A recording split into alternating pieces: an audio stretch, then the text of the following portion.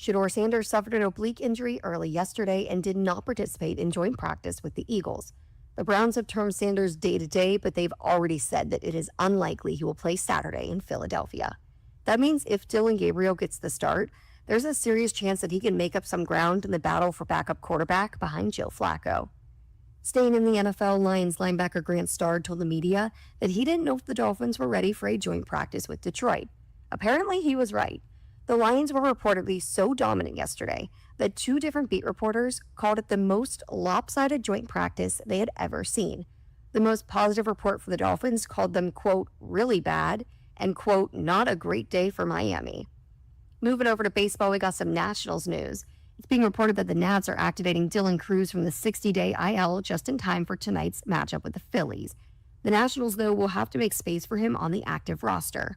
Right now, the Nats have 4 outfielders: James Wood, Dalen Lyle, Robert Hassel III, and Jacob Young.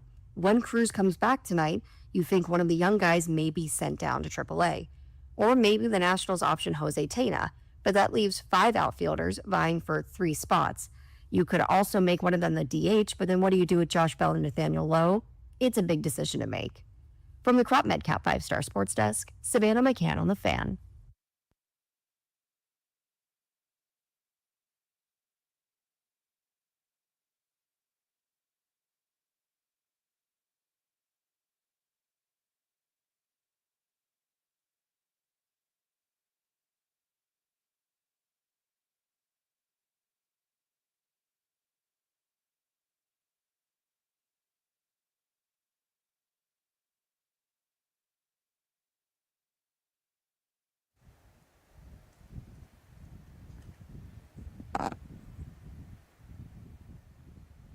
Boop, boop, boo. What up, everybody? It is 10 a.m. in the District of Columbia. Points north, south, east, and west. You're listening to B. Mitch and Finley, and we're out west. We're back in Ashburn, VA. It's kind of a game week, B. It is. It's the Thursday of a Monday Night Football game. Mm-hmm. The boys are going to be back at it in the bubble today. Is that weather-related, you think? Is it supposed to storm? Well, they say storm, but it's supposed to come around much later. Maybe the ground's a little wet, I guess. Well, I don't see no. It wasn't wet walking in here. It was dusty. I don't know. It says it's just a little walkthrough. I guess they're just going in there, get it over with. Yeah, I think it's just going to be a light practice, and then it may be a little humid today. I can see some humidity. Yeah, sure. How are you, man? I got to update. You played some good golf yesterday. Oh, fantabulous. So I seem to. This is what I'm noticing, Jay. When you're playing well, you know the weather comes. You know I'm not leaving if the weather comes. So I wanted to start there. You are hard to figure out with weather because you are super adamant. If there's lightning, I'm gone. No, I don't deal with lightning. But when they blow the horn, means there's lightning. They blew the horn. I went in. I thought you were stuck out. No. So it was. I played 2 holes. They blew the horn because I started on 8. So I went in, and and then in about 5 to 7 minutes they were blowing it again to go back out because it was a small cell. It went through real fast. That's cool. So then I got back out and I played 10, 11, 12, 13, 14, 15, 16, 17. As soon as I started walking off of 17 green, the sky opened up. It was raining so hard, I was like, okay, I'm sitting right by this big tree trunk. There's no lightning, and it's rain, and the canopy can come, so no rain is dropping right where I was. It was best for me to sit where I was than try to get back in because trying to go back in, you can't see anything. That's how hard it was raining. So I sat there, and I think about 10 minutes it rained. Then it just stopped. I said, well, hell, I'm playing. And I hit a drive, and this drive hit the ground, and it hydroplaned. Wow. I hit it to a spot I hadn't hit it when it's dry. So I'm like, well, I'm going for the green. You know, 18 at Westfield, you got to go over that stuff. Right. I had like 132 in. Okay. Hit a attack wedge up there. It hit and jumped right into the trap. Came out, I bogeyed it. So on the back 9, I shot 36 with that bogey on 18. Damn. So now I go to the front. I got 6 holes to play, and I ended up. What hole did I birdie? I birdied number 1. I feel like that. I talked to you right around there. Yeah, I birdied you hit 1. The 7 wood, right? Or was that a par 5? The 7 wood was on the par 5 on the back. Okay. I was telling you about that because I got that in the bag, so I figured I want to hit it before I see Leon on Friday. And I'm sitting out like 220, and I'm like, I haven't hit this club. I haven't hit in the distance to know what I can hit it. But I remember back in the day when I would hit one, I hit it about 220. Hit this 7-wood, high as hell, sits down like a bird with bad feet. You know, if you hit a 4-iron or a 5-iron, that thing is going to hit and jump. That thing came down and sat like 2-putt, got me a birdie, rolled on out of that thing, but I ended up shooting a 74. What's your career low? 69. Where was that? At Chantilly. Okay. That's when I was playing golf every day. Right. For 8 months straight. Wow. I played 36 like 3 or 4 times a week too. That was my job. Right. When you get into something, you get No, all the way in. I was retired completely. I wasn't doing a damn thing but golfing. And then what? Radio called, right? Then all this stuff got back. I got tired of being asked, "What you gonna do today?" Golf. So what'd you start doing? I started talking on this damn radio. And then I go play golf. So we're But it was like what I'm saying, but the lightning, I'm gone. But rain, and I remember my last round at Westfield, I think I shot 75 that day with Ben. Well, 75 and a 78, because we played 36 and it was snowing. damn. We wouldn't leave. I mean, if you hitting low, you don't leave. Sure. Ben shot, I think he broke 90 that day, so he wasn't leaving. You know, he normally can't break 100. So if he's listening, I just like the best with him. Poor Ben just sets up all this golf and just catches all this shrapnel. I played 0 golf yesterday. It was a work day. It was fun, though. I was over at our place, then I was over at Monumental, then I was over at Channel 4, and then ended my evening over at my boy Papa's house. And he's a Mets fan, and I guess there was the weather we had rolled through New York, too, so that Mets game got super delayed. But, so, you know, the Mets have been playing real bad baseball, and Greg was all excited. They were up 6-0. We watched like 3 innings. I think they gave up 2 grand slams, and it was 9-6. It was just like, so I ended up watching. Have you watched any of the U.S. Am? The U.S. Amateur right now? They're playing it at Olympic Club. Nah, I haven't seen it. Whenever there's California golf, it's just great because it's on late. Yeah. And I ended up watching far too late. But watching the U.S. Amateur is so much fun because it's just a different world.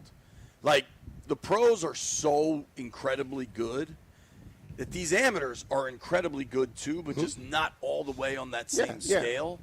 And so, like, they'll miss some putts. Like, they'll miss some chips. Yeah, you know what I mean? Yeah, So it feels far more relatable. This kid, though, that I was watching last night, he ended up losing. He grew up in D.C. I think his name's Morrison is the last name. But he's 6'9". 6'9"? And to watch him hold a club and to try, like, he has to bend over so much. Now, he generates incredible club speed and all those things, but it was just crazy. Can he get his clubs extended? I mean, dude, he hits the ball. I mean, I saw Artis Gilmore, who was 7 feet, play golf. He didn't bend over. Oh, you're saying? I think, because think about Bryson's crazy ass with all the tweaking. I almost said twerking. All the tweaking of golf clubs he's done. I think to play like real tournaments, like regular, like clubs can only be so long.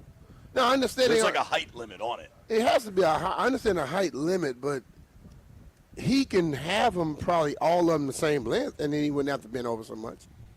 I only think they're allowed, like, to be whatever 58 inches or whatever. Like I think the maximum, you mean? Yeah, there's a 'Cause maximum. I know Bryson stuff is long. But when I played with Artis Gilmore, I just didn't notice that he bent over a lot. So I don't know. So I've wondered that too, because dude, I remember. Did he just start playing golf so well and he loved those clubs and he just sprouted and he couldn't leave them? Sentimental value? According to the USGA, which if they set a rule, most folks are going to stick with it. The overall length of a golf club, excluding putters, because you do see the long putters, must not exceed 48 inches. Okay. So that's 4 feet. Imagine being 6'9" and trying to swing a 4-foot club. You got to bend your ass way over. And that's Penny Hardaway. Again, I played with Penny. Penny's 6'8". he didn't bend over like talking about. So did he just get the maximum length on all his clubs? But I imagine this dude maybe they got longer clubs. Like maybe they're not worried about USGA rules because they're not going to enter into a USGA tournament. You know, I don't know how it works. Yeah. But this dude was like, I mean, I don't know. I saw Kyle Kuzma play once. He was in a group behind me, and my guess is Cruz is, what, 6'8" or something? Right. 6'9". He seemed to have to bend over a bit. Maybe that's a newer rule. I don't know. But the USGA rule is 4 feet for a golf club. Like, what do you think? Can that be right, though? I swear my daughters have. See, I don't really necessarily buy that because you can't tell a guy that's 5'6" and 6'9" to play the same damn clubs. I think it can be shorter. That's just the maximum height it can be. But I would think that you're not being inclusive of anybody's height. Now he has to be in a bad position just because. I don't know. I hear you, but I also think if you allow somebody a 7-foot club, a 6-foot club, think about how much more speed you can generate. You're less accurate, though. Sure. So he might hit one good straight one every damn 50 times. So I'm just saying. I don't know. It seems weird. It definitely seems weird. You and I are like kind of average height dudes, so we don't have to worry about it. Nah. My concern is not the length of my clubs. That much I know. It's going to be an interesting day. Dan Quinn's going to talk here at 11 o'clock. If you are curious, I think our poll question of the day, the AAA poll question of the day, is going to be how much are these starters going to play, right? Monday night, I think, is a big opportunity. We know the Bengals are going to be playing people. They played people in the first preseason game. For you, what do you want to see starters play Monday night? I would like to see the whole first half. What do you think will happen? Don't know. This is a new age today, so I don't know. I'm just saying I would rather – you have 3 games. And I understand they don't want them to play a lot. So if you look at 3 games, you're talking about 6 halves. If they play 1 half out of 6 halves, is that much? No. Okay, it's a low percentage, right? So I just don't – I don't think that's a lot. Get my exacts. I don't think 17% of the preseason. If they play the first half. Is that asking too much? Because there will be people who will say, "Oh, I don't want them to play," and it'll be the same damn people calling here if they start off slow, or if they start off with some little problems early on. Oh, they should have played in preseason, and that's what I'm getting sick of. The people that want to play both sides of it. I've said over and over again, I think you got to at least go out there and do something to get yourself to a point. If they don't play at all, I don't care who says it, whether you're coaches or whatever. You will not know what you are ready to do. Well, and let's talk just from a calendar perspective, because let's be very real about the burgundy and gold game the other day. As much as DQ wanted to try something and develop his coaches and all of the things he said, which were all true to a degree, that was also a byproduct of the calendar because they played on August 8th and didn't play again until August 18th. Yeah. That's 10 days. Yeah. You got to try to keep these dudes locked in. Oh, yeah, he didn't. You try to – you'll lose some people trying to just practice and get tedious for those 10 days. Doug, so then they play the 18th and again the 23rd. I don't think anybody's going to play on the 23rd. I think you'll see another 30 guys are down. And this is what I don't understand about that. Okay, so I have a lot of questions as well. Back in the day when guys played, the last game, the starters didn't really play. When there were 4 games. When they had 4. And then you played a game the next week. Okay? Today, the starters don't play the first game, the last game, then they got 2 weeks in between. Well, you can't tell me that you don't lose a little something. Well, dude, so they play the 18th, then the 23rd.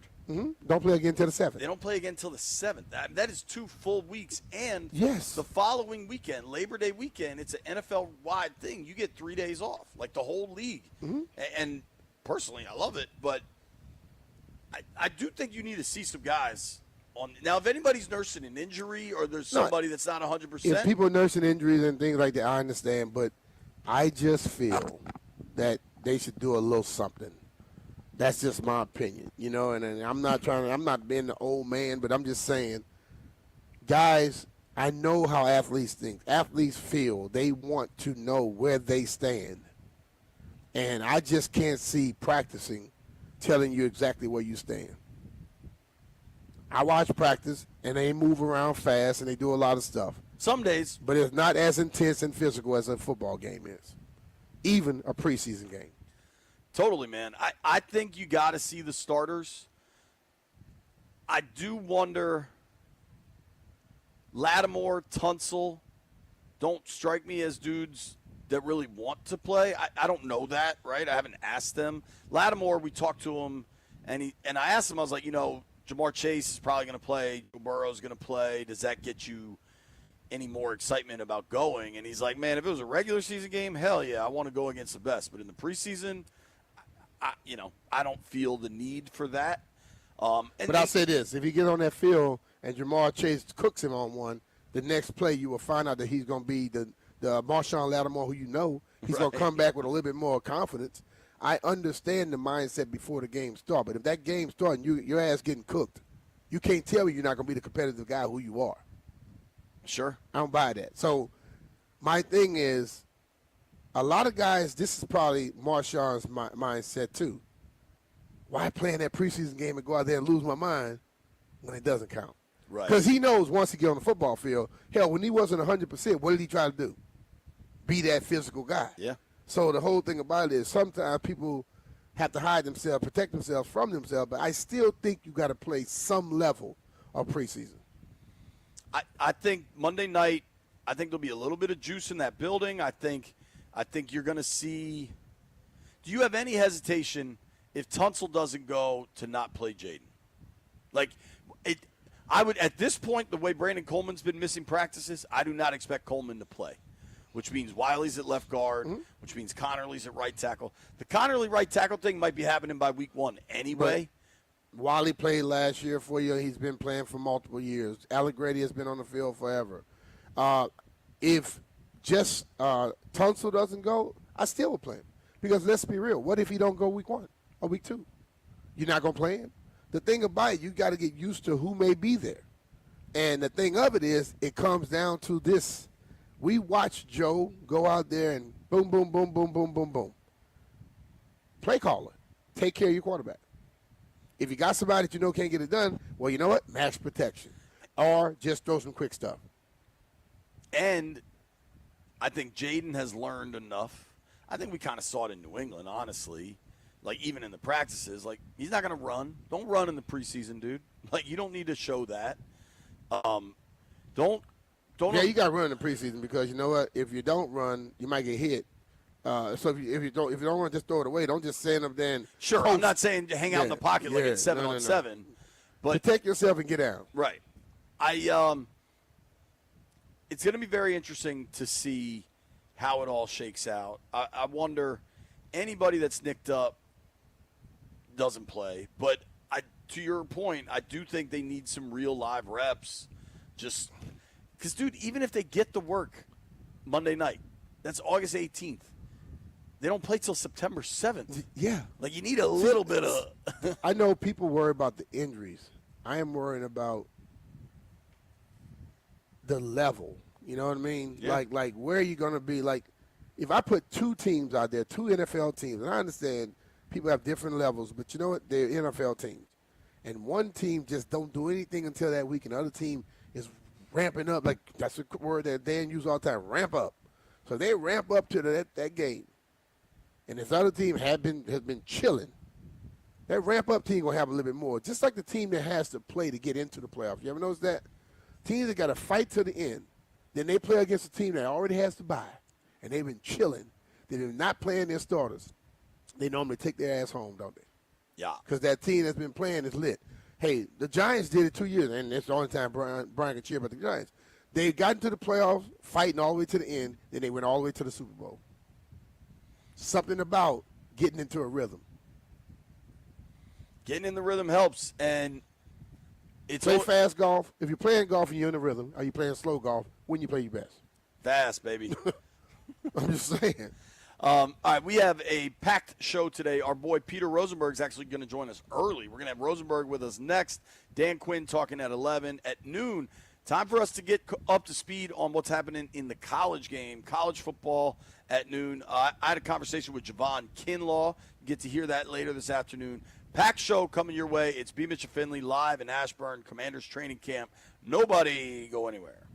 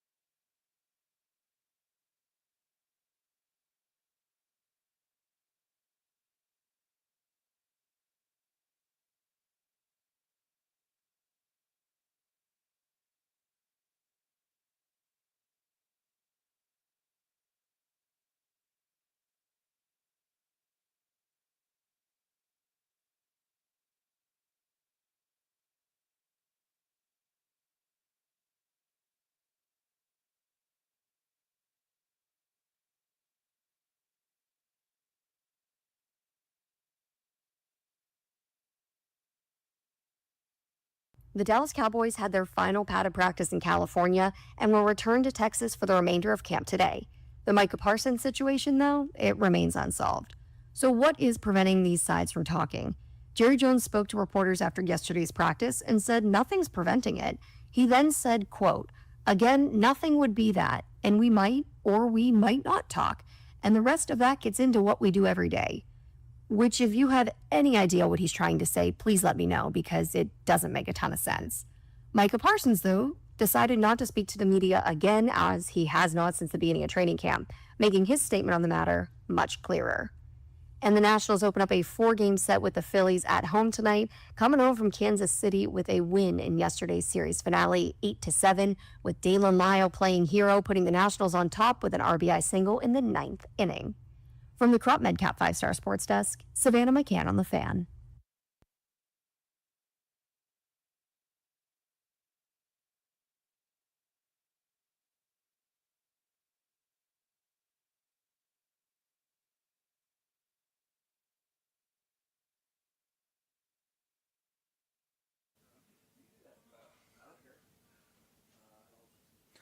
Hustle paid a price. Special edition of Peter Rosenberg joining the program. Usually it's in the afternoon. Today it's in the morning. Peter, what's going on, man? Thank you for making time. Hey, appreciate you guys accommodating. I've had a busy couple weeks here. Some things going on, but I didn't want to miss time to talk with my guys. Thank you. So here we are. Well, dude, you got a busy life, so we understand if you ever can't come on.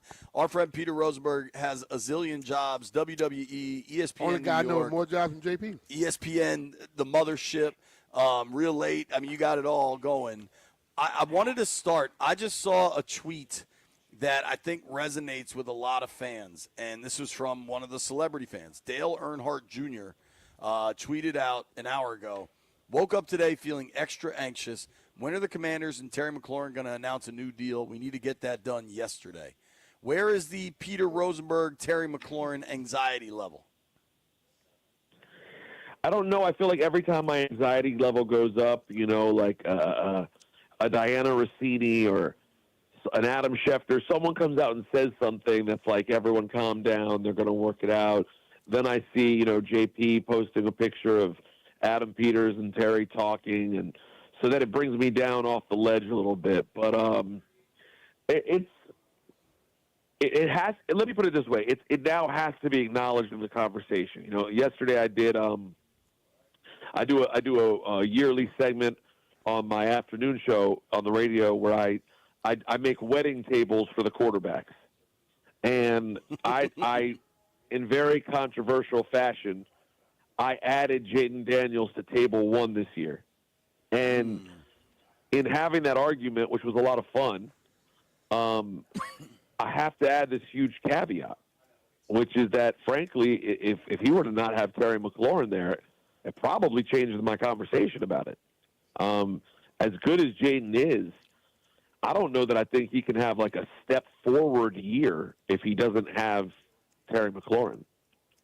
I know what we could do. We could just call Dale and have Dale send some of that money, because we know he got a lot of it. So that's a great point. I'm glad you said Dale and not me, because I would not be able to help. But Dale could help. So it is interesting. Kind of my converse. The way I've looked at it is, I think with Jaden, and I think with Jaden Daniels, the floor for this team is still 9-10 wins and a wild card berth. Like I just think once you have one of the dudes at quarterback, like your conversation changes around what a team is. I think the ceiling is impacted by Terry McLaurin. You know what I'm saying? I don't know if it's 9-10 without Terry McLaurin, even with Jaden. You think it's 7-8? Because Terry is a guy who makes plays even when he's doubled and he's covered. Those other guys don't do that. He allows them to run free man-to-man on people. He also opens it up a little bit for your running game to be better. Your tight end can catch more passes. He's not on the field. People are going to shut down your main guy. Your main guy right now, who's the legitimate one that's open, is Zach Ertz. Debo's been getting open, but not necessarily downfield. You know what I mean? It's a lot of crossers. Debo is not Terry on the football field. He's a Debo. Right. He's an intimidator, but he is not that receiver that is going to command as much attention as Terry. Agreed. Yeah, and I think that's a really great way of putting it. The ceiling does change, but yeah, I'm with B. Mitch. I probably lower that floor a little bit. I mean, listen, there are a lot of people out there who even think with Terry McLaurin this is a step back, a bit of a step back year, and not because even the team gets worse, but just because I think all of us who watch Washington as closely as we do know a couple of those games, guys, absolutely could have went a different direction. I mean, there are man. 2 or 3 easy losses. Like everyone will think about Chicago. You should be thinking about New Orleans. I mean, there are games that New were Orleans, just Dallas, in Dallas. There are just games that could have easily slipped away that we didn't get. So, I do think it is possible that we have a 7 or 8 win season. It's not what I think is going to happen, but I see why people would believe that's on the table. What do you think? Like, when is your Alamo? When is the date you think he's got to be in here by?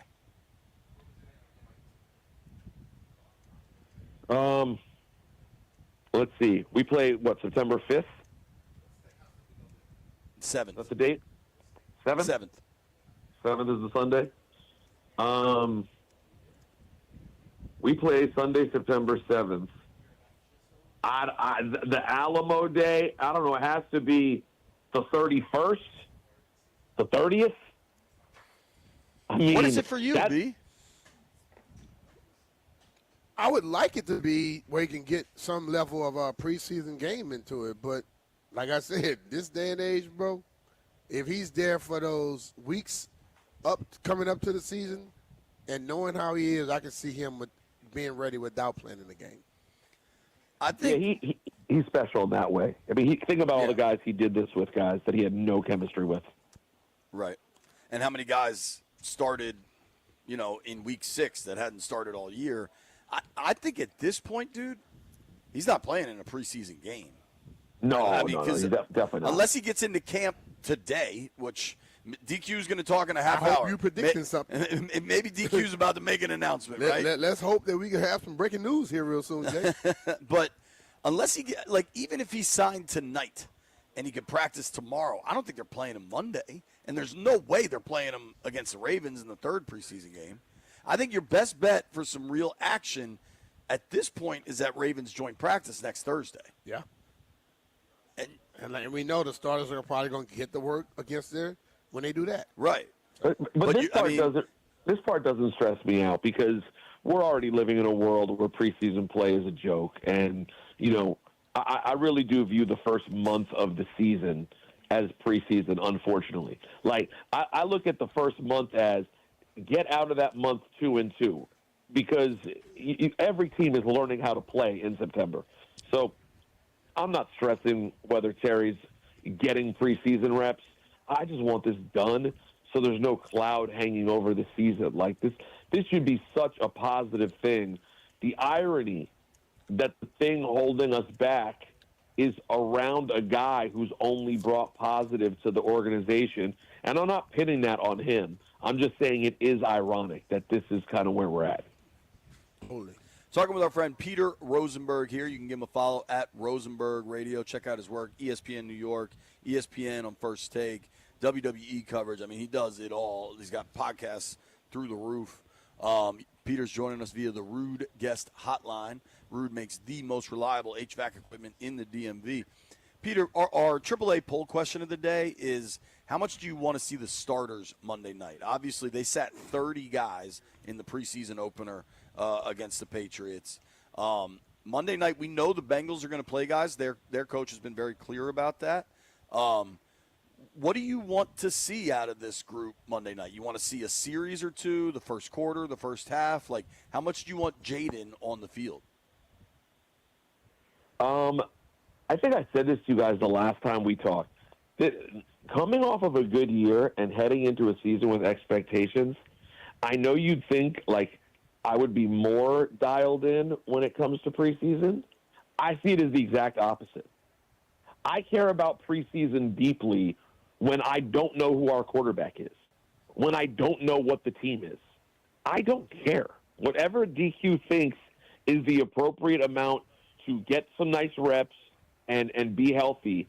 I think part of being a good football team in this era is the preseason literally means nothing. So whatever they need to make decisions on the guys who are on the bubble. But as far as what we see from Zach Ertz and Jaden Daniels, guys, I've seen what I need to see. I want them healthy and ready to go. I have zero expectations about what we see from people next week. And I don't think I'm crazy for thinking that when you have an actual competent, good football team. I agree, and I think the way DQ takes care of these guys, like they're gonna do it. Like he's not gonna care about like perception and stuff. You know what I mean? And I think that is like a. If we believe in DQ, and I kind of now I'm siding with Peter here. If the man feels he's good enough, he's seen enough, let's go with it. When the season starts, we better see what we need to see. Guys, we're thinking about the old days. In the old days, we didn't know if we had a guy who could, complete a first down pass. We didn't know who could run the ball. We didn't know anything. Who's going to emerge in the receiver corps? We didn't know. When you have a real team, and listen, people don't have to like the fact that the preseason's a joke. It's only going to get worse when they invariably go to an 18-game season. But let's just be realistic. They play 17 games a year. We're not going to see anything real. So when you have a good team, I think it's like keep an eye on who the bubble players are, and besides that, what is there really to think about? We know who this team is. Yeah, I agree with you there. What's the scene like in New York right now with Jackson Dart Mania? Well, Jackson Dart Mania is running wild, brother. Listen, people are trying to act as if they didn't get gassed off of his preseason performance. And again, here's why I hate preseason. You have a guy like Jack who looks totally fine. It still looked like damn slow motion. I mean, these preseason games to me look so far from real football. And yet the second Jackson Dart walked off the field, you have people saying, he should start the season, not Russell Wilson. I don't understand how anything has changed by watching Jackson Dart throw a few completions. Nice that he looked competent, but I mean, so? And nice that Shedeur Sanders looked competent as well, but so? But yes, they are. People do have interest in Jackson Dart, though. They seem to think he could really be that guy. But my point is this, guys. I don't like to be the kind of person whose team makes decisions based on not wanting to make previous decisions look stupid. But don't you look nuts if you're the Giants and you went out and filled a quarterback room with veterans and decide not to use any of them? Yeah, because you spend a lot of money. You could have got some other people to help that young quarterback out if you didn't do that. Well, and go ahead, JP. Sorry. No, you're good. I think Jameis is good with whatever his role is. Jameis seems like a real team first guy. How's Russ going to handle that? Because Russ seems to have his own agenda at times, I would say. Hey, don't bring me here and tell me I'm playing, then don't play me. Right. Yeah, by the way, most veterans listen, think like that. Most veterans think like that. And listen, Russ is not – I know he's definitively lost a step. But, for example, if you believe the Giants are a team – let's say the Giants hit their ceiling this year, and their defense is what some people believe it could be. I think people may be getting a little ahead of it. But the best possible version of the Giants is what, guys? A top 10 defense, top 8 defense? People believe that defense could really go. If that were to happen, and you're talking about winning games, and let's be real, Brian Dable wants to win some games. You're telling me veteran Russell Wilson with Malik Neighbors and Tracy, who became a real back, you don't think Russell Wilson gives you a better chance than the guy you drafted at 24? Let's not act like they used the number 3 pick, like they didn't go get Abdul Carter. They moved back into the first round to get Jackson Dart, but guys, they got him at 24, not 2. So I think you settle down and you start the season with Russell Wilson. I think in a lot of ways, this should absolutely mirror Kurt Warner and Eli Manning. Kurt Warner started for the Giants. He got them out to a good start. They had a winning record. They still had a winning record when they brought in Manning, but it was clear that that season was not going the direction they thought it would, so they moved on to Manning at that point. I think you do the exact same thing here. You let Russell Wilson start this thing, you see what you get, and then you make a decision at some point with Jackson Dart. Well, I think you're in a position right now to allow that young guy to grow like everyone thinks a young quarterback should do. They should do it with him.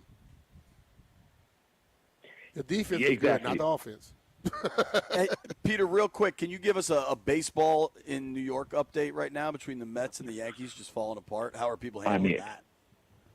It's the same thing it's been for years at this point. You know, it's incredibly, incredibly frustrating to watch day in, day out. 'Cause I'm just bored of it. I'm just, you know, I don't have any love for the Yankees, and I definitely do have some love for the Mets, but like, it's just so, from my standpoint, is having to talk about it. It's such an irritating, repetitive cycle with these teams underperforming. We know people are not happy. Yankee fans are never happy, so they're particular. I mean, listen, guys, if they lose to the Twins, never lose to the Twins, and they lost to Minnesota last night, so it's not a good state of affairs. I never thought we'd be in a time where everyone's going, can we please just get to Knicks basketball? But that is the era we are living in New York right now. That's crazy. Hey, man, thank you for making time for us. We know you're slammed. Appreciate it, Pete. Hey, guys, we're a few weeks away from actually having real things to talk about, and I can't wait. Cannot wait. Thank you, buddy. Talk soon. That's the great Peter Rosenberg. Give him a follow at Rosenberg Radio. Dan Quinn talks to the media at 11. Hey, it's Brian Mitchell here. On Tuesday, August 26th, is FanDuel Futures Day, a new holiday for football fans. It's 24 hours of deals on all your football season predictions. You can pick who you think is going to win the MVP, who's going to win the Super Bowl, who's going to be the MVP of the Super Bowl. You can pick any one of those things. I told you who I thought about all week. Or you can just parlay all your division winner dark horses. Mark your calendars. This is your day for your hunches, your hot takes, your calls, and your odds. Visit the FanDuel app today and start planning your futures bet now, because Futures Day is one day and one day only. FanDuel, play your game. You have to be 21 years or older and present in Virginia. Gambling problem? Call 1-800-GAMBLER.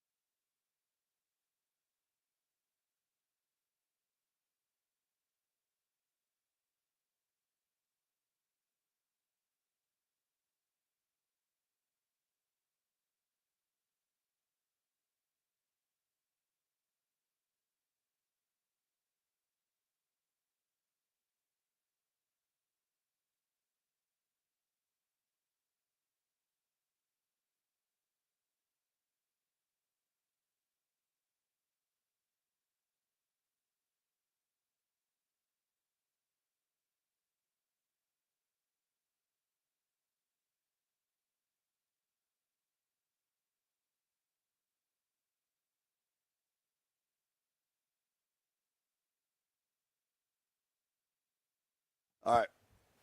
B. Mitch and Finley, 1067 The Fan. Nats won yesterday, B. I know. A grand slam. Pretty good game, too, man. Yeah. They got out to a lead, gave Was it up. Lyle? Came back. Damon Lyle had He came and hit the single or the double to bring in the winning run. Yeah, man. And then they closed it out. So the Nats went 3-3 on that roadie. That's pretty good for them, man. He was trying to act all serious, and his coach was like, dude, you can let it out. He was hyped like hell, dog. I mean, Nats are now 24 games under 500. Damn. And they got the Phillies coming to town. They seem to be playing decent. They hit pretty well on this road trip. If they could just keep hitting against the Phillies, I'd be encouraged because now they got a lot of young guys playing. Mm-hmm. I think Jacob Young bobblehead day or night is one of these days in this upcoming homestand. And the weather looks nice this weekend. I don't know. You looking for something to do? Go to a Nats game. Do it. You going? What are you doing this weekend with no football? Probably golf. Or I'm going to be tailgating, pre-gaming for the 18th. You're gonna be pre-gaming all weekend for the 18th. Yeah. We do have preseason football tonight. Titans Falcons. No, there's nothing tonight. I guess it's tomorrow night. That sucks. I thought there was football tonight. Tomorrow night you get Titans Falcons, Chiefs Seahawks. The AAA poll question of the day is now up at B. Mitch and Finley. I'll give you the options here because I think we did this pretty fair. AAA poll question of the day: how much do you want to see the starters play Monday night? One series, first quarter, first half, or don't play them.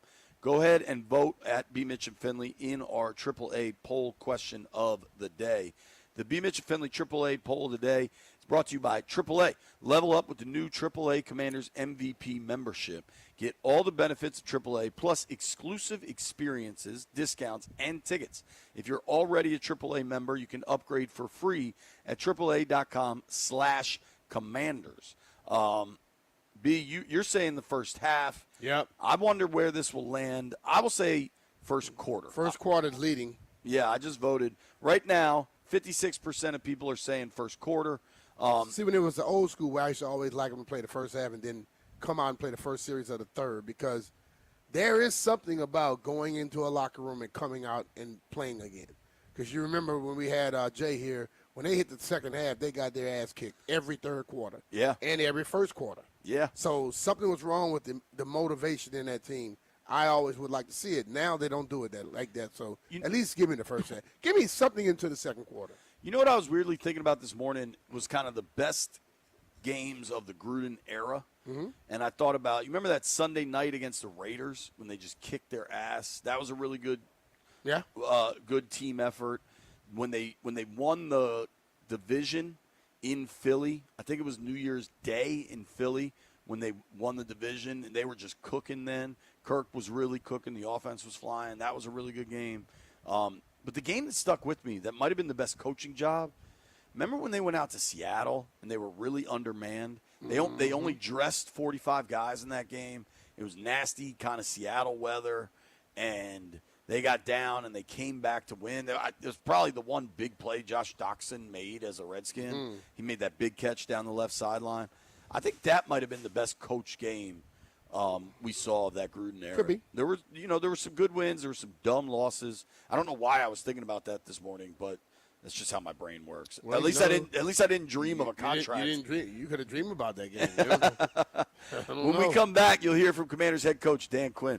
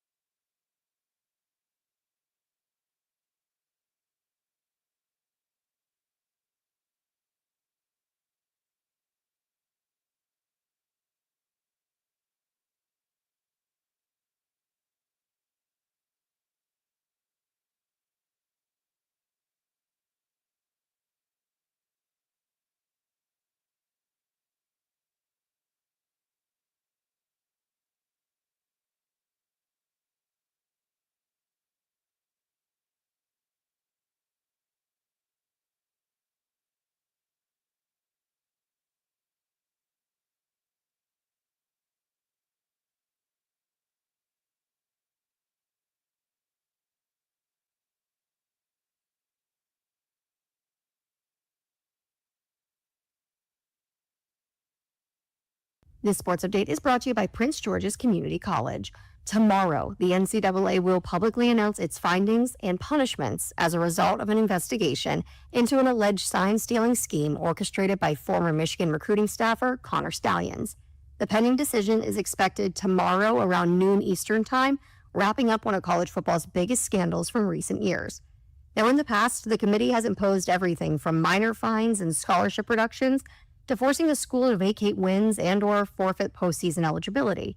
Now, Michigan's athletic director has said they have not had any conversations with the NCAA about a potential postseason ban, but it's not out of the realm of possibilities. Two pieces of NFL news. First up, head coach Ben Johnson has said that Caleb Williams and other Bears starters will play on Sunday against Buffalo in their second preseason game, giving everyone a chance to see how Caleb Williams is going to fit into Ben Johnson's offense. And tight end Sam Laporta will miss some time with injury.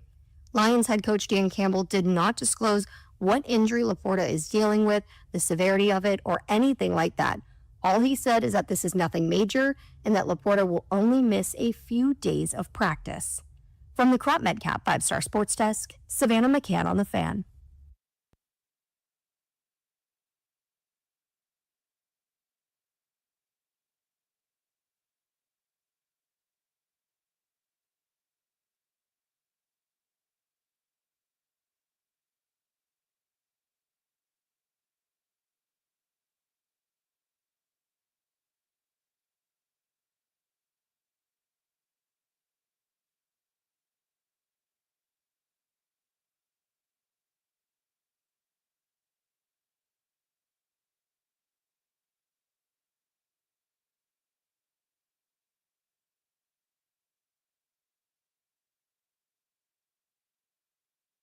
We still try, though.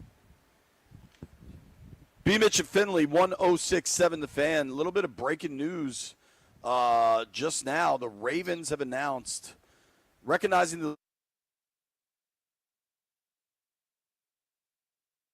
on players heading into a short week, the Ravens and Commanders mutually agreed to no longer hold a joint practice next week. Instead, we will concentrate on preparing for our upcoming preseason matchup.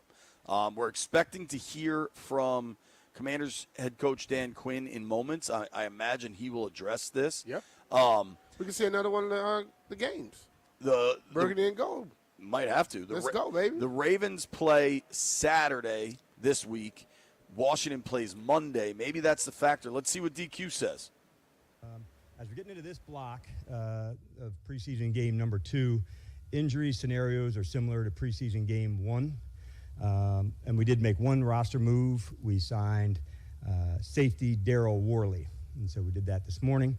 So with all that said, let's get rocking with you guys and get started. I'm curious to start with what you learned most from that scrimmage the other day. I liked seeing us in situations on the sideline where I thought I was pleased to see defensively, John, really, downhill and being aggressive into our fits. You don't get all the way to live tackling, but in the preseason, those are the things you want to work at the most. So those were, some of the ones I thought from a defensive line standpoint. I liked, the aggressiveness that they established and played with. I also really enjoyed seeing different people in different spots and stepping into that space. So much like you do with a player, see what else that's there. You can do that with the staff as well. And then also, we saw Terry out there on the sidelines the other day, not asking you for an update on all that, but I am curious, one, how good was it for you guys to have him out there on the sidelines? And two, then, as you get close to the regular season, how do you kind of balance what's going on with him, but also needing to get him ready for the regular season, assuming he's out there? It certainly sounds like an update to me, John, but we'll work ourselves through it. Yeah, I got you. Yeah, semantics.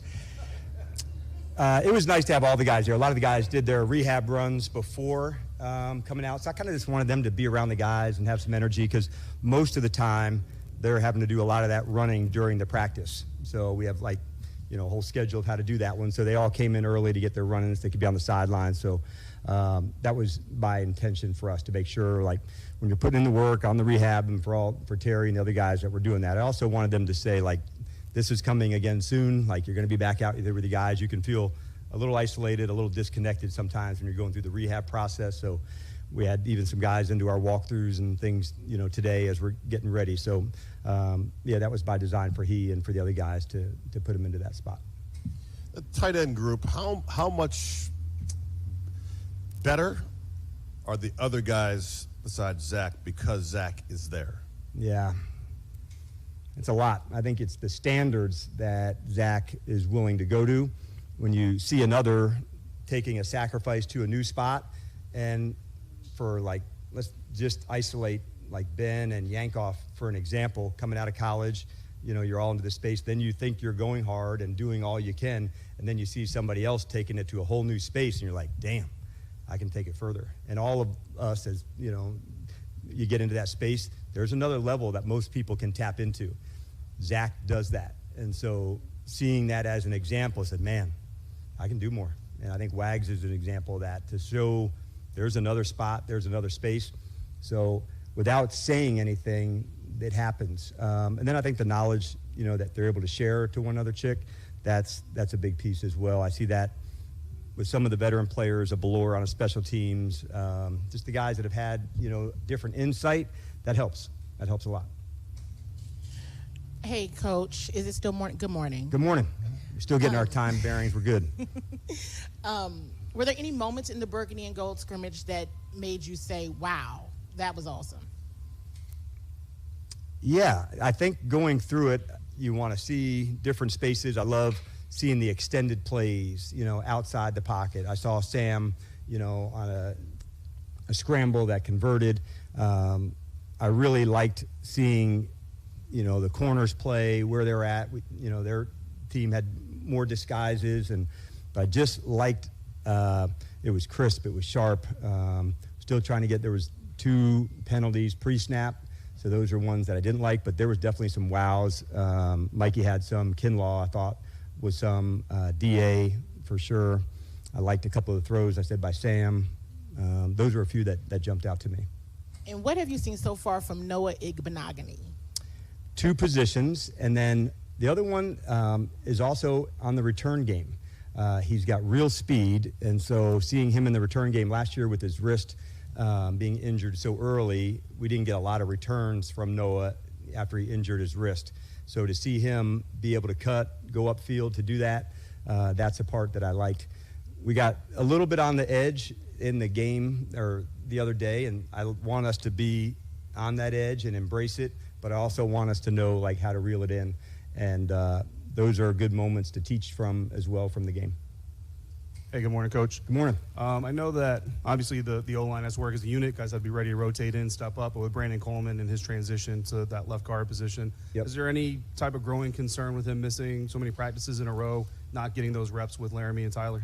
Yeah, you always want that to happen, 100%, no doubt about it. And so it was nice having, he was, participating in some of the stuff today we had as our early walkthrough. So to see him getting closer, I'm pleased about that because no one wants anybody to miss. I know it happens, and I try to think about the things I can control and the things that I can't. And on the injury side, that happens. And we just try to do the best that we can in that space, knowing that that likely does. But yeah, I don't like when it happens, and I want them to get as much as they can. So I'm hopeful that, we're getting much closer to that, Dave, because the time, the reps, the communication, they all matter. Can you speak a little bit to Nick Allegretti moving over to that right side? I've seen him get some, depth center snaps as well, and just kind of what he's contributing right now this year. Yeah, Nick is not only one of the leaders on the offensive line, he's one of the leaders on our team. And so he's always been that way, him and Wiley, whatever you need, coach, to go and move. So he's kind of has that attitude about him. It's why so many teammates gravitate towards him. So right guard, center, being in both of those spots, he's really stepped into them seamlessly, for all the reps he did on the right. And I would imagine early on in his career he did more of that in Kansas City, of moving to different locations. And he certainly, is able to handle that. Hey, Dan, the Ravens just tweeted out that next week's joint practice is canceled, mutually agreed upon. Can you just walk us through that decision process? Yeah, sometimes just, schedules don't sync up as it hits. And so I visited with John last night, and he's always choosing the best choices for the players. So every once in a while it just doesn't sync up. And so, yeah, we're bummed. We got a lot of respect for them, and we're looking forward to it. But we'll get to see them a couple days later after that. So it'll be good. How does that impact playing time decisions for Monday night against the Bengals? No, I separated those before we even thought about for Baltimore. You know, we got a big crew that will get some reps in the game versus Cincinnati. The plan will be to have, you know, some of the starters, you know, getting some snaps. It'll still be customized, but it wasn't affected by the joint practice. I was looking forward to it just because we regard their team well. But like I said, sometimes it just, you know, doesn't sync up, you know, as it's going. So we're bummed about it, but like I said, always the best choices for the guys. Hey, Coach, you said that you had different players in different roles. Who were some of those players, and how did they do in those roles? Yeah, I saw a little bit of Jalen Lane playing outside. So we featured him more in the slot. And in this game, or excuse me, in yesterday's, you know, scrimmage, we featured him more outside. So that's another element, another dimension. What do you do from a player who's outside to in? There's deeper routes, deeper overs, and with his speed, we wanted to go into that. We know what we've seen on breaking people off in man-to-man, so that was one. We worked some of the defensive ends over the guards as pass rushers, a little bit with Jake Martin, a little bit with Dorrance Armstrong. So those would be a few that, you know, might have been just changing around in their positions and seeing some different roles.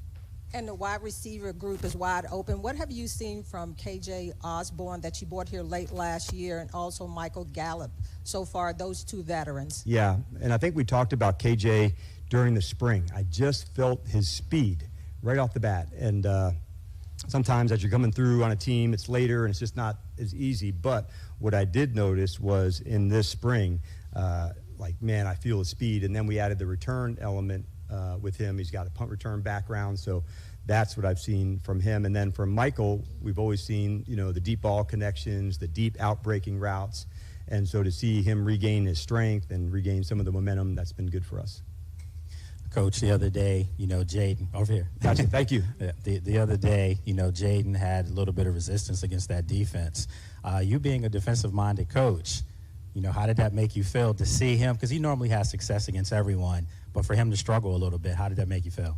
Yeah, I guess that's the silver lining in some things. When you see a practice that doesn't look quite as good, it maybe jumps out to you because they're pretty rare.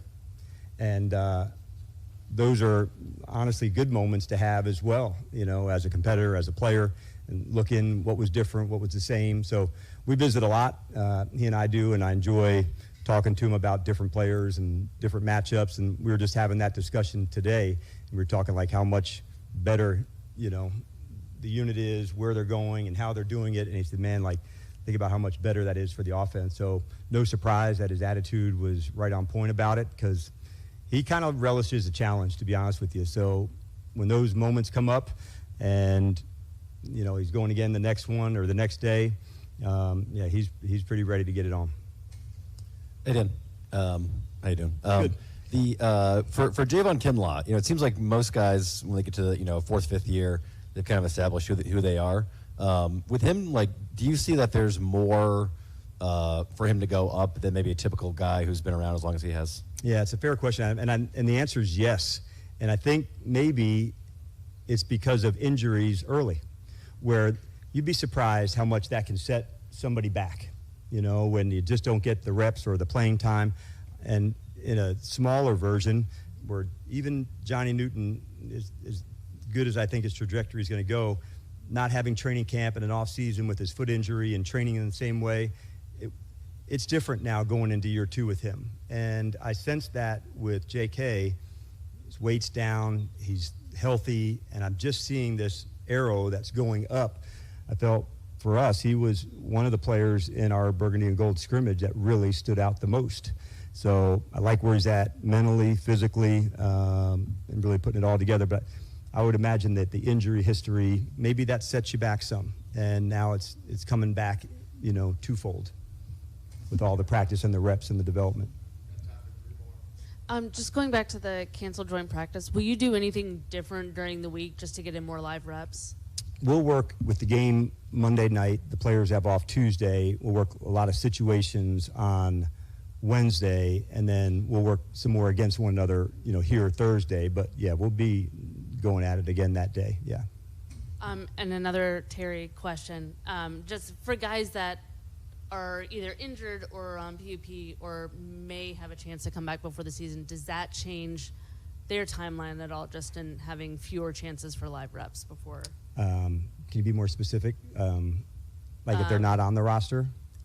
Yeah, for like guys who are probably maybe be back for week 1, if you were hoping to get them live reps before actually stepping on the field in week 1. Yes. Okay. Yeah, you would like that. That'd be the first ideal spot because ramping up helps, when you're playing. And if we can, then we would do that. Yeah, so that's not off the table for sure. Okay. I think you're talking about like reps in the third preseason game? Yeah, for sure, yep.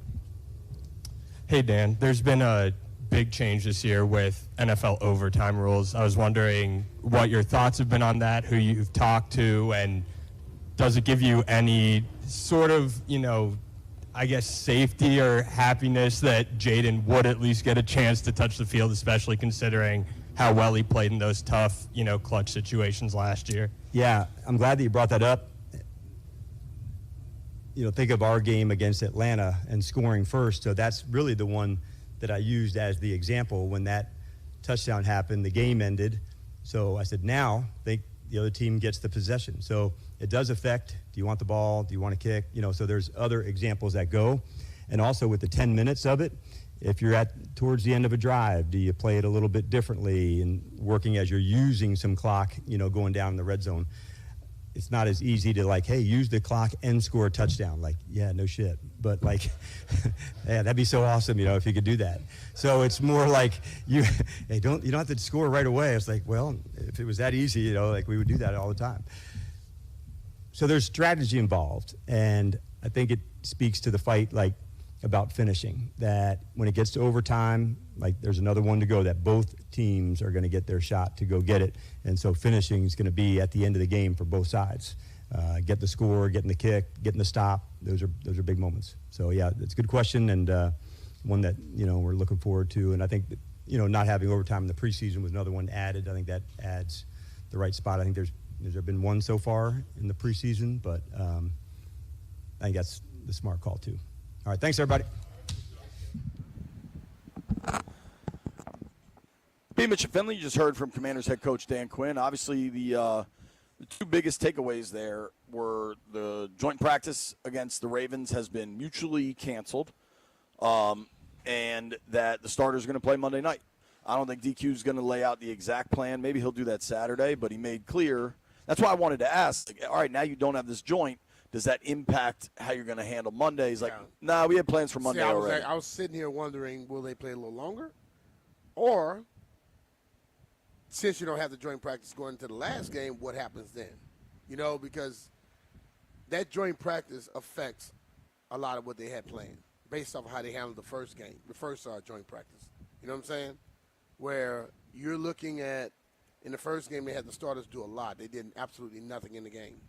If those starters are going to play some in this game, and then that next one you were hoping against a Ravens team that's normally one of the top teams in the league, get some good work, that's not happening now. How do you get that work that you're going to miss out on?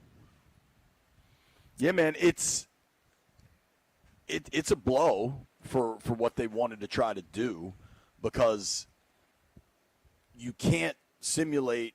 Let's say the starters play the whole first half, right? You still can't simulate red zone work and 2-minute drill and all the stuff you can create in joint practices. I don't want to pretend like it's great news. I can easily understand. I really think I understand that the Commanders are a really hot team and all the TV networks want Jaden Daniels on their air. But this Monday night preseason game has really kind of screwed them. You go from Friday to Monday, so you have a gigantic break, and then you go from Monday to Saturday afternoon. Screwed them may be the wrong word. Yeah. It's made the scheduling of all of the preseason camp practices, all of it, tough. That's why they had to create this burgundy gold thing. It's like Curran said earlier. They didn't know this at first. You play Monday night. You got a game on Saturday. The other team played 2 days before you. They didn't think about that then? I mean, you play Monday, you're off Tuesday. So now you have Wednesday, Thursday to really get something done. You're not going to do nothing on Friday. How does that really work? You know what I mean? So I think that one right there wasn't well thought out. Yeah, it is well, how'd you get here and now decide that? Yeah. You knew what the setup was. Yeah. So I don't know. Yeah. I have some thoughts for you in the break. We're going to break real quick. Nobody go anywhere. Maybe we open these phone lines up. 800-636-1067. What do you think? The Commanders' joint practice against the Ravens canceled. It's B. Mitch and Finley.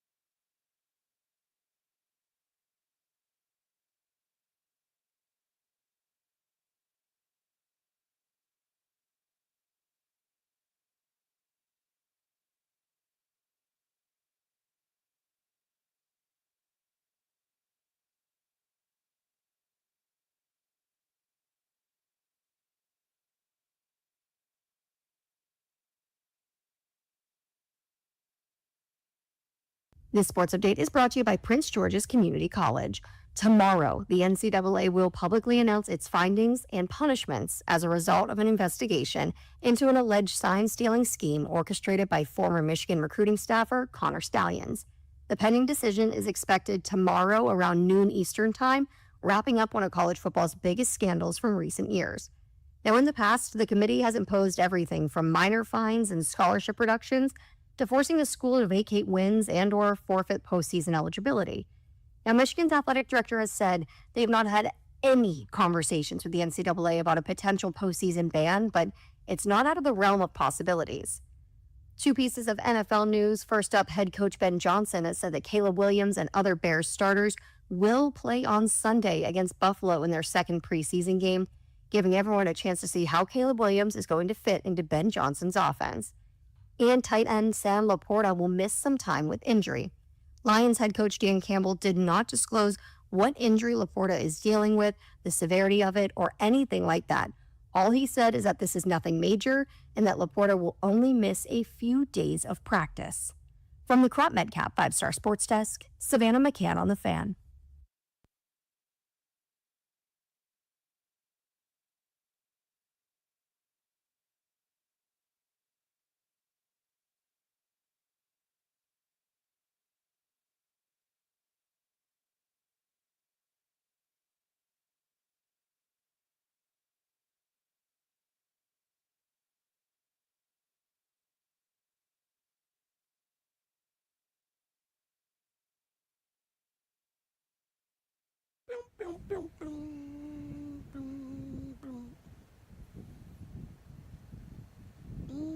It's such a good little guitar riff.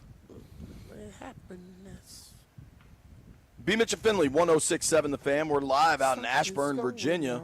The Ravens, about a half hour ago now, announced that next week's joint practices against the Commanders have been mutually canceled. The scheduling is kind of unique in that the Ravens have a Saturday preseason game against the Cowboys. Washington has a Monday preseason game against the Bengals. Presumably starters from both teams, if they're going to play, will play this week. I asked Dan Quinn if the canceled practices impact his plan for Monday night. He said no, but the newsworthy item was that he said we have a plan for our starters to play against the Bengals. So exactly what that means, maybe we'll find out, but the starters are going to play in some capacity, right? Brian, I can buy the mutually agreed upon cancellation of practice, but it is odd. Like, they knew their preseason schedule when they agreed to schedule the joint practice in the first place. How do you – that's the joint practices, the coaches will tell you, are the best work these teams get, better than the preseason. So I can't imagine, even if it is mutually agreed upon, that they're thrilled to cancel them. Nah, I don't think it would be thrilled. I mean, like you said, they knew what the dates were before, why it comes to this point for it to be changed. So, I don't know what it is. What do your spidey senses tell you? I don't know. Listen, man, it could be multiple things. You can say one team wanted to get rid of it. The other team may have wanted to go. But then again, when you look at the logistics, okay, when you have one team out here, the other team comes down and check it out, maybe they didn't want to deal with that. I don't know. You know? I believe that the scheduling was a factor. It is odd because they've known the scheduling for a while now. Landfill, as the professor of BS, what do you sense with this canceled joint practice?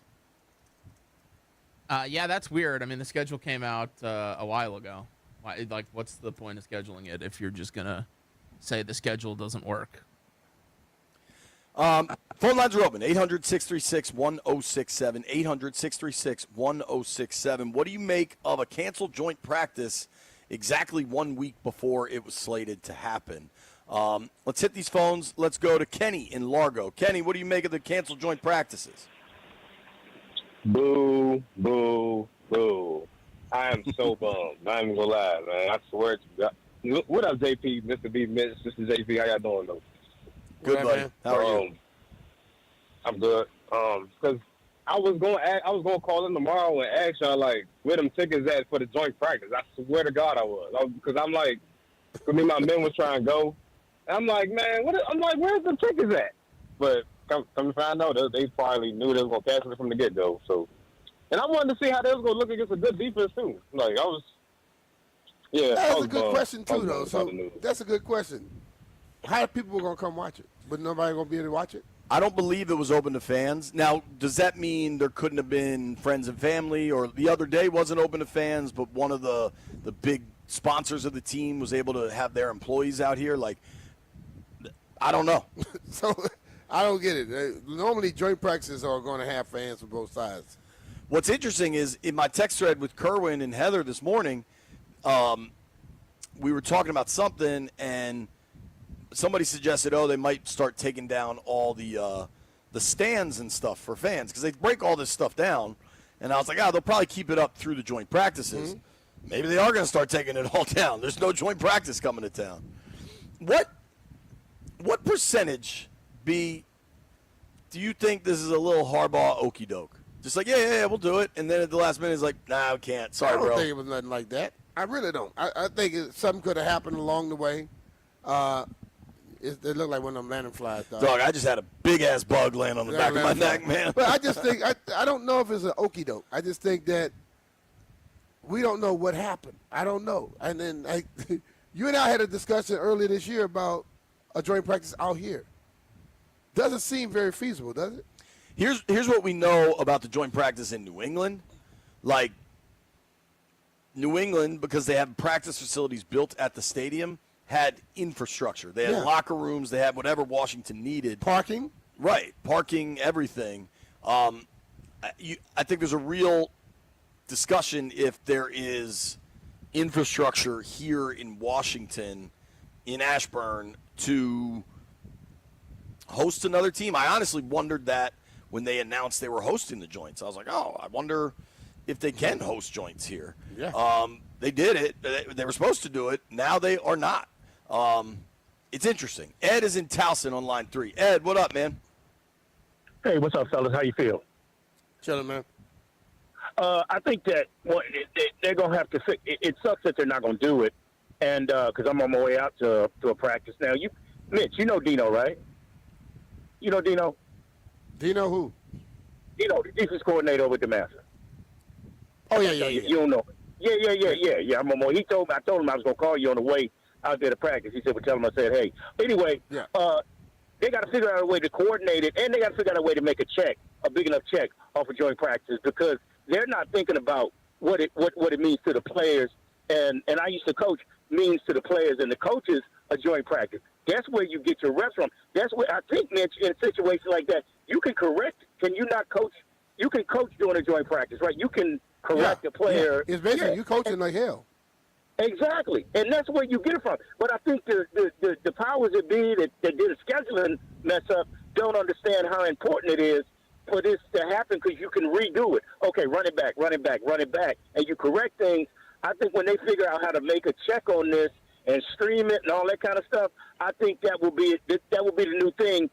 Because there's less chance of injury because you're going at a different pace, but you're playing football. So I think it sucks because, I'm sure Dan Quinn don't like it because he got stuff he wanted to look at in real time, but in a practice format. So when they figure out how to make a big enough check on it, I think they'll do something about it, but it does suck. Doug, they're always going to make more money having a preseason game because they sell that as part of a ticket package. Yeah. Like if you buy season tickets, you buy tickets to the preseason. But ultimately it's a practice, so you would like them to be going against another team.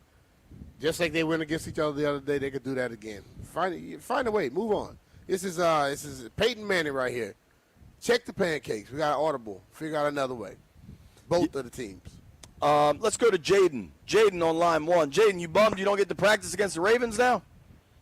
Yeah, can you guys hear me? Yeah, we got you. Yeah, I just think overall, the preseason and joint practices, I just don't really. I think by this point, I just think not to do away with them. I just don't think starters need them, and I don't really see the use. I know Kansas City, Andy Reid's never done a joint practice. Like I just feel like now it just seems like the last couple of years preseason the whole process is dragged out. I mean SEC and college football they don't do anything, and the week 1 games look just fine. So I just think the whole situation kind of just seems a little drawn out in my opinion. I mean I just saw a video on Twitter where like Myles Garrett and Lane Johnson went one-on-one, and the captions literally these guys are just tired. So I don't know. That's kind of my opinion on it. Yeah, but college has a lot more people, and they're not paying them all that money. So when you have investment in people, you're not trying to just throw them out there not fully warmed up. That's a different thing. And, yeah, they're getting paid in college, but you know what? Ain't the college paying them. It's other people that's cutting a lot of those checks. So it ain't the same as college in the NFL. Thanks for the call, man. Let's keep the phones going here. But they are getting to be a little – they make too much stuff out of it. If it means a lot, then they need to put more into it. Because you can't keep selling how much it means when the people that need to be getting to work aren't playing and the fans are paying the same amount of money they're paying for a regular season game. I mean, that's been going on for years now. I understand, but you got more of the starters playing than you did than you do now. Like now, you may get starters in one game for a quarter. At least you got them for the first series or quarter in the first game. In the second game, you got them for the first half. In the third game, they played the first half, came out in the second quarter. Then they probably didn't play in the third. That's more in one preseason than they're getting right now in 3 and 4 preseason out of the starters. Yeah, I don't know the answer to fans getting screwed. Because fans definitely get screwed. Like, period. I think that's the ultimate thing because if it gets to a point when people say, well, we're not buying preseason tickets. I mean, hell, you're not playing anybody anyway. Y'all don't seem to make it important because coaches have stated publicly we get more work at the joint practice. Okay, then, well, cool. Well, I'm not going to pay you to come see a game if y'all got more work at the thing I couldn't come see. I agree. The other part of this kind of lost in the sauce here is the Ravens are really good. Yeah. You know what I mean? Like, that would have been good work against the work you got in New England was good work. But that Patriots team's trying to rebuild, figure out that getting back to being an elite competitor. Mm-hmm. The Ravens are. You know what would have been good for this defense is seeing Lamar Jackson. You know what would have been good for Jaden Daniels? Seeing Kyle Hamilton. Yep. Like, the Ravens are really good and usually buttoned up, ready to go. Like, that would have been a good test. And you're not going to get the same test in the preseason, period. Mm-hmm.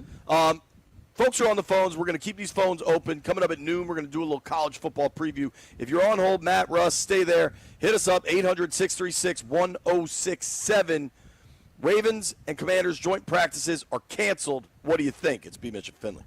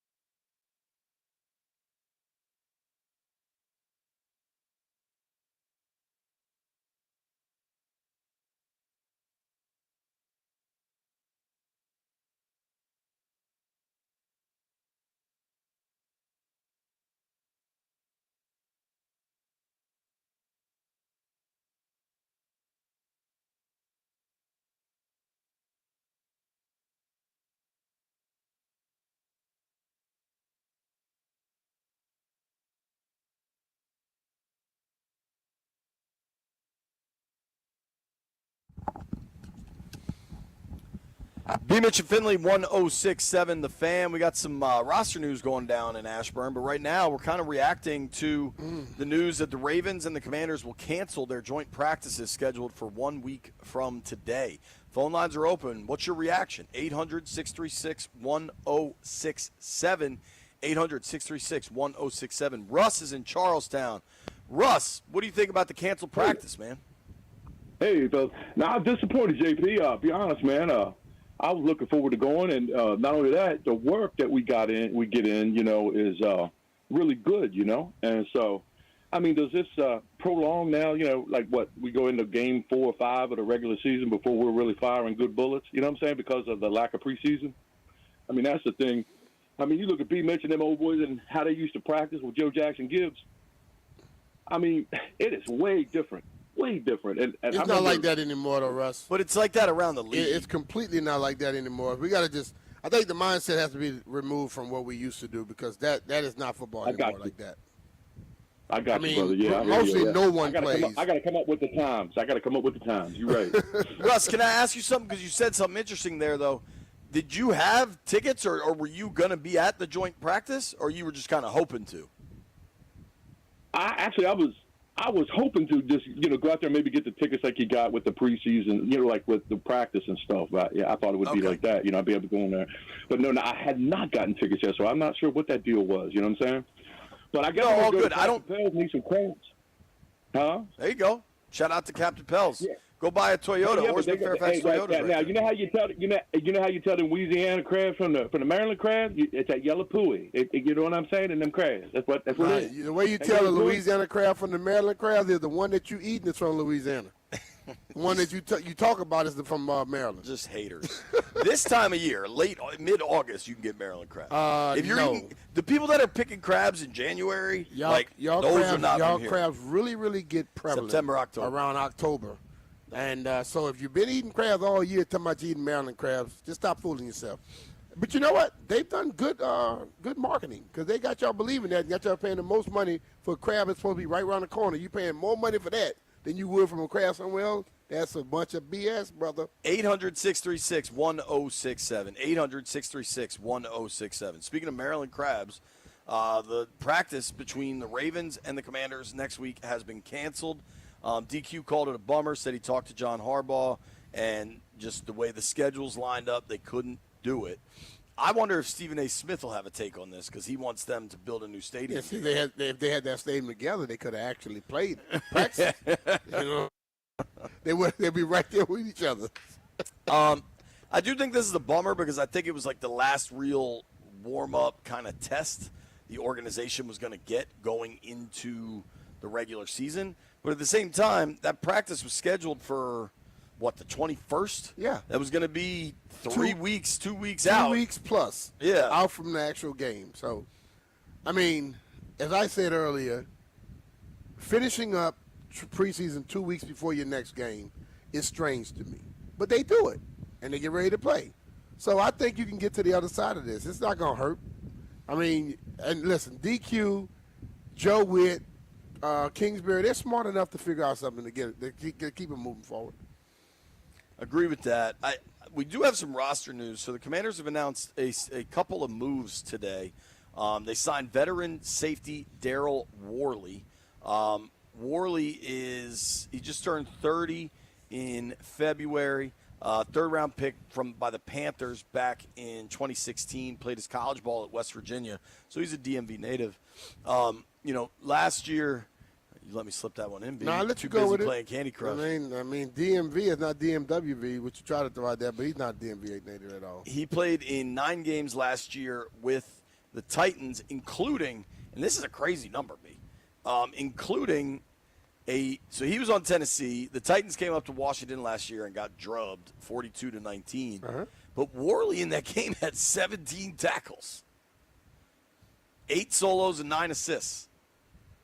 He was downfield tackling people. But I wonder if that stuck with him, man. Well, I mean, he had a lot of tackles. It was out there, but I don't know how impactful because I didn't see a lot of tackles behind the line of scrimmage.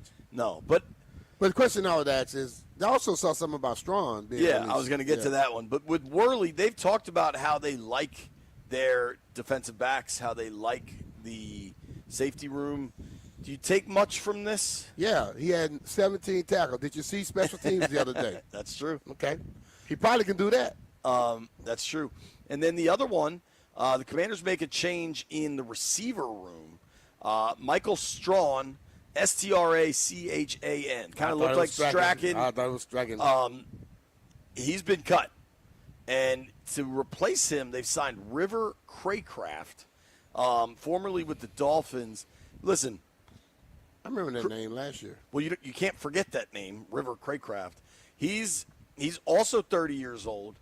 Spent most of the last 3 seasons with the Dolphins. Prior to that, was with the Niners. We were the second oldest team. After those two signed, we might be the oldest. Yeah, I think for sure. He was with the Niners when AP was with the Niners. He was with the Broncos prior to that. An elite name, River Craycraft, is not a name you forget, but the game has never really kind of backed it up. I feel like I remember him making a big play. Maybe it was when remember the Dolphins came up in Ron's last year and just ran a straight go to Tyreek on the first snap. And I remember that. I mean, that was just a straight ass kicking. Mm-hmm. Did River Craycraft make a play in that one? I don't know, but that name sticks with me. I'm trying to think if I saw his name on one of those. I get my little cards from the people over at the charts place, so Spotter Charts, and it could be. I don't know that you've had a preseason game against the Dolphins. No, last year they played against the Dolphins in the preseason. Remember we went down there for? That's why. That must be it. Yeah, because it was a joint practice. I knew the name. Yeah. It was a joint practice.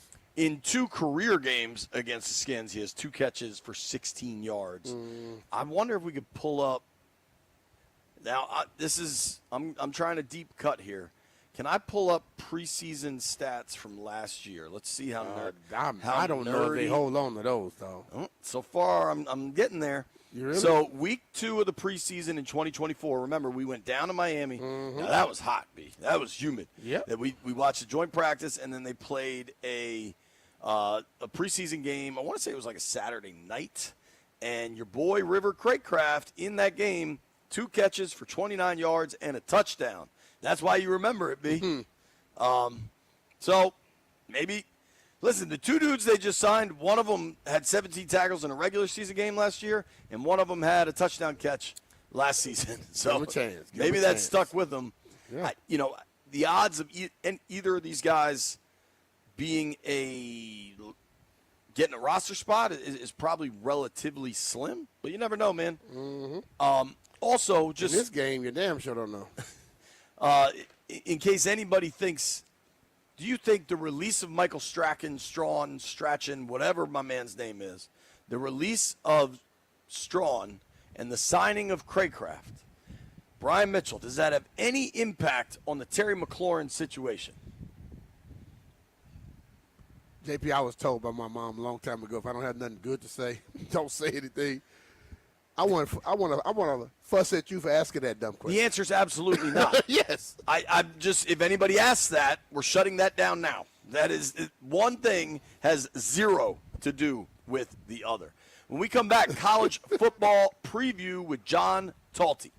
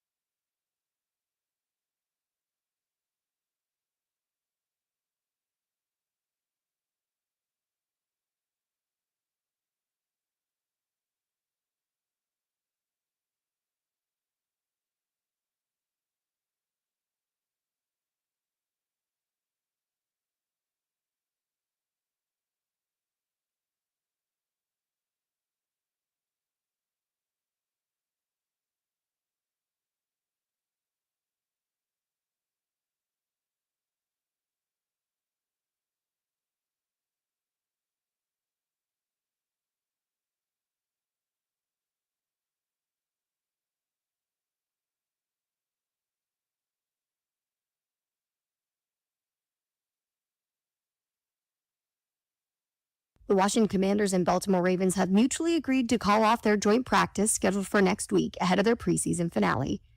Commanders head coach Dan Quinn that sometimes schedules just don't sync up and that he is pretty bummed out about it, though. Rather than hosting the Ravens at their team facility in Ashburn, the Commanders will have a schedule similar to what they've done in previous weeks of training camp. Quinn said the focus on Wednesday is going to be situational work, Thursday, more work against each other, then a walkthrough to prepare for their noon kickoff against the Ravens on August 23rd. And former Miami Dolphins head coach Brian Flores' racial discrimination claims against the NFL will proceed in federal court, meaning Flores can proceed with claims against the league and 3 teams, the Denver Broncos, the New York Giants, and the Houston Texans. In his decision written by a circuit judge, the appeals court said that the NFL's arbitration rules forcing Flores to submit his claims before Roger Goodell do not have any protection by the Federal Arbitration Act. An NFL spokesperson released a statement saying that the league disagrees with the decision and that they will be seeking further review. But as long as the appeal does not go through, Brian Flores can take the NFL and the Broncos, Giants, and Texans to federal court. From the Crop MedCap 5-Star Sports Desk, Savannah McCann on The Fan.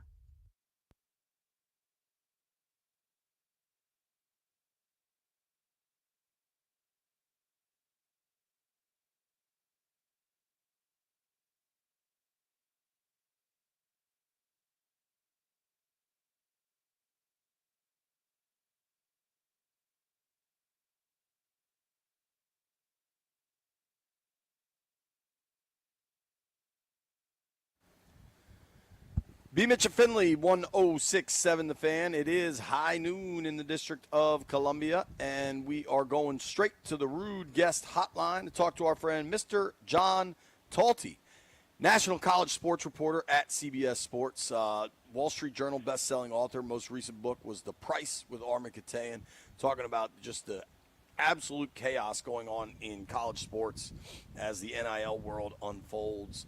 John, thanks for making time for us. How you doing, brother? I appreciate you guys having me on again. Yeah, man. So, dude, I am in a place where I am just excited about college football. I can't wait. I might even start gambling on week 0. I'll definitely be gambling on week 1. I don't care about NIL now. Like, the games are coming. I don't care about conference realignment. The AP poll is out. According to the voters, best team in the land is the Texas Longhorns. Do you agree with that? For sure. You know, Arch Mania is here. People love Arch. They've been one of, I know you don't care about it, but I do think it's important for roster structure. Like, they've been very aggressive in NIL. We know that. They've put together a really good team. There's some that think that they might be the highest paid roster for this year. They've got talent up and down the board. They've got guys like Colin Simmons, who's going to be a future first-round pick if he keeps doing what he's doing. So I like a lot of Texas. I mean, it's a hard schedule. So it's one of those teams that I could see doing a little bit of what Ohio State did last year, where there might be some bumps along the road. But if they get in the playoff and they get, hot the way Ohio State did, definitely a team you can talk yourself into being a national champion. So I get it with Texas. And I don't mean like I think the NIL spending is very much relevant. You know what I mean? Like, didn't Ohio State have the highest price roster last year and then they won a natty? Like, I don't think that's an accident, right? I do have for sure one question with Texas, because I have seen Nick Saban bench Jalen Hurts to go to Tua in an NCAA title game. Quinn Ewers wasn't very good last year. Like, the offense was kind of spotty. That's the question I asked. Why didn't Arch force his way on the field? It's a great question. And I think there were people certainly last year who were calling for it. And, I think it came out after the season. But I remember hearing during the season that, not only did Quinn not look great, but he was also banged up. I mean, he had the oblique issue. There were people, I remember before the SEC championship, hearing the night before, like, Quinn's pretty banged up. Maybe Arch gets in there. So I think that's a management thing from Sark. I don't view it as a Arch talent issue. Now, if they struggle this season, then maybe that'll make it more clear. But from what we've seen of him to this point, from what we've heard about, how he's been in practice and just what people view him as, I think the talent's there. I really do. I think obviously the pedigree's there. We know that. But I think he's really talented, and the spurts that we saw last year when he had a start and otherwise looked really good. So I view that more as a Sark question of why did you pull the plug versus a Arch wasn't good enough to, surpass Quinn last year. But in major college football, nobody just plays a guy. If that guy's better than the other quarterback, they're gonna play him. And you saying he was hurt and he was like not playing well, and they didn't play him. It makes me wonder that could the hype be a little bit more than what it is, and it's not, because if he was as good as everyone thinks, there's no way he's not on the field. Here's what I'll say. I think it's a fair argument, but I'll say this. I'll give you two examples of it. One, there was a time where, people thought Quinn might come back to college football, and honestly probably would have been the better choice because he would have made more in college football this year than he is in the NFL. Yeah, but especially. he was not coming back to Texas this year. Like, if he wanted to come back to college football, he was going elsewhere because they were turning to Arch. A similar thing, honestly, kind of happened at Alabama too, where there was a moment where people thought maybe Jalen Milroe would stay. If Jalen Milroe spent another year in college football, it was not going to be at Alabama. They were ready to turn the page. So I do think there are times where you've got an incumbent entrenched starter. It's very hard to turn from a guy who started a year or multiple years for you to a guy who hasn't. You worry about it upsetting the locker room. I mean, I think it's why, and I was there for that Tua Jalen game, and I was there when it flipped the other way, when Jalen came in for Tua at the halftime of SEC Championship. I think why we talk about those games is because it's so rare. So many coaches are afraid to make that kind of move. But I think Texas was very much ready to turn to Arch this season, no matter what. Gotcha. Talking with our friend John Talty from CBS Sports. You can give him a follow at JTalty on X, joining us via the Rude guest hotline. Rude makes the best heating and air conditioning equipment in the DMV. All right, let's move down a little. Depending on the poll you look at, Penn State is either second or third. Penn State has a lot of talent. I know they're spending a lot of money. I know there's a lot of excitement about this quarterback, Aller, coming back. But, Dog, Penn State can't win the big one. Is this the year that changes? Big game, James. I mean, it's the biggest reason to have pessimism about this team because on paper – it's so similar to what we've seen in the last 2 years of Michigan and Ohio State, where it's let's get the band back together, last dance style thing, where you have guys who could have gone to the NFL, come back for one last ride because they felt like they didn't do what they wanted to the year before. The biggest difference is James Franklin. We saw Ryan Day get that off his back last year and had to go through a lot to do it. Is James Franklin capable of doing it? The talent is strong. They brought in Jim Knowles as the highest paid defensive coordinator in the country. Feel like that should help elevate them. People like their offensive coordinator a lot, what he can do of Drew Aller and some of those other pieces. But they are also losing Abdul Carter and Tyler Warren, 2 first-round picks last year. And, at the time I wrote last year, I don't know if their path was ever going to be better than it was, where they had to beat Notre Dame. Pretty good, hardworking Notre Dame team, but not a Notre Dame team that overwhelmed you. And they would have been in the national championship, and Franklin couldn't do it. So I am probably one of the more skeptical people about Penn State. Again, the talent is there. I believe in the talent. If you told me they're playing a national championship game, yeah, I can believe it because they're good enough to do it. There's just something that's like James Harden in the NBA. At a certain point, it's not a coincidence when you lose the big game. If it keeps happening at big moments, at a certain point, that's who you are, and that's who James Franklin is right now. Yeah, you're right about that. Yeah, you're right, dude. SEC has 9 teams, I think, in this deal. Will they beat each other up, or will one of those teams be there at the end? They're going to beat each other up. Excuse me, for sure. It's just hard to know which one's going to emerge, but I think that's one of the challenges. It's also why you've seen there be a reticence to wanting to go to 9 SEC conference games the way there are in the Big Ten and elsewhere, because they're already beating each other up, and they felt like last year where Alabama, Ole Miss, and South Carolina were all left out, that they were not properly rewarded for their strength of schedule. So you look at the top of that list, we talked about Texas, you've got Georgia, Bama, LSU, South Carolina, Florida, Tennessee, Ole Miss, Texas A&M. I mean, there's a lot of really good teams, I think, in the league this year. You would think anywhere from 3 to 5 could make it, but you also could have a lot of 9-3 teams where they all are really good, and it's up to the committee to decide who's the best, which is the exact position they were in a year ago, and it didn't go in their favor. Talking with John Talty from CBS Sports, national college football reporter, getting us ready for some college football. I cannot wait. Specifically in the SEC, you got Texas at 1, and then the next highest rated team is the Georgia Bulldogs. Are the Georgia Bulldogs? Are we almost sleeping on the Dogs a little bit? Do they have quarterback questions? You know that defense is always going to be nasty. Why can or cannot the Dogs win a title?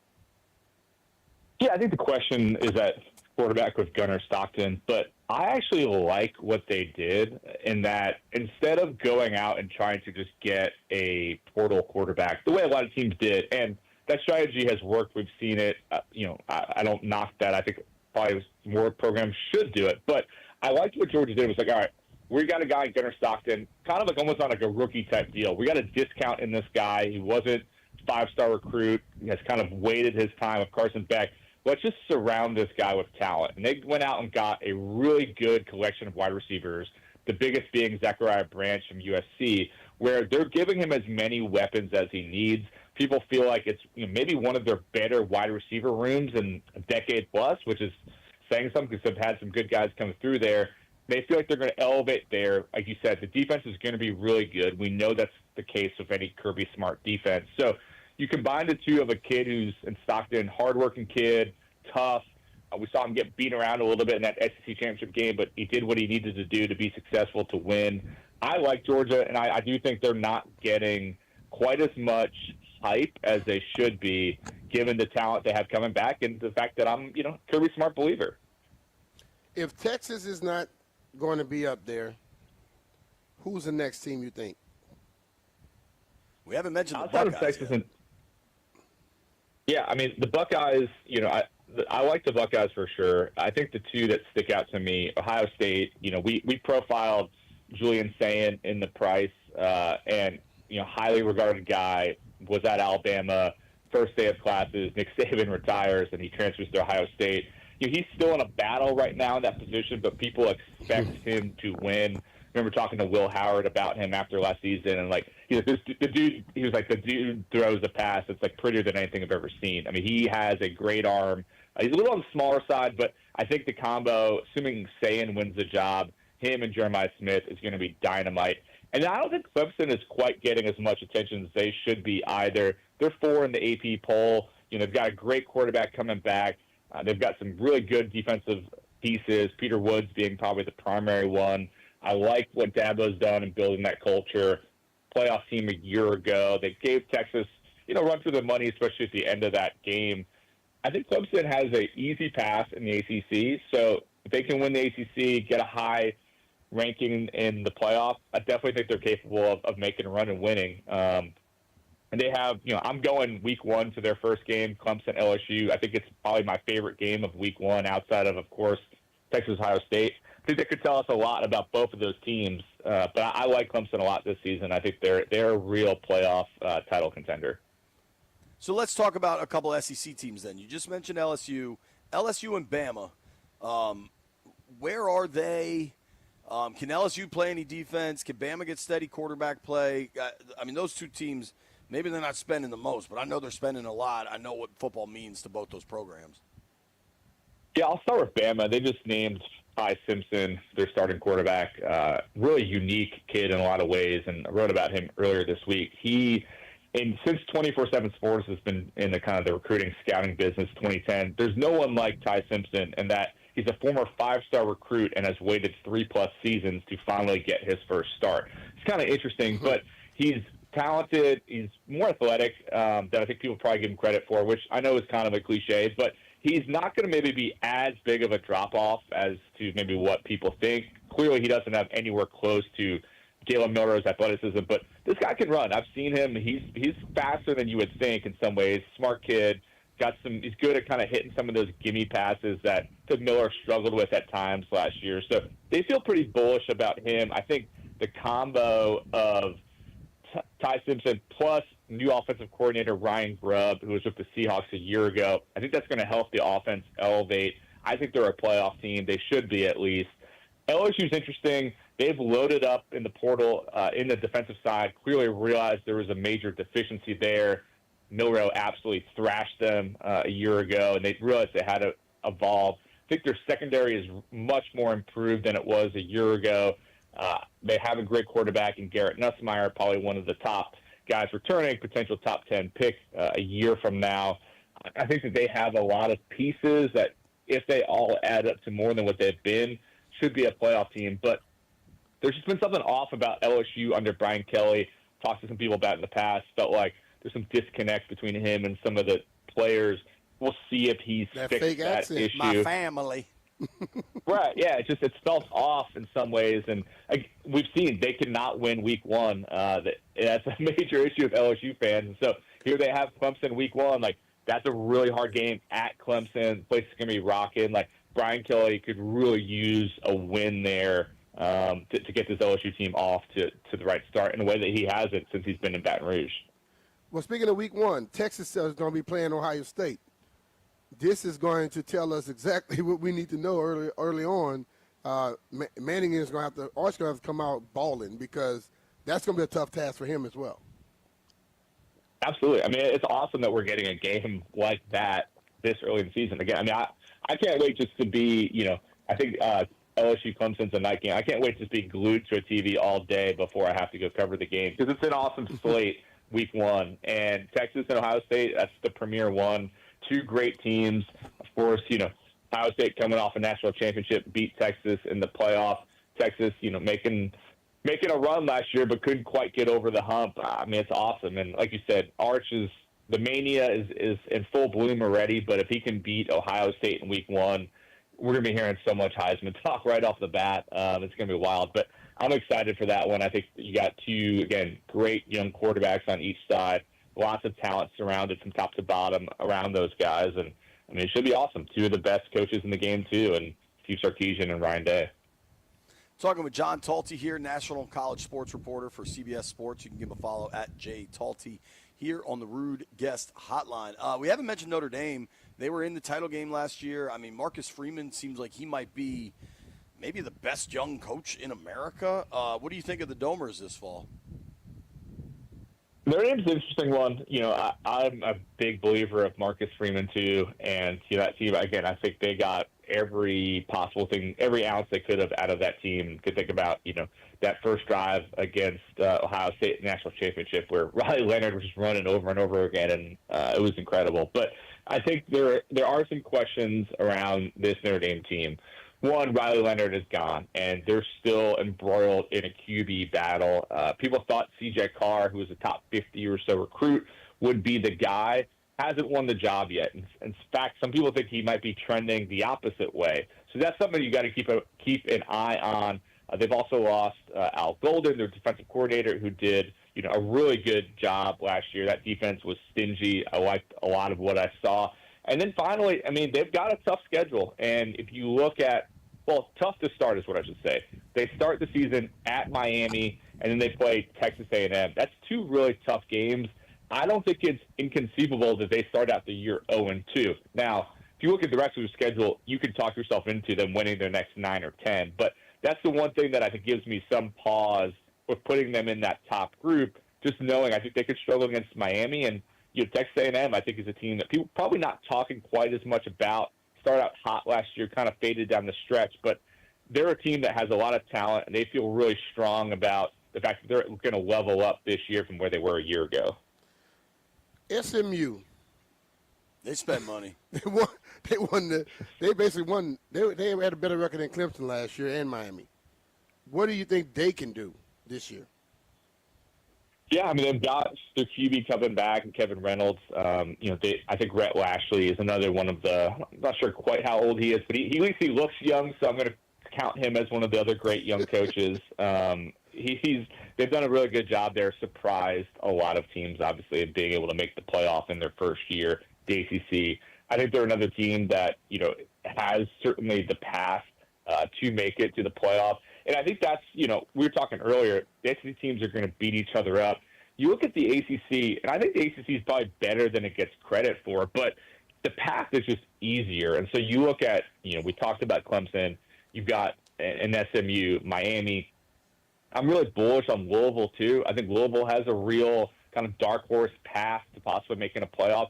There's just only so many teams that you really think could make it. So SMU is part of that group for me, and I think if they can take care of business and win a couple of their tougher games, they could absolutely be right there come, early December when we're trying to figure out what the playoff field is.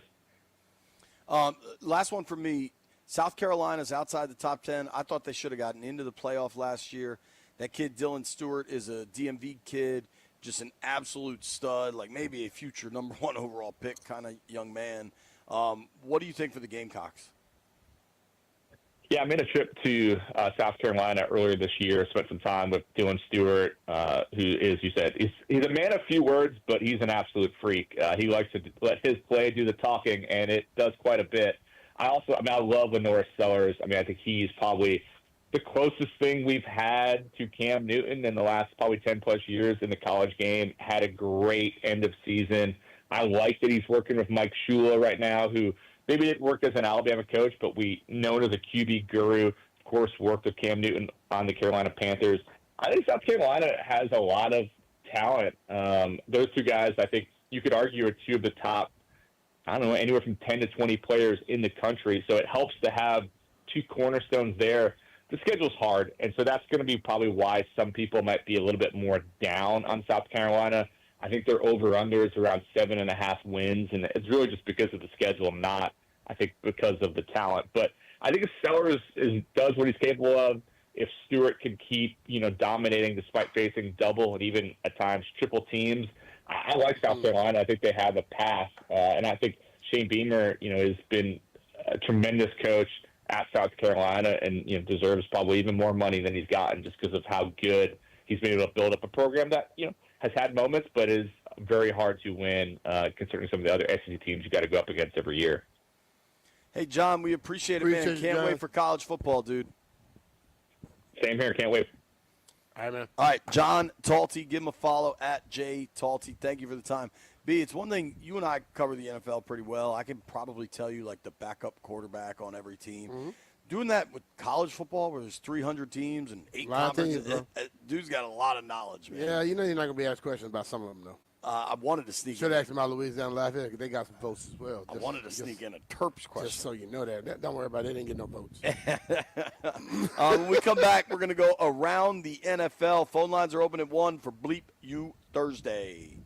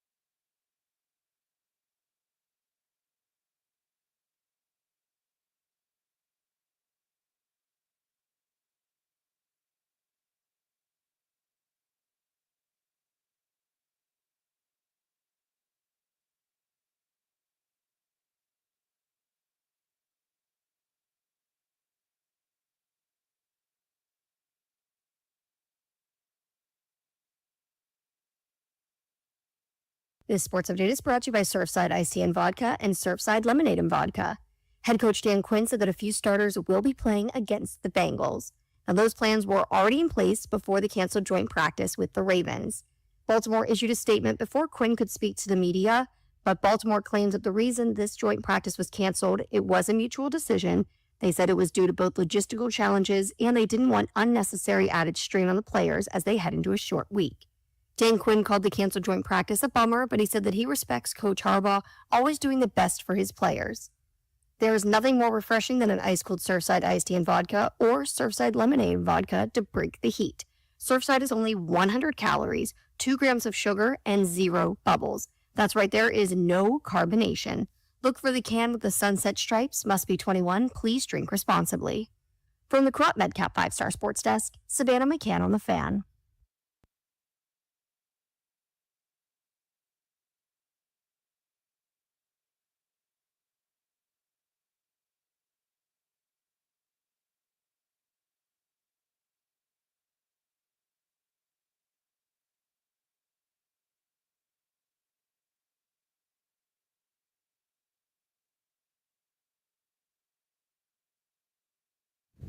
La la la, la la la. But then I got Yeah. All right, time to go around the NFL, and all football talk on 106.7 The Fan is presented by Paramount Plus. You can't count on much these days, but you can always count on Sundays with the NFL on CBS and Paramount Plus. Watch your local NFL game live every Sunday on CBS and Paramount Plus all season long. Visit Paramount Plus/NFL to get started today. All right, B, the biggest news for sure is this Brian Flores thing. Brian Flores said he was blackballed by the NFL in the hiring cycle a couple years ago after he was fired in Miami, and he took a lawsuit against the NFL. And much like John Gruden a couple days ago, he won in court. I'm reading now from Pro Football Talk, and Florio's really good at this stuff because his background is as a lawyer. Reading now, it's been a rough week in court for the NFL. 3 days after the Nevada Supreme Court ruled against the effort to force John Gruden's claims against the league and Commissioner Roger Goodell into arbitration, the U.S. Court of Appeals for the Second Court found that certain claims made by former Dolphins coach and current Vikings defensive coordinator Brian Flores should not be sent to arbitration. In a 29-page ruling, the 3-judge panel found that claims made by Flores against the Giants, Broncos, and Texans and the NFL should proceed in court. There's a lot of legalese here. Skipping ahead, reading again, the point is that Flores and Gruden have secured important wins when it comes to the league's knee-jerk habit of demanding to make the commissioner responsible for resolving any and all legal claims made against the NFL, its teams, and or the commissioner itself. Well, let's be real. What Flores was talking about, a lot of that stuff was already discussed. They discussed a lot of things publicly, emails and stuff like that, and they should have to deal with it. You know, it's like you would think this league that rides on the back of a bunch of brothers too will try and be a little different. They're not. Good old boy network. Certainly.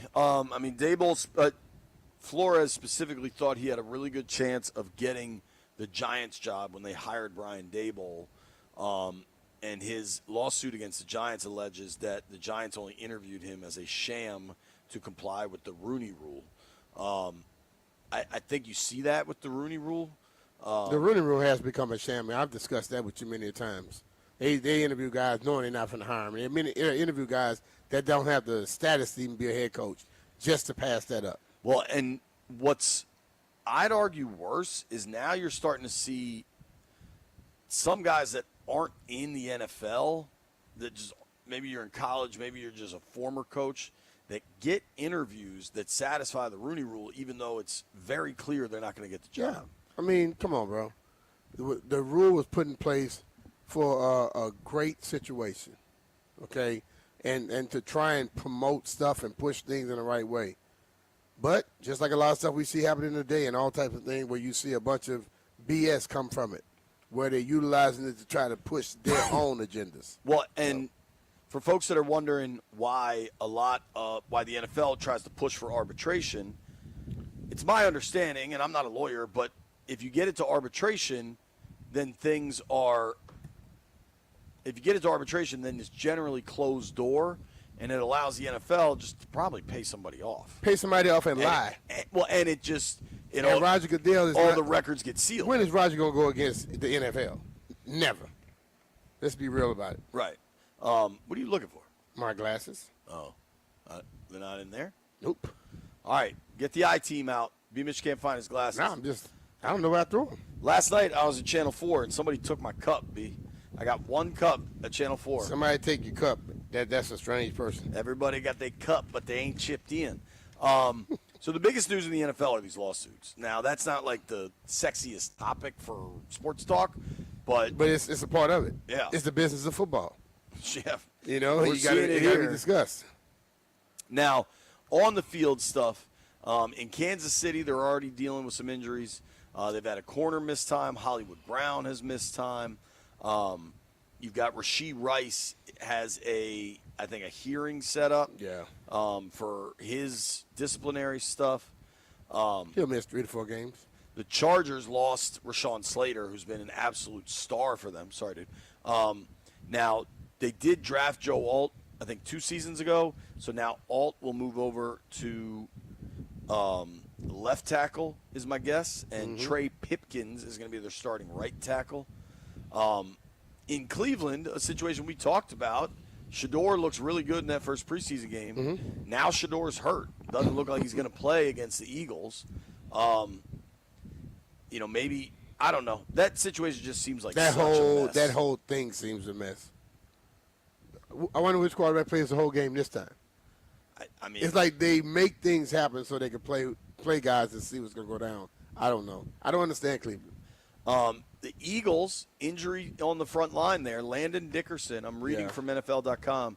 The Eagles now have some sense of what they're dealing with after Dickerson collapsed during practice on Sunday night and needed to be carted back to the locker room. Reports say he injured his right knee during the session, but the initial diagnosis is the best possible news for Philly.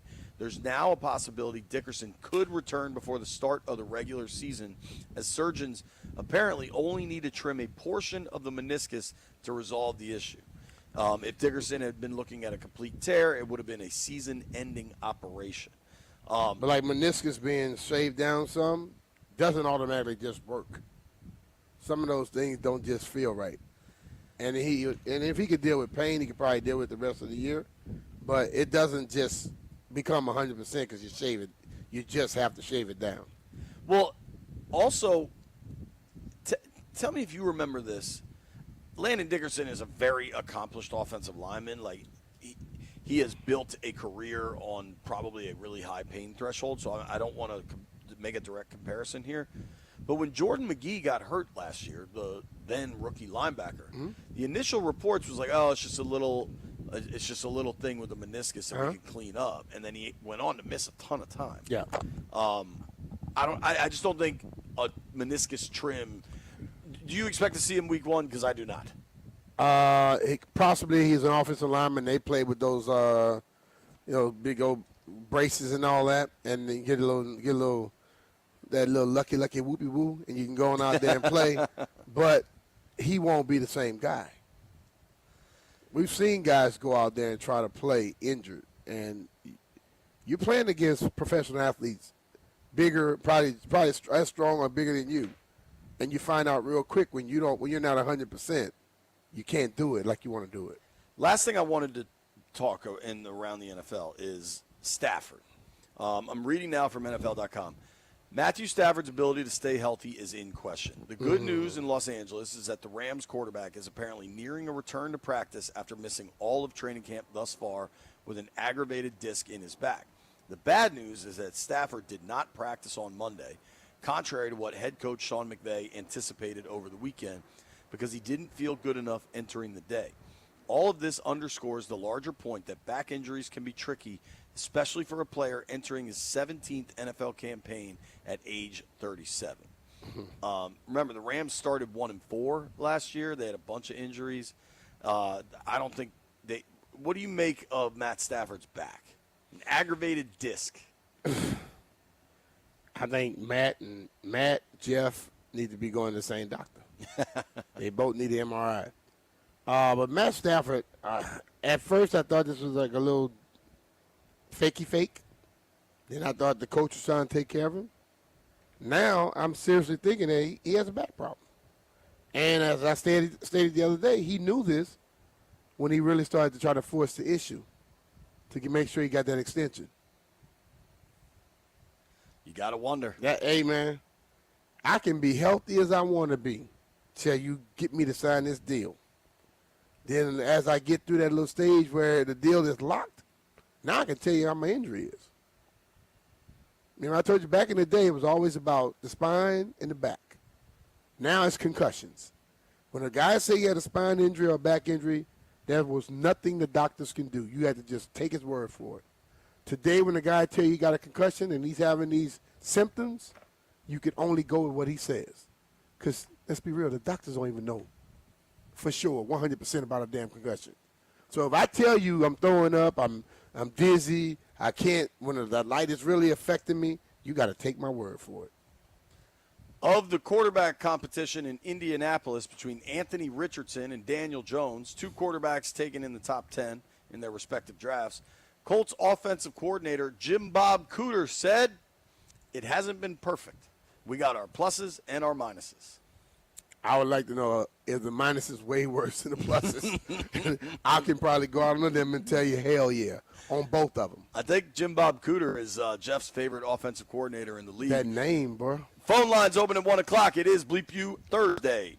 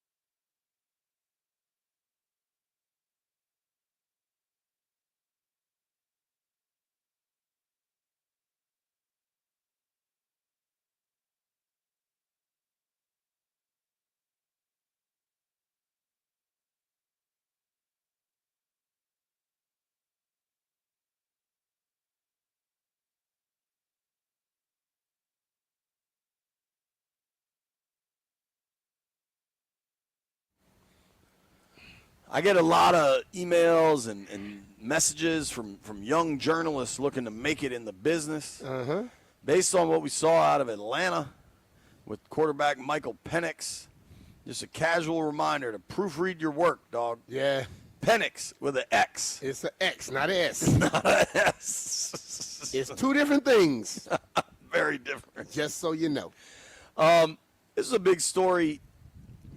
Sportico, I believe, came up with their NFL team values. Yeah. Cowboys at the top of the list, worth almost $13 billion.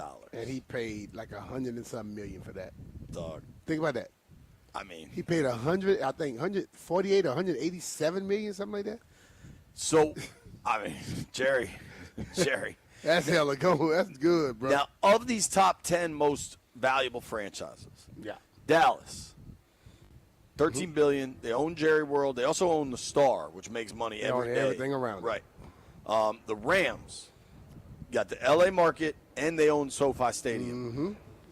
SoFi Stadium is going to have the Super Bowl, the Olympics, WrestleMania, Final Whatever Four. the hell you want to do. It's L.A. Every Yeah. Taylor Swift concert. Yeah. When, NSYNC and Backstreet Boy, whatever they want. They're going to do a show together. Yeah, dude. Yeah. They can hold all the people too. The Giants is interesting. I think that's mostly because of the New York market. New York and its value. Do they own the Do they own MetLife, or does like the state of Jersey own it? I bet the Giants got something to do with I that. bet he's got a piece. Yeah, he got a piece. A little piece. The Pats at number 4, $8.76 billion. Gillette is theirs. Gillette and all that stuff around it. And they're building more. Right, and they're putting a little town out there. One thing you realize being up there for a few days, and I've covered a bunch of games against the Pats, like, I think because of the success of Brady and how good they were for 20 years, everybody, New England is comprised, I believe, of 6 states, right? Maine, Vermont, New Hampshire, Massachusetts, Rhode Island, I guess Connecticut. I think Connecticut is kind of split, like half Boston, half New York. But all the rest of those states, they're all in on the Pats. Yeah. You got reporters from New Hampshire, Maine, all of I it. stayed right there at the stadium. It's a whole little shopping area there. Right. And then if I wanted to walk over, I could have gone to the other spot. I didn't go to that part. So exactly what they're thinking about building here in D.C., they have that. Right. Niners, huge market. Raiders moved out of town. And it's expensive as hell. Yo, they own Santa Clara, Levi Stadium. San Fran's probably more expensive than New York. The Eagles, huge team, huge market. They're talking in Philly about a new stadium, by the way. I love the link. Where would they put it at? I don't know, but they want a dome. They so just they can put that one there when I was there. I know. Right after I left. I know. So you're talking about that's 22 years, 21 years. And they already want a new one? They want a They dome. must be made cheddar, bro. Well, I think. But you look at $8.43 billion there. Right. Then you got the Dolphins, the Jets, the Raiders, and then the Washington Commanders at $7.47 billion. And they don't own their stadium. Josh Harrison Group bought this team 2 years ago for $6.05 billion. Yeah. So in 1.42? In 2 years, they've made $1.42 billion. Now, that's not cash. That's equity. I don't think they're looking to flip this thing. Don't worry. They got cash. They got a lot of equity, cash, but it looks good on the portfolio. Where does that jump to when RFK gets done? Over 10. It'd be like 10, 11. Especially considering that's 5 years away. Because we're talking about 5 years away. They will be close. They will be in the 11, 12 area. Jerry might be about 14, 15 at that time. I think once they get RFK, the Commanders' valuation They climbs, jump to the top 5.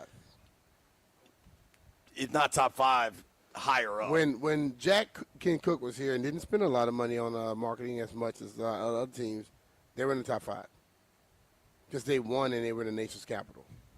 Winning in your nation's capital and you're investing and you got some new stuff now to put out there, you will be in the double digits. Dude. In the billions. 100%, man. Like, they're going to get a Super Bowl. Roger Goodell has said it. Oh, yeah. I knew that a while back when I was still in the league, working on the executive committee. Teams build these new stadiums, and you want to get some money from the league and the PA. You need to guarantee them a Super Bowl. And that was something that was put into play, and it still works. These dudes don't miss, man. Like, These people do not miss. They are sharp, and I think as much as I thought San Fran would be worth more, though. Really? Yeah, being out there, hell yeah. I mean, they're worth $8.6 billion. Yeah, but I'm just looking at it's Brian. You get an 800 square foot apartment out there, you paying about $4,000. Yeah. I'm just saying, and that's on average. I mean, and there's many of them are way higher than that. So, yeah. Josh Harris, man, like, I think dealing with Dan Snyder, going through what was an incredibly hectic sale process, he had to go through a lot of stuff, and I think a lot of it was driven by a desire to own the team he grew up loving and to return the team to prominence in his hometown. But he also knew there was a lot of money to be made. He knew what wasn't being tapped into. He knew the possibility, because when you're a business guy in this area, you understand. He also probably knew that certain people wouldn't deal with him. That's why he couldn't make it. So they would deal with him, and he could make it. So he knew it would recoup his money. Get some cash, baby. The Hogs, the Harris ownership group sure has. Damn, $7.5 billion, B. Goodness gracious. Let me get one rib. All right, here's what we're going to do. Phone number, 800-636-1067. 800-636-1067. It's that time, folks. We get to come together as a community for fellowship and be mad about stuff. It is Bleep You Thursday. Whoever has wronged you, whatever has driven you crazy, if you're mad about the American Legion Bridge and the traffic in Tysons and everything that entails. How about golf courses in the area? I got somebody text me one about that. Ooh, B's got some golf course beef. Whatever it is, it's Bleep You Thursday. Phone lines are open, 800-636-1067. Let's go.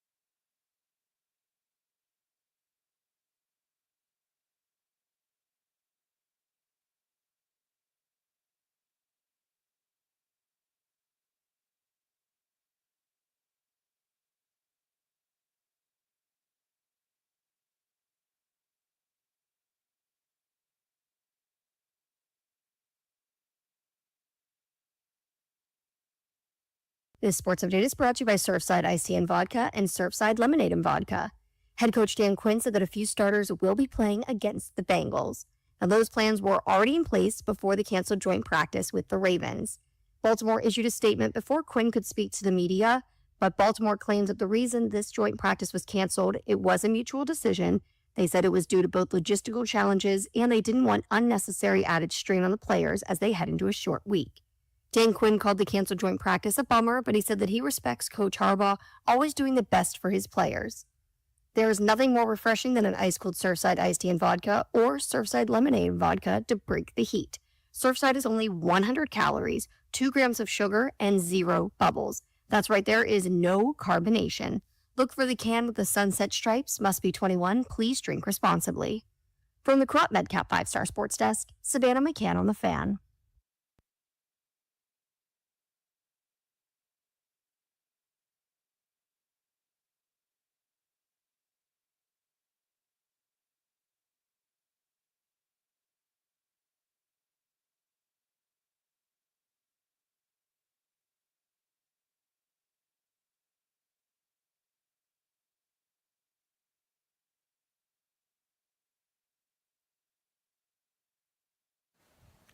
I would never think you'll be. Ain't that some? Ain't that some? All right, folks, you know what time it is. Every Thursday at 1 o'clock, we come together to discuss what's bothering us. Whoever's wronged you, whatever you're mad about, man, is Bleep You Thursday. You get a chance to get it off your chest. Get it off your chest. Let's start with Rodney in D.C. Rodney, who you mad at, man?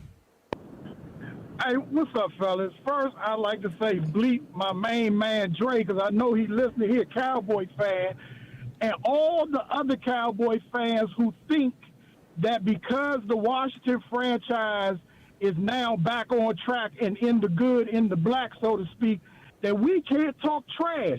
They act like because we've been trash for so long and now all of a sudden we good, we can't talk trash like we they little brother or something. And they better get used to the Gibbs 1.0 crowd, the 70s, the 60s, 70s, and early 80s babies, because we got a lot to say.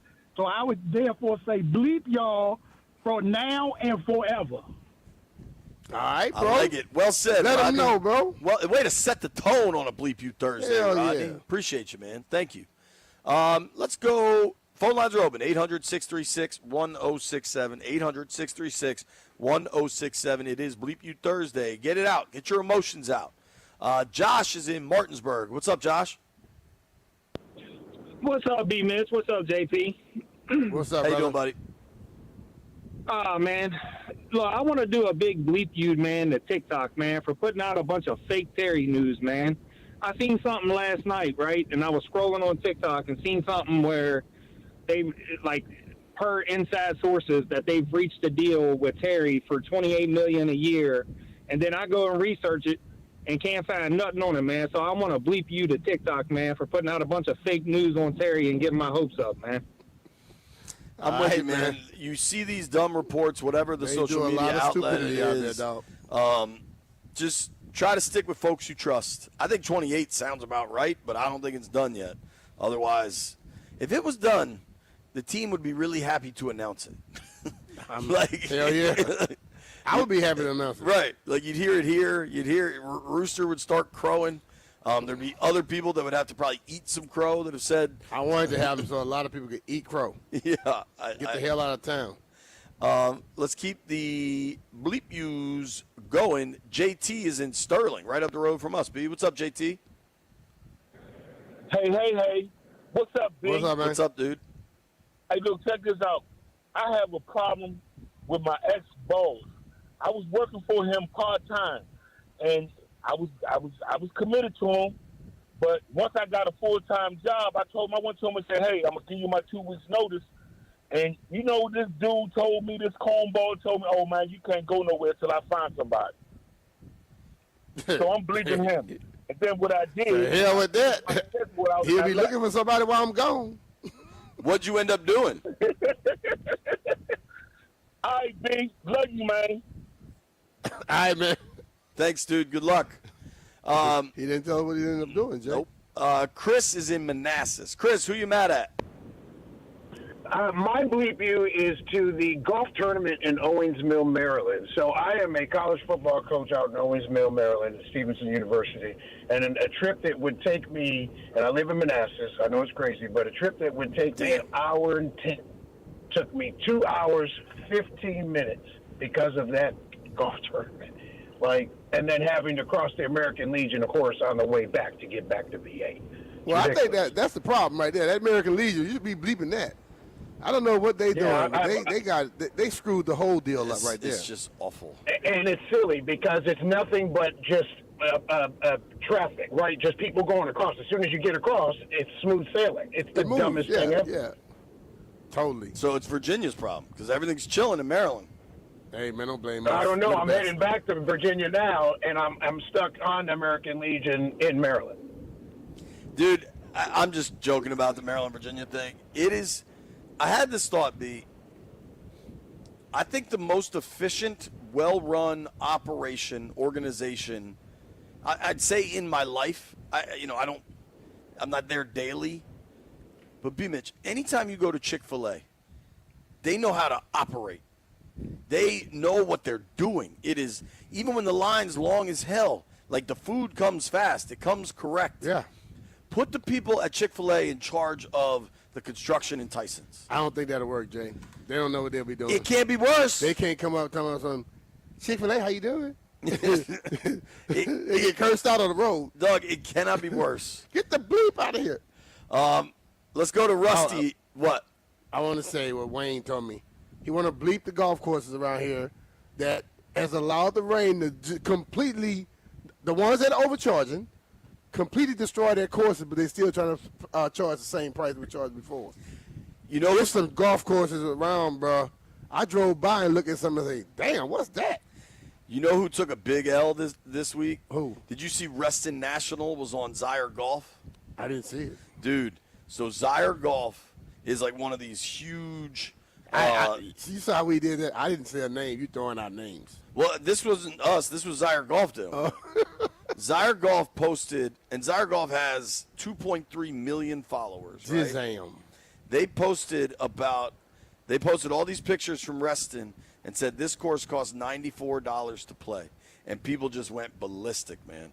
Look, 23,000 people saw this joint. Yeah, but, I mean, if your place looked like a damn swamp, you cannot charge that. Do you remember when we went and played there probably 2 summers ago, and there was a dead deer on the 5th tee? Just like the skeleton. It looked like a Native American ceremony or something had happened. Like it was bizarre, man. Very.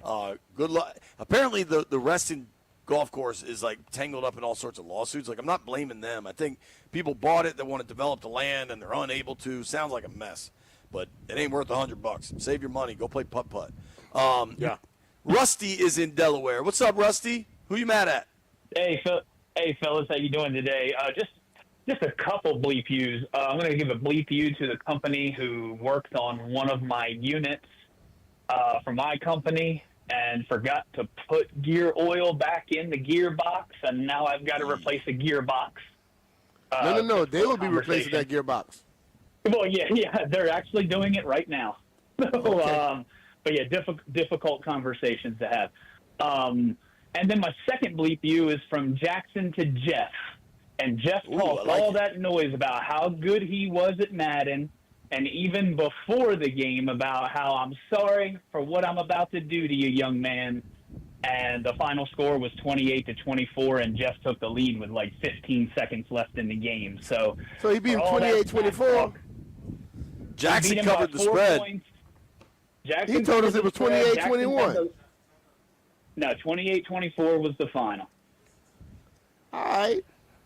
So, Jackson, play him again, pick up your defense, and whip that butt when you play him next time. Yo, tell Jackson I'm just happy he covered. That's why Jeff back is hurt. Jackson made him work. I think there's a rematch coming. Now, Jeff did say on the phone that we didn't understand how much he needed to win because he was playing against me. He was playing against JP and B. Mitch. He was playing against his friends who were watching at the time. and he was playing against all of the radio listeners and callers that were going to give him a hard time if he lost. But Jackson wants a rematch, and he wants to come and take the crown. All right. Appreciate you, man. Shout out to Jackson. Let's go to Billy in Stafford. Billy, who you mad at? What up, Billy? Yo, what's up, fellas? How y'all doing today? Chilling, man. All right, so yeah, man, I got to bleep you to my girl, man. So she scheduled dinner the same time as the Ravens open up against the Bills on Sunday night. So I got to bleep you to her, bleep you to her parents. That's all love. I still love them at the end of the day, but I gotta bleep you to that. You better hope they're not listening. He didn't name names. You might not get bleeped. Yeah, your bleeping could take a real dry spell, dog. Thanks for the call, man. Appreciate you. We'll keep these phone lines going. Jeff, do you want to respond to young Jackson, who you barely beat, a 10-year-old in the video game? Well, that explains that. I don't know why you didn't know that earlier. When I mentioned his name earlier, he didn't say that. You should have known he wasn't there. I thought he wasn't coming here. Anyway, Jupe, you're in West Virginia? Yeah, I Jupe told moved. y'all a couple last year. He moved. I moved out here. All right. Hey, we on. Mark, Yep. can you hear me? B-Mitch stays disrespecting West Virginia. Nah, just so you know. I ain't disrespecting, but they're not in the DMV. Y'all not in the DMV, dog. Don't try it. Come on, B man. You throw us in a little bit. Nope. Hey, look, Not happening. On that note, I gotta believe you, B Mitch. I listened to you so long. I'm now catching the cold you had. Hey, I don't have a cold anymore. I got past No, now I got it. It's your fault. Say nah. But look, my real bleep you, I got to follow up to my man in Delaware. I got to bleep Jeff because he called me out last week on the whole man thing. He failed to mention I'm up on his butt 2-1.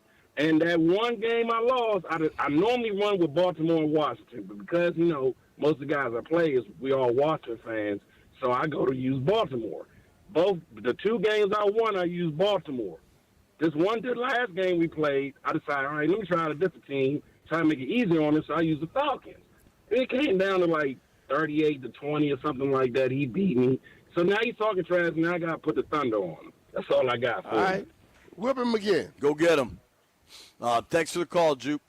I don't know if we're ready for this, Brian, but there is a billionaire on the line. They get pushed to the top. Jera is in Arlington. Hello, Jera. How are you, sir? I'm doing great, Finley. You're doing a damn good show. I'm actually impressed. I want to bleep you, but I just can't find any material. But listen, thanks, bud. The first caller, I thought Rerun was dead. What the hell is Rerun rooting for the Commanders for? Telling all Cowboy fans to shut up. Screw you. Go find Roger and go do a sitcom somewhere. And the other thing is the caller that said he was stuck on the bridge. Nobody wants to hear your damn resume. Oh, I'm a football. Shut the hell up. The only good thing that could happen right now, you chump, is for that bridge to collapse while you're in the middle of it. Hey, listen, I got great. Jared, real quick, can I ask you something? Sure can, Finley. How's it going with Micah Parsons? He's a stubborn damn mule, but, there's no way. I want everybody to hear this. You would have to be the biggest dumbass in the world to think he's not going to play for the Dallas Cowboys. I don't know where some of you people think that, we could get him. He wants to play in Washington. He's right where he's going to be. Now, he's going to be the highest paid player, no doubt about it. I'm going to have to bring up some cheddar. But like Brian said, hell, 5 years from now, we're going to be worth $16, $17 billion. All I'm looking at is ching, ching, ching. Hey, y'all have a great day. All right, brother. Thank you, Jared. Appreciate you. You're funny, boy. B, I'm going to say something, and then I'll allow you to say bleep you if you'd like to. Bleep you. In the past 5 years, the salary cap has increased by more than 40%. Yeah. The contract value for high-end running backs entering their fourth NFL seasons, however, has dropped. Yeah, bleep the NFL and any idiot that think running backs shouldn't get paid. Because I hear a bunch of people, well, they shouldn't get paid. How the hell would you know? Have you ever run a ball? No. It's a bunch of crap. It's bizarre what is happening with running backs around the league. Some of these running backs stop doing their job at a high level. Guess what you won't have? A lot of quarterbacks. Because the running backs are protecting them after some of these linemen get beat. Phones are open, 800-636-1067, 800-636-1067. It is Bleep You Thursday. We'll just keep these phone lines open maybe for the remainder of the show. We'll kind of see how this goes. Yeah. I am shocked on a Bleep You Thursday nobody's calling about the Terry situation. What are they going to bleep? Whoever. I mean, don't need to bleep. Just get it done. So we can celebrate it. Yeah. Don't need to bleep them. I wonder when it gets done, man. You're getting – well, you know what, B? Hey, man. We're not – Ain't my money. I was saying you'd like to see him against the Ravens in those joint practices. Well, that wouldn't happen anyway. So I'm also surprised nobody's calling in saying bleep the Ravens, because my read on the situation, which may or may not be correct, kind of seems like the Ravens were like, we might cancel. And they're like, okay. Hey, man. I'm just going to say, no matter how it happened, there were a lot of questions I had about it being pulled off as a good thing. Just saying. Especially that late. This is the really popular week for joint practices. One thing that is perhaps interesting or germane to the joint practice conversation is Vrabel, when we were up there in New England, was asked, like, hey, why is this only a one-day joint practice? And he's like, because that's all Washington wanted. We wanted to do two. Okay. Maybe that has no relevance to the canceled joints, but I can't imagine Baltimore wanted to do two next week, and Washington was like, no. I think the scheduling thing is pretty viably legitimate. Mm-hmm. But, I mean, you never know. We're not in those meetings. The way DQ explained it was that he talked to Harbaugh last night, and then the Ravens put out the statement this morning, and all a Commander spokesperson said is we confirm we're not having the practice. Okay, cool. So I am bummed on a personal level not to get to see the practice. I was looking forward to it. They're going to play a preseason game. That's not going to be the same. same. Against each other. Yes, they will. Should be. We won't see a single starter in that preseason game. I was excited to see Jaden go against the Ravens defense. We'll see the starters go against each other. They're going to get another burgundy and gold day. You think they will? Yeah. I think they'll do something. Ooh, a little bit of news out of Pittsburgh, Brian. What you got? Steelers coach Mike Tomlin tells reporters that veterans such as Aaron Rodgers, DK Metcalf, TJ Watt, Alex Highsmith, and Cam Hayward won't play in their second preseason game. Okay. Aaron Rodgers not playing in the preseason, I'm not shocked. is like the opposite of shocked. Yeah, I got to look at this. Somebody sent me a thing to listen to. It was Mike Tomlin talking about Aaron Rodgers and other things as well, and I didn't get to the point. I want to just see what he says. And if he has changed his mindset from what I respect Mike Tomlin to the utmost. I would believe that if things starting to change, it's somebody else telling him what to say and how to do it. Greg sent us that, I think. Yeah, so I'm going to go check it out so I can know. But I'm not shocked that Aaron not playing. Definitely not. Yeah. When we come back, Charles Robinson, Yahoo Sports, chimed in on the McLaurin Commanders situation. Let's hear what Robinson has to say. We're going to keep these phone lines open until 2 o'clock. It's B. Mitch and Finley, 106.7 The Fan.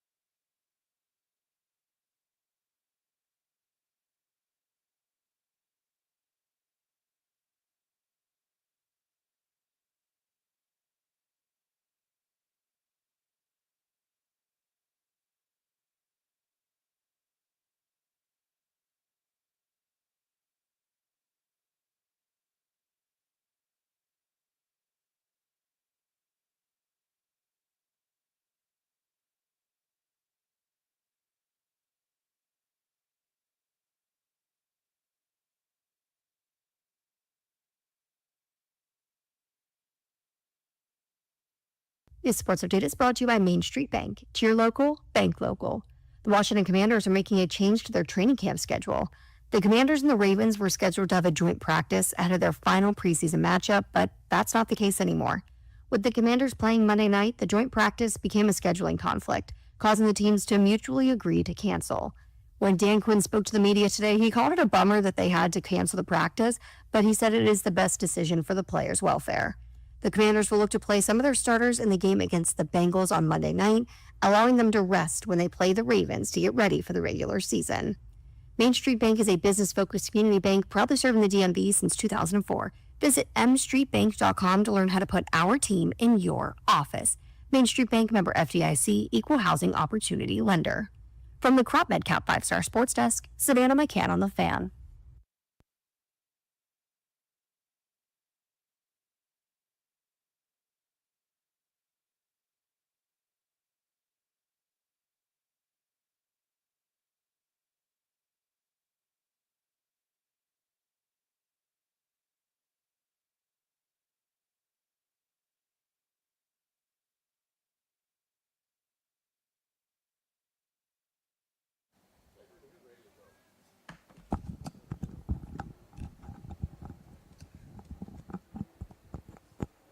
B. Mitch and Finley, 106.7 The Fan. We're in a tent in Ashburn, Virginia. There are those damn lantern flies flying around. They keep attacking you. I think something up with I got that sweet blood, B. Nah, man. It must be that lanternfly blood. Those lanternflies are bad news, man. They say now dogs can find them. They're using dogs to track them down. Dogs? Yeah, I was watching the thing on the news last night. Actually, right before I saw your big ears. Appreciate that. Appreciate you watching. Yo, speaking of the news last night, Seagraves told me something in the newsroom yesterday that I did at least want to relay, and this is not to cause concern prematurely. One thing you and I said a bunch, B, when you had some of the council members politicking saying they weren't sure about the stadium. Mm-hmm. When the U.S. Senate gave D.C. control of the land again, and it was 99-0, the first bullet point was we want a stadium, right? Yeah. And so the D.C. Council budget every year has to get approved through the Senate, right? Or both the Senate and the House. And what you and I kept going back to was like, yeah, good luck sending that budget and not building a stadium because they're going to send it back to you. Now, I think 99 times out of 100, the D.C. budget just gets approved. Everything's all good. Mm-hmm. But one thing to watch, Seagraves said, and he said it's premature and a lot of this hasn't happened yet, but with everything going on with Trump and the federal government and the D.C. police and everything, he said one thing to keep an eye on, the commander's money is in the budget and has been approved. If when the House and the Senate get back to town, I guess they come back after Labor Day or whatever, must be nice, when they go to vote on the D.C. budget, at that point you get more politicians politicking and they're like, well, we don't approve of the police budget, and they send it back, that would also send back the commander's money. Yeah, but the thing about it is I wish a lot of people open their eyes and stop being hoodwinked. If you don't give people money to run something, it ain't gonna be good, right? Right. Now, so let's get past this stuff, man. All it's a bunch of BS. All Mark said is he's like, they have the votes, it will happen. If that potentially happens, it's another one of those damn lanternflies. I'm gonna get it. You ready, B? You missed it. I got him. That joint is dead. Nah, go wash your hands before you touch me. I'm gonna try to flick it at you. Ready? And I'm gonna flick this bottle right at you. Oh, I would have gotten Derek if he didn't get up. Lanternfly 0, JP 1, Purell hand sanitizer for the win. I hope you caught that on the stream, White Brian. Post that video. Let the world know how athletic I am. Hey, don't do that. Somebody gonna be mad at you for killing something. Doug, the scientists, we're supposed to kill those things. Yeah, but you got some idiot out there gonna tell you, no, you should never kill anything. Yo, if there's a lanternfly advocacy group, go jump off a bridge. Bleep you. Yeah, bleep you to the lanternfly advocacy group. So, in short, the budget thing is only a hypothetical at this point. If it even happened, would just be a delay for RFK. Like, they clearly already have the votes. But for football fans, just one more wrinkle in what's going on in our city. Mm-hmm. I know we have this Charles Robinson audio I want to get to, but I did want to do something real quick. Nikki Jabvala is a friend of the program. Like, we're actually friends with Nikki. Mm-hmm. Nikki's a very good reporter. You got to be careful with these aggregators, man. So somebody on Twitter, I'm guessing Nikki did a radio hit or a podcast or something, whatever. Mm-hmm.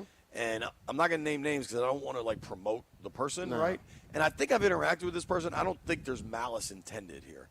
But the tweet Well, was... why do it? If it's not factual, why do it? Well, the tweet was, Commanders reporter Nikki Jabvala said, I'm at the point where I'm like, yikes, they have problems when talking about the Commanders training camp vibe. And this tweet started to gain some real steam. And what I will say, the person could have tagged Nikki in it, right? And did not, which maybe there is malice intended. Mm-hmm. And Nikki, good for her, responded, taken out of context quite a bit, I wasn't referring to the whole team. And I'm glad Nikki responded, set the record straight.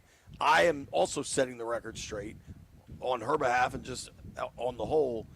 Be careful when you see aggregated stuff, because a lot of times it's not – sometimes it's just pure, not factual, and a lot of times it doesn't tell the whole story. Yeah. All right.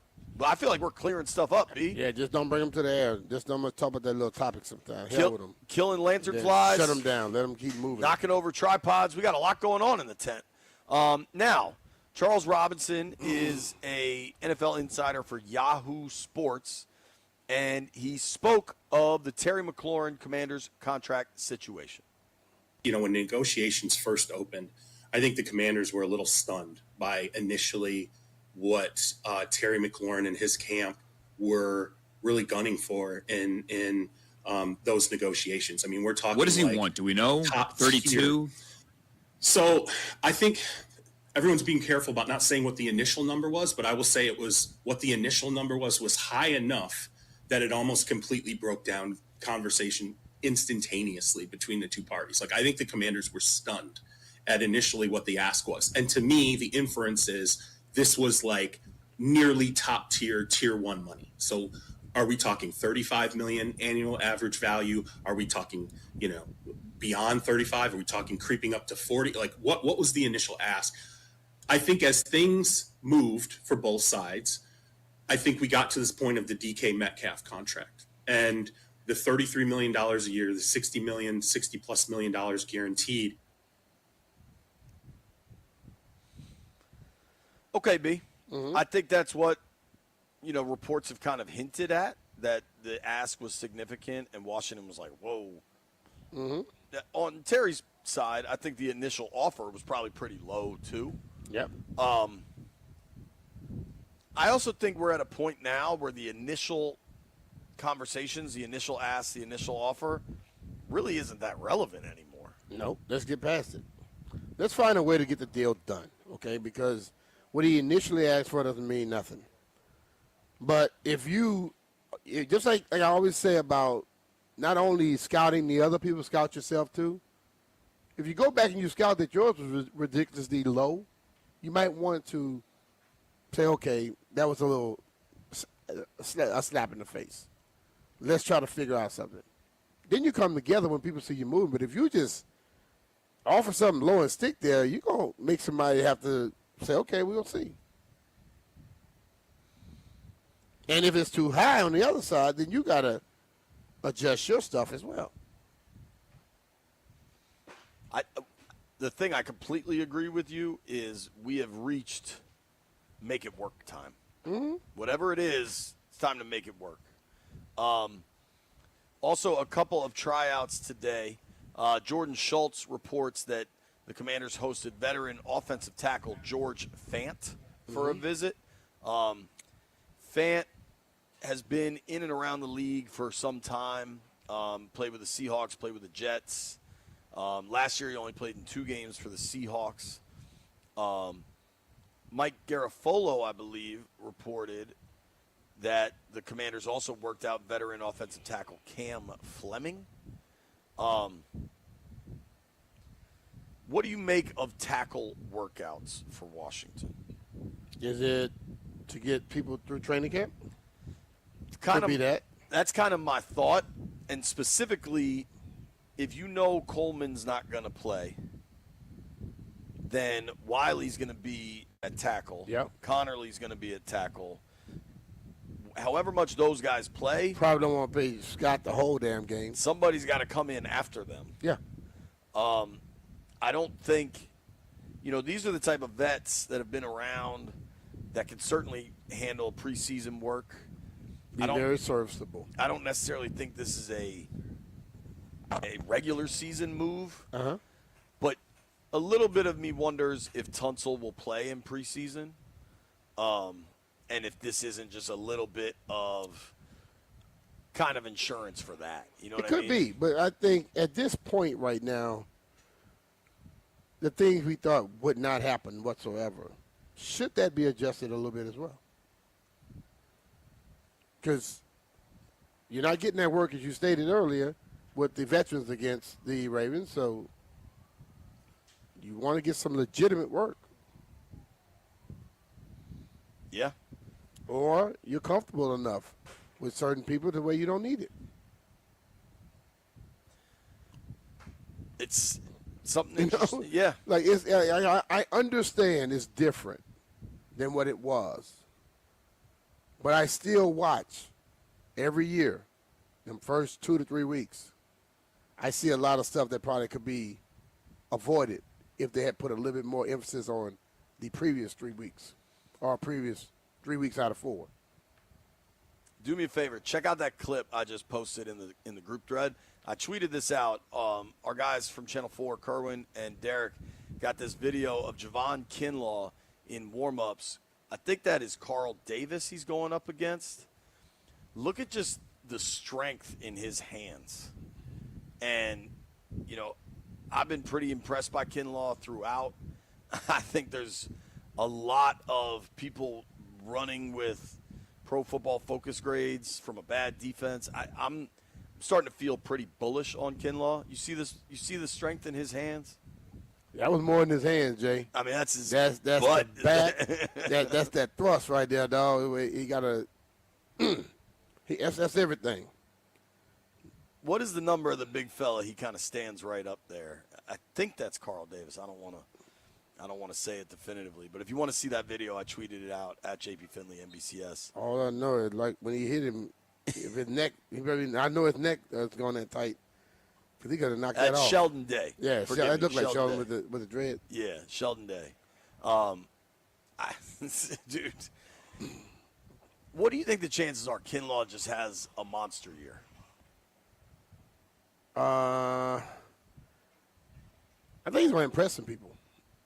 I think what people were saying when he got signed is going to be making them go back and say, man, I was wrong. I don't think these people made those moves to get him in here if they felt he was done. Especially with a guy like Joe, who basically don't want no duds around him. No duds allowed. When we come back, we got to make some bets, see if we won or lost last night. You're listening to B. Mitch and Finley. Grant and Danny coming your way at 2 o'clock.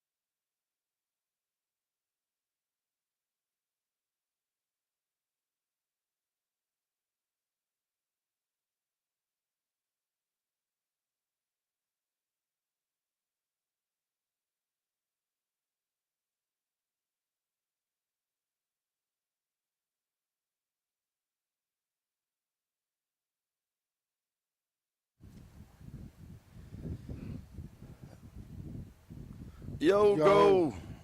Go, Johnny, go, go. Go, Johnny, go, go, go. Go, JP, go. B. Mitch and Finley live in the tent. B, we got one. This is our second to last Thursday in the tent. Cool. Next Thursday, there will not be a joint practice, but we'll still be in the tent. That's fine. That's fine. We can go inside. I'm ready for good air conditioning. B. Mitch and Finley. I'm a little spoiled. Ashburn, VA. Derek over here stealing stuff. Man, Derek, man, you need to jab him in his jaw, man. Take his stuff. We're worried about our boy Jeff. Thoughts and prayers to Jeff Walker as he deals with a bad back. I've checked with sources. Man, I didn't know that little kid beat his back out. Will be the one thing I'm concerned about is Jeff has this burgeoning Jeff versus the Pros series that he's going to launch on YouTube. It's like it's not going to get off the ground. Well, the last thing we heard was Jeff, try to take some reps against Fred Smoot. And Fred jammed. And now Jeff's got a bad back. So I wonder if Fred Smoot broke Jeff. So Fred broke him on the jam. Then when he get to Bobby and Bobby tackling him, he going to die? I'm just saying. His back going to fall off? Landville, do you think Fred Smoot broke Jeff? No. You think Jeff broke Jeff? Yeah. I actually just sent you a text about what I think happened, but we can't repeat that. Okay. I need to see this text. That one I'm not going to repeat, Landville. There are things even I know. And that is one of them. I'm going to keep that one to myself. Thoughts and prayers to Jeff. We'll see if he's back tomorrow, if his back will allow. Thanks for the laugh, brother. Thanks for the laugh. We got to make some bets. Let's get to Heard It Here first.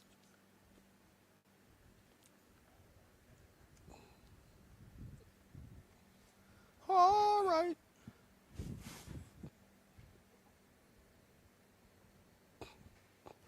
Heard It Here first. Quick update from the BMW Championship up at Caves Valley in Baltimore, Maryland. I wonder if that's actually Baltimore. It's probably Baltimore County. You know what I mean? I don't think it's Baltimore, Maryland. Shout out to our guy Bennett. Bennett Fight, I'll say this, texted me yesterday, a long shot he likes in the BMW was Shane Lowry plus 6,500 Mike to win. Lowry. Mike Lowry.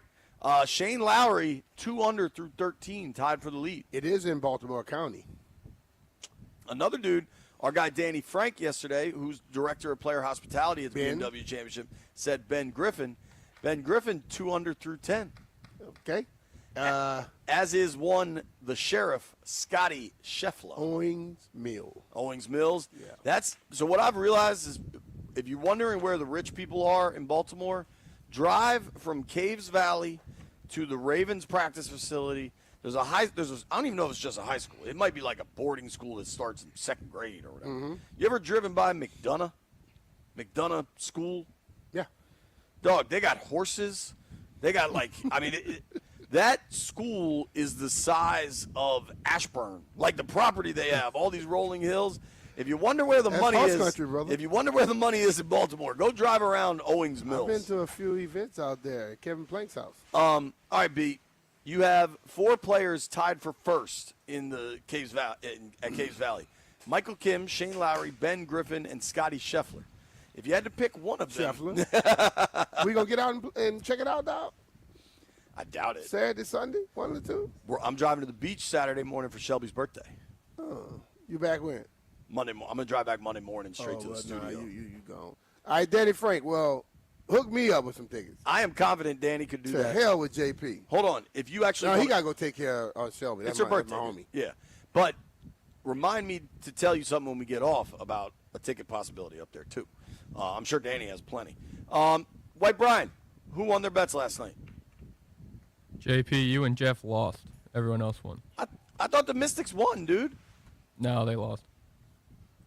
Damn. So I won. I won both of mine. So I got 2. That's two for me, right? Where are we at on the week, Dub B? Landfill is in the lead at 2-1. B Mitch, you're 2-2. I'm 1-2. Don't Jeff's worry, 1-2. beat him tonight. JP, you're 0-3. Oof, 0-3. Owen Walker. Yeah, that's about how you bet. All right. I think all we got tonight is baseball. Jeff lost. Jeff definitely lost. Jeff and his back have lost. What do we like tonight, boys? I'm taking the Blue Jays. Scherzer's pitching. Ooh. Blue Jays. Let me take the Blue Tigers. Jays, though? Let me take the Tigers -1.5. Tigers. I was looking at that, too. I can't take them just straight up, so I'm taking -1.5. Because Scooble's on the mound? Wait, 11-3 playing against the damn Twins. Scooble's that dude. What do you like, White Brian? Braves. The Mets stink. Yo, what was the final score in that Mets game last night? I watched some of that, and they had this big lead and then just promptly blew it. It was 11-6. They were up a touchdown, then they gave up touchdown field goal. Damn, the Mets stink. I'll go. You know what? I'm gonna take the Mets. Ooh, be betting on the bounce back. Yeah, like Big Sean. Scooble over 8.5 strikeouts for me tonight. I might try to watch that. I bet it'll be on MLB Network. Thank you to everybody that listened to the program today. Thank you to Peter Rosenberg for joining us. Thank you to John Talty for joining us. Thank you to everybody that called in, Bleep you and otherwise. The news of the day, no more joint practices next week between the Commanders and the Ravens. I'm sure Grant and Danny will have plenty of thoughts You know what should happen? Remember the time the Junkies got the team together to play against the DC Divas? Yeah. They should get a team together and go out and practice against a team, against the real team. I love that idea. Yeah, that'd be great. Cakes, I'll come and watch EB, them. I'm not Lurch, playing with JP, them. get out there. Yeah. Let's see what you got. I think Lurch was the quarterback. I don't know. I just want to see him play against this team. You think Lurch is ready for Javon Kinlaw? Interior pressure? We'll just let him play against the third teamers. Grant and Danny coming your way next. Fun day on the program today. We're back in the tent tomorrow. Preseason game 2, Monday night, should be juicy. It's also Brian Mitchell's birthday. Really? Yes. Here comes Grant and Danny. 47, baby. You made it this far. B. Mitch owes you a lie about his birthday age.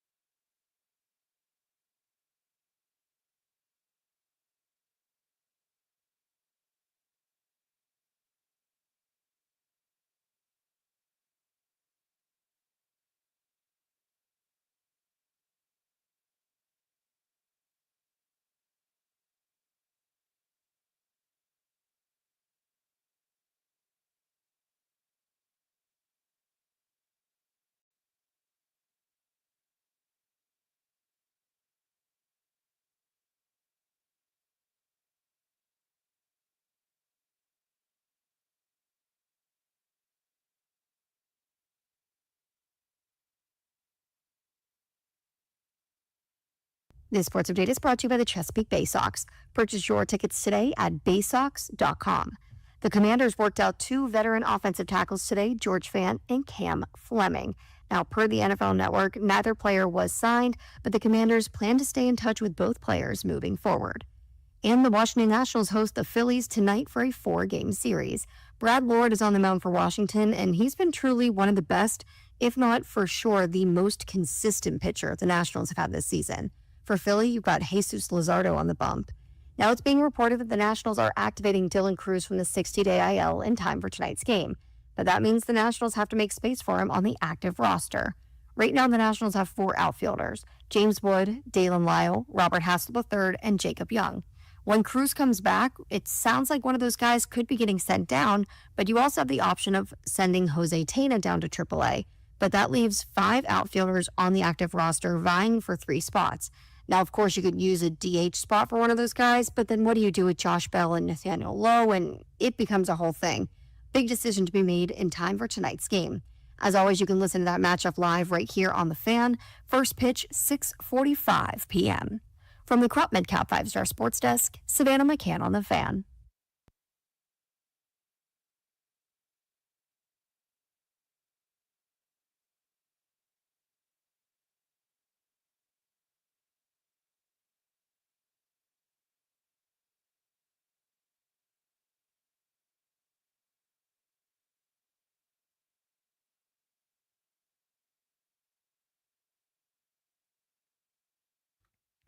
Yeah, Thursday. What's up? Welcome in. August 14th, 2025. With Danny Rouillet, I'm Grant Paulson. This is The Fan.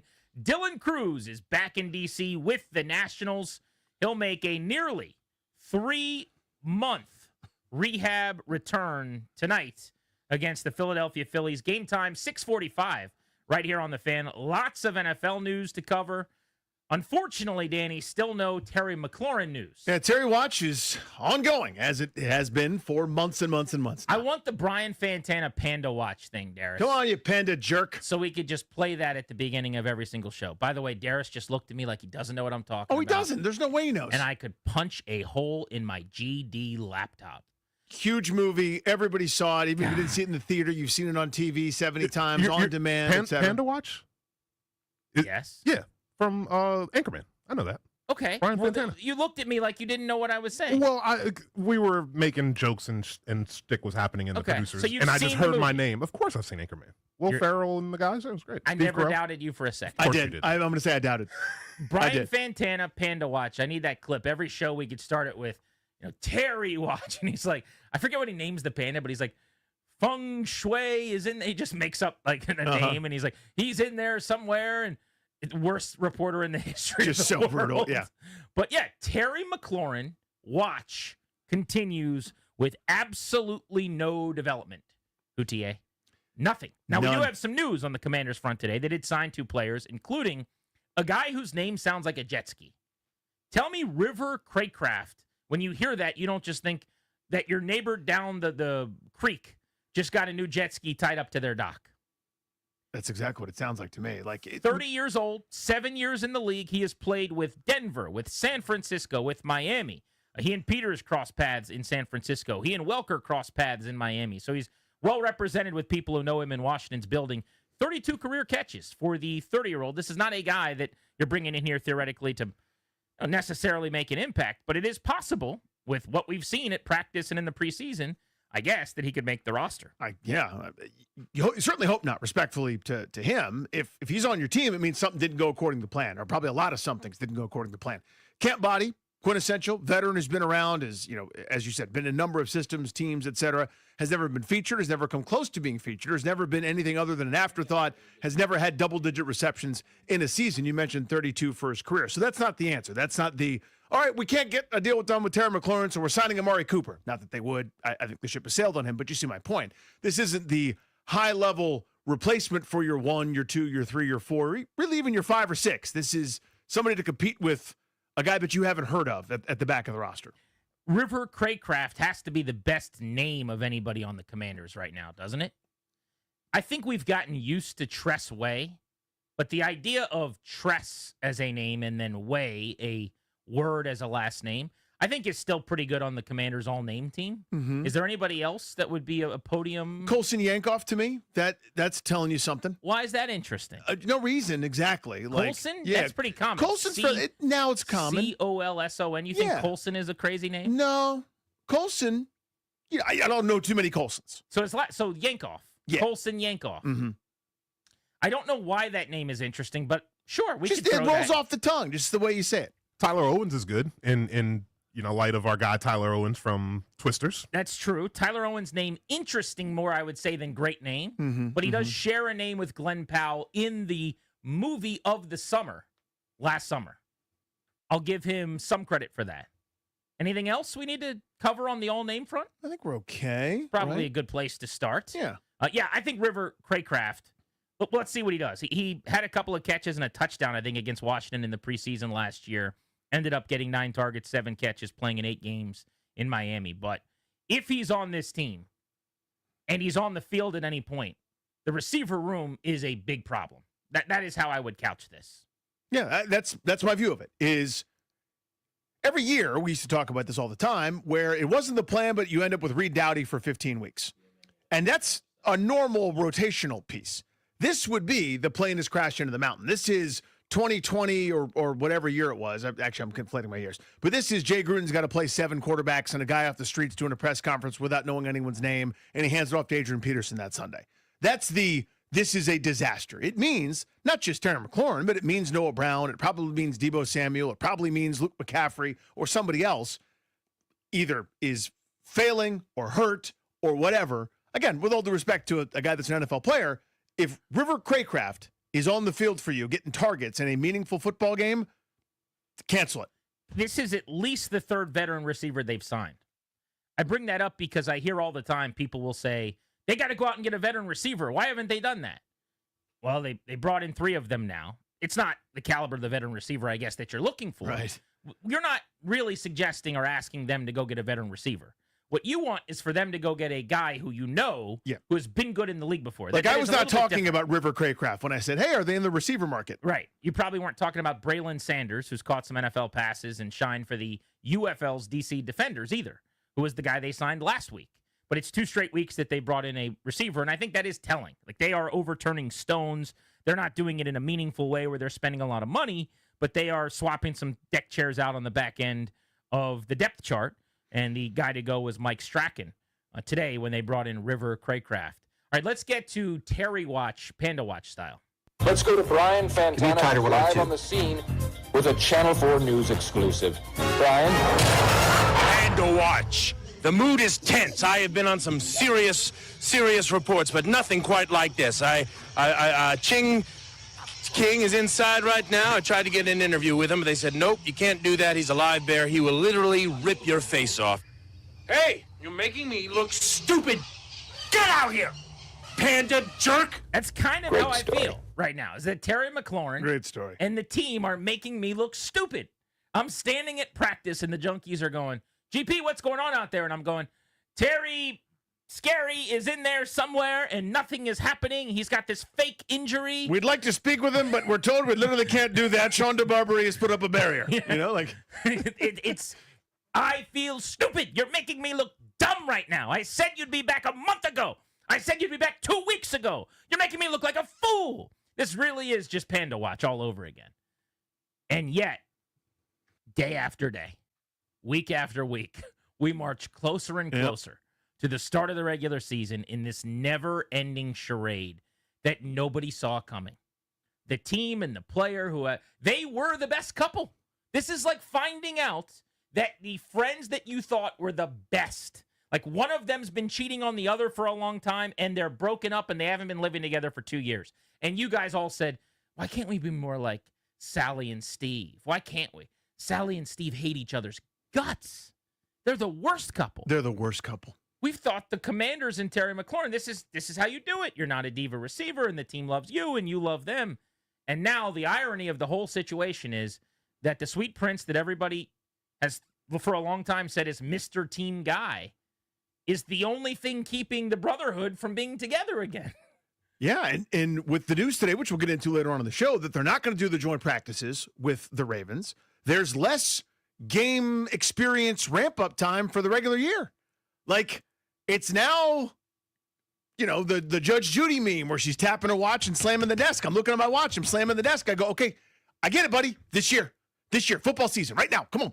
Here we go. Let's get on in there and get the football going for the football team. I got a whole bunch of guys that are pulling the rope in one direction. I got a lot of aspirations. I got something special hopefully brewing. Need you. I get it, man. I get what you were trying to do. I got a lot of empathy for you, but it's now time for this year. You did your big push, and I respected you for it. I even applauded you for it. Now we got to turn that page. So now we're starting to get in the nitty-gritty time, in my view. For me, I come back to this axiom. You owe me one more football season. Mm-hmm. You owe me a football season, man. You do whatever you got to do in the meantime. But when push comes to shove, when it becomes the day that matters for the Giants game in terms of preparation, and I don't know when that is, you owe me a good day of work. You owe me being ready to hit the ground sprinting. You owe me a football season. We will get into that and the fact that they're not going to practice against the Ravens and what that means for McLaurin's readiness and getting him to a point where he'll be ready to sprint in week one, figuratively. Coming up a little bit later on in the show. But in honor of this River Craycraft news, yep, I want to talk about jet skis. No, in honor of the River Craycraft news, I want to give people a chance, because we have not asked this question. We have not done this way. On a 1 to 10 scale, what is your level of concern about wide receiver? 1 being the lowest, 10 being the highest. What is your level of concern? 5 in this moment. With Terry McLaurin, it's still a 5. The reason is I don't trust Noah Brown to be healthy. I like Noah Brown. I think he's a really good, probably 3rd, maybe 4th receiver. I'm hoping Deebo Samuel is a bounce back, but he, to me, is more weapon. I wanted a more bona fide number 2 opposite Terry McLaurin. And it seems maybe they've got some eternal confidence that Luke McCaffrey is going to ascend or that they found something in Jalen Lane. I'm still unless it's a high premium draft asset for a guy that I saw a ton that I feel like I can walk in and dominate, I feel much more confident when I've seen somebody do it at the NFL level than I am with the promise of something new. In other words, I saw Luke McCaffrey last year, 18 catches, very little involvement in the offense. I don't know if he can handle the volume of 45, 50 catches as a number 2 receiver is going to have in this league. Maybe not in this offense, but in general, can he do that sort of thing? I don't know from Jalen Lane. The promise is fun. The speed, the gadgetry, the deep threat that they couldn't do at Virginia Tech, respectfully to Tobes, because they couldn't throw the ball down the field. I don't know yet. I didn't love the receiver position with McLaurin. I'm thrilled about the Deebo Samuel addition. So with or without, looking at this group, it's unexciting to me. It's a perfectly okay group with McLaurin. Without him, the longer that goes, it's now to me far below average. Yeah, so if they go into the season, if they had a game today, I'll put it that way. Mm-hmm. They played the Giants tomorrow night, and there's no McLaurin and no Noah Brown in that game. And so it's Deebo Samuel with Luke McCaffrey and either Chris Moore or KJ Osborne out wide. And then you've got Jalen Lane and, let's say, Michael Gallup or Ja'Cory Brooks as your depth at receiver. Then my level of concern about your receiver room being good enough is a 2 out of 10. I would be petrified about getting through the season, accomplishing your goals, being the offense they need to be to make up for the deficiencies of a defense that isn't going to be as good as the O. But I am banking on Terry McLaurin playing. No guarantees, but that's what I'm assuming is going to happen. And I am banking on Noah Brown being back and available, at least for the start of the year. He may get hurt again at some point, but it sounds like he should be back. So I'm going to put my level of concern at wide receiver right now at probably a 5 out of 10, Danny. How I feel about the receiver room, similarly, is a 5 out of 10. And maybe that's the better way to couch the question. We'll open up the phones for you guys at 800-636-1067, 800-636-1067. Second straight week they've signed a veteran, claimed a receiver to shift what the room looks like. Last week it was Braylon Sanders. This week it's River Craycraft. Third time since the start of camp that they've brought in a wide receiver. They clearly are telling you with their actions they don't love what they have. Mm-hmm. Plus, you've got the data point of the preseason game with 4 drops by veterans who are occasionally working with the first team. Plus, you've got this scrimmage that I told you about that I was at. It was a team good on good ones where the wide receivers couldn't get open. what is your level of confidence that this wide receiver group as constructed is good enough? And that takes McLaurin and Noah Brown into the equation if you think they'll be back with their ongoing situations. 800-636-1067. I want to get back into that in just a second. We do actually have some breaking news on the Washington Nationals, though, to get to.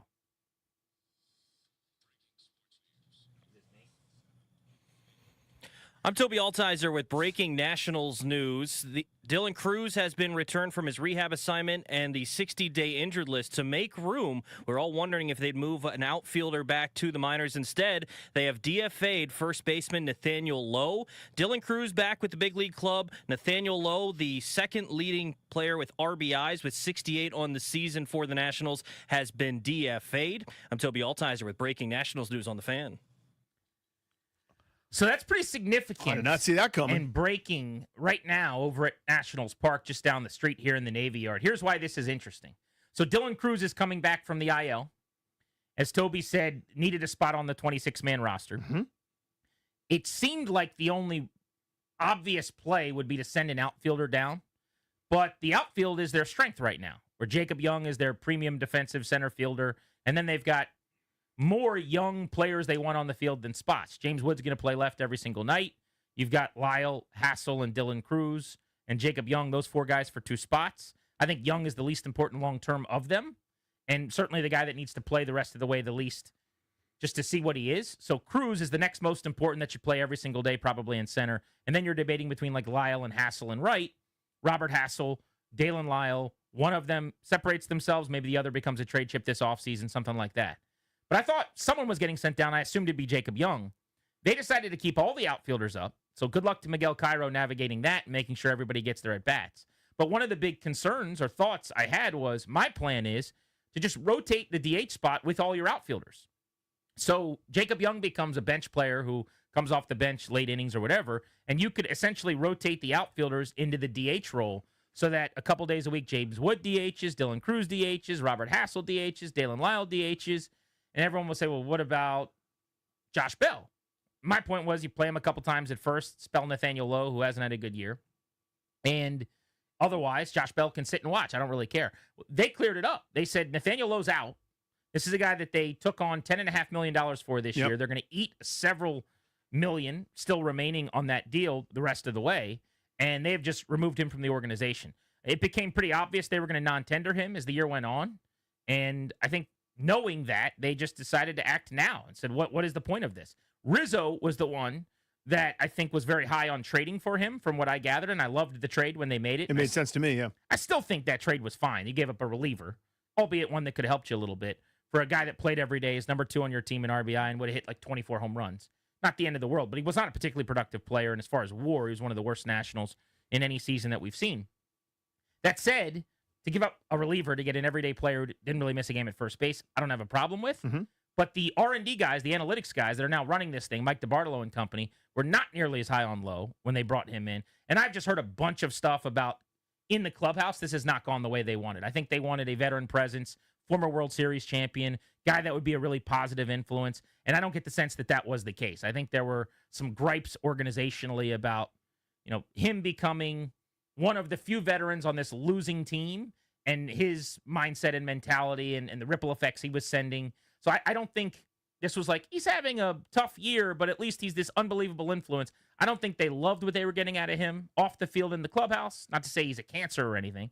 I just don't think not the right vibe or mix. I don't think it was a good mix, and they liked what he was bringing. And then you add in the fact that he was horrendous defensively, took a huge step back, struck out way more than he ever has before, walked way less, just had a really, really bad season. Yeah, it wasn't going particularly well. Probably in worse shape than he's been over the last couple of years, too. I think that's probably part of it, is they're trying to set an example. Again, it feels like we're kicking the guy when he's down. It was great to us in spring training. It was a lot of fun to catch up with him and talk to. He was an awesome interview. It would have been a guy that would have been great to have on the show regularly throughout the season. Like, he is very, very good. One of my favorite interviews, frankly, with any National that we've done was Nathaniel Lowe in spring training. But just passing along what I've heard. No, absolutely. It did not go well in the clubhouse as the year went on, and he was a part of a terrible team. He came over from a World Series club in Texas that has been very competitive the last couple of years. It's not that easy when you're 30 years old looking around and everybody's 22 and the team loses every single day. But The other big problem is just his play was nowhere near defensively what it has been in his career. And at the plate, he was kind of a shell of what he's been as well. Yeah, so if those things, had been maybe up to his career norms or more in line with what they thought they were getting, I don't know that this move gets made today. But when you combine all those factors, now I guess it kind of makes sense, right? Because the thing that you can't do is take at-bats away from Wood, Cruz, Hassel, and then by extension, Lyle and maybe some others. So you kind of solve the problem there. I mean, I wonder if it means one of those guys gets kind of a half day off at first base here and there, or Josh Bell plays first base every day. I don't know exactly. Paul DeYoung will get some chances over there. So this is my hope. My hope is that Bell becomes their first baseman, because you could say, well, he's not a good first baseman. That would be terrible defensively. And I would say you're right. True. And also, Lowe was also really bad defensively, which is odd because he's a former Gold Glover. But if you look at the metrics, you're talking about one of the worst defensive first basemen in the league this year. So put Bell there. Who cares? You already have the worst infield defense in the league. You're playing out the string. So what are you going to do, lose? Your second baseman is terrible defensively. Your shortstop is below average defensively. The only guy that plays at a high level defensively in the infield is Brady House at third. So I have no problem, to me, biting the bullet a little bit on first base defense with Josh Bell to free up DH at bats so that twice a week Wood, twice a week, let's say Cruz, or once a week. Especially coming back from an injury. Exactly. Yeah. Now I just found 4 games where Lyle can play because he spells Wood twice, he spells Cruz once, he spells Hassel once, and I'm able to rotate this thing with the guys that matter the most. Those guys need at bats. Like if you're Mike DeBartolo, you got to go to Miguel Cairo right now and say, hey, remember when you sat Brady House 2 straight games on the road trip? Don't do that again. Yeah, respectfully, never do that again. Hey, remember when you didn't play Robert Hassel 3 straight games? That's inexcusable, man. If you want to keep managing for the rest of the year, I want you to. You got to play that guy. This is the gig. Do you want it or you don't? I don't care if your wants and my wants align. This is what matters for this organization long term. But let's open up the lines. You can react to whatever you'd like. We'll see if Commanders or Nats fans weigh in more here. If you want to discuss Nathaniel Lowe, a pretty surprising release moments ago by the Nationals, 800-636-1067. Or if you want to discuss the wide receiver room, your level of confidence or concern with that group, as the Commanders have added yet another pass catcher with the standoff continuing with Terry McLaurin. We are here for you on Grant and Danny.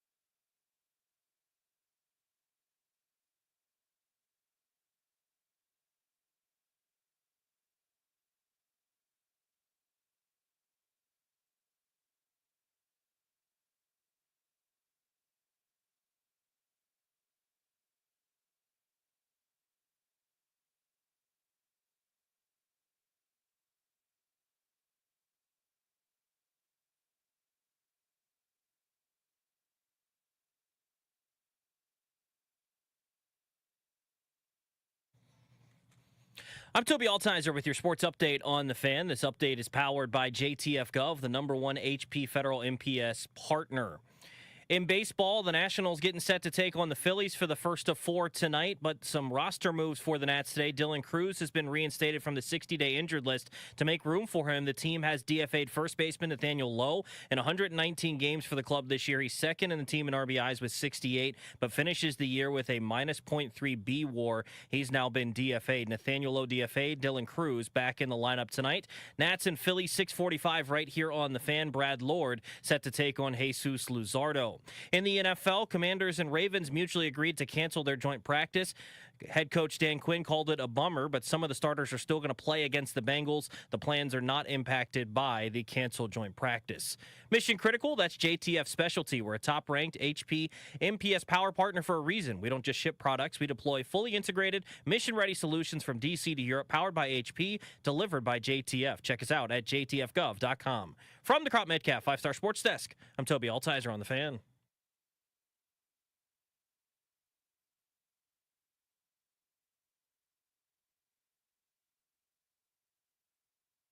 Stands slightly open for the left-handed hitting first baseman. Lugo working quickly. He's to the belt, and now the pitch. Swing a fly ball, deep right field, back toward the corner, and this is a grand slam. It clears the Kansas City bullpen, and the Nationals with one swing take a 4-0 lead here in the top of the first. Dave Jagler on the call, as heard right here on 106.7 The Fan. The 30-year-old from Norfolk, Virginia, Nathaniel Lowe, has been released by the Washington Nationals. He was under contract through next baseball season. They had a decision to make on whether or not to bring him back after arbitration. He would have made more than his $10.5 million salary. Yeah. So pretty clearly, I don't know when it became obvious, but I think within the last 3 weeks to a month, certainly within a week or two of the trade deadline, right around the All-Star break, it was glaringly apparent he was going to get non-tendered this offseason, and they weren't going to bring him back. Earlier on in the year, the idea was you might have just had a 2-year first baseman. You might have just found a solution. Solved it on the cheap, quote unquote. He was a former Gold Glover, right? A former Silver Slugger who could go out and hit 25 homers, so it was on pace for 100 RBI. Was on pace for a year that only like 5 Nationals have had in the last 12 years or something like that. But his offense has cratered, and bigger issue might have been the defense that they acquired him thinking he would play has been horrendous. I mean, his metrics defensively are among the worst in the sport at first base. So a career 265 hitter is hitting 215. A career 350 on-base guy is getting on base at about 29% of the time. A career OPS of 770, he's down 100 points this year. So it's been a debacle of a season for Nathaniel Lowe in all phases, really, offense and defense. And as I said, in the clubhouse where if you're struggling, but you're an immensely helpful player, remember like Nelson Cruz was a guy they didn't trade because they thought he was a really important leader, or Josh Bell's a guy, presumably, in that clubhouse who's like a really good influence on the young players. You know, maybe you hang around, but I think between the struggles, the fact that he wasn't the guy of the people running it now, the Bartolo and the R&D types, he was more of a Rizzo scouting type guy. And lastly, the idea that he just wasn't in the clubhouse what they hoped he would be, it made it easy today as they needed a roster spot to make this decision. They'll eat some money down the stretch of this season. Especially look at, again, everything put together. The second half of the season post-All-Star break, really the first couple of months, as you said, the average wasn't ever really going to be there, and that's certainly fine, but you're still getting some of those productive things. Had a 786 OPS in April and March, for example. Was putting together some good at-bats, and that's kind of what you got him for, is that it's not going to be sexy all the time, but he's going to grind through some ABs, see some pitches, take his walks, hit the ball over the fence here and there, and be kind of a middle order, easy for me to say, a middle of the order bat for a second division club, right? That's not that easy to find. And they found it for a guy that was a middle reliever who actually has closed some in Texas, and Robert Garcia, but still it's a trade you make every time. And that swoon has happened. Once they really started to crater, once that 12-game losing streak happened, it just sort of seemed like he ran out of caring. I mean, you look at the batting average, the OPS, the slugging percentage, every number is down into the you don't belong in the major leagues type stuff. Small sample here in the month of August, and I know it's most recent sample. The last thing he did for the Nationals hit a grand slam yesterday, but an 091 batting average and about 480 OPS to go with numbers that are similarly bad in July. All while this is happening, you need at bats for your young players. you're not the influence that we thought you were, fare thee well. Yeah, it's pretty stunning to me how quickly this unraveled. When you go back to like what he could have and should have been middle of May into June. Start of the year was pretty good. And sitting here right now, it's like, ugh, yuck. I mean, Toby and I on BLB were doing a podcast sometime right around, I would say, May into June. And we had this like 35-minute conversation about is he having a bad year? Like, what kind of player is he? He's playing bad defense. He doesn't really get on base like he was supposed to, but he's not walking. He is striking out. What is he? Is he a guy that you want back here next year? And to go from that having been a debate to the idea that he's out of the clubhouse today and they just decided to move on. I do wonder, would this have happened if Mike Rizzo was still here? I bet it wouldn't have. I bet you would not have. So the same logic last year, and again, I like Rizzo, but the same logic last year that said we can't trade Kyle Finnegan because who's going to close games? What? Who cares who closes games for a team finishing in last or second to last place? You're getting a little bit worse in the short term. I put that in quotation marks. But that shouldn't be the focus. This is a lost season. This is about at-bats for young players and playing experience for young players. It's not about what Nathaniel Lowe is going to give you or not give you, right? So I don't think Rizzo would have made a move like this. It takes a Sean Kelly-type meltdown for him to finally say enough of this, or he thinks you leaked to some media person, Brandon Kinsler style. So he's moved on from guys after, button heads. But from a scouting perspective, baseball perspective, I don't think he would have done this. Yeah, I agree with you on that. I can't wait to see what it means in the outfield moving forward, though, because now you've got 5 guys, not 4, but 5 burgers and fries for 3 spots. Jacob Young, to me, should rank 5th in terms of playing time moving forward, as much as I love JY defensively, just because now this is about development and getting guys the work that they need. And by keeping all of your young players that are really important moving forward in the outfield in the big leagues, instead of sending one down to play every single day, it's going to be a really hard balancing act for an interim manager that at least so far has not proven up to the task, in my opinion, in this regard. Mm-hmm. James Wood, Dylan Cruz, I think those guys are like Ronco set it and forget it players where every at-bat they can get the rest of the way. If you want to spell Dylan Cruz here and there because he's coming back from an oblique, fine. But otherwise they play, which means there's one spot now for Hassel and Lyle, and how you divvy that up is up to the Nationals. But by getting rid of Lowe, maybe moving Bell to first base, I think you do open up the DH spot to get guys those at-bats as well. Lyle's an example of a guy who's got really bad defensive metrics, who's been an awesome hitter so far. Well, awesome is strong, but has the profile to be a really good offensive player, I think, of like a Michael Brantley type profile for him. So I'll just be really interested to see how they monitor and manage the outfielders for the rest of this season. Yeah, it is a juggling act, and I know you've been opposed to it, but I do wonder if kind of a half-spelling somebody, maybe James Wood plays a game at first per week or something, or, you say, I know it's not your normal spot, Robert Hassel, but, you're 6'1", and you got a glove on your right hand. Maybe you catch the ball at first base once a week. It's not ideal. I don't mind. I wouldn't do it with James Wood. The face of my franchise is not going to do an experimental weird position to get at-bats for Dalen Lyle. Like, sorry, that's not what's happening. I'm not moving Aaron Judge to first so that, fill in the blank random Ben Rice can get at-bats or whatever. But if you wanted to do something like that with Lyle or with Hassel, where you're like, you know what, we were bad at first base defensively with Lowe. Who cares if we're a little bit more than bad? Let's let Hassel or somebody learn the position. I wouldn't really mind that. But I just think you kick Bell over there full-time, essentially. Most of the time I would do that, for sure, yeah. I'm going to be so mad tonight when it's like, some like Paul DeYoung. Paul DeYoung's over there. And Bell's DHing, and 2 of the outfielders are sitting. What is the point of this? Yep. But again, it's up to DeBartolo now, I think, too, to sit down with Cairo after this road trip, after what he just saw. Presumably, I would think Miguel's filling out the lineup card and calling the shots, and you just go, listen, man, we need the kids to play baseball. I get that you're trying to squeeze out some wins as best you can. The number one priority every night are these 4 guys in the lineup. That's how you should start the lineup. And now you can do whatever you want. Bat them where you want. Yeah, after that, put them wherever you want in the order. I just need them in the lineup every single night. Yeah, I harken back to Moneyball, the film, where, Art Howe's not playing Scott Hatterberg at first base. So they remove the temptation, right? They trade Carlos Pena in order to make sure that the lineup that they want goes in there. And it's, not ideal. You don't necessarily want that happening that way. You'd like to be able to leave everything up to the manager, but the priorities now have shifted. This is not a group where I particularly care how many games they win down the stretch. I don't. And I think a lot of Nats fans have kind of gotten on board with that. It's more fun when they win, obviously, but to me, the priority is kids at bats future. It is not squeezing out one more, comeback victory against, the Marlins just because you were able to get Nathaniel Lowe or Paul DeYoung in the lineup. Thank you. Grant and Danny on the Fan. You can react to the Nathaniel Lowe news with us if you'd like. We're at Funny Danny and at Grant H. Paulson. More importantly for the Nats tonight, Dylan Cruz back in the major leagues. He will be in the show batting for the Nationals for the first time since May 20th, I think it is. When he got hurt against Atlanta, that was a home run he hit in his second game in as many days for the Nats against the Braves at that point.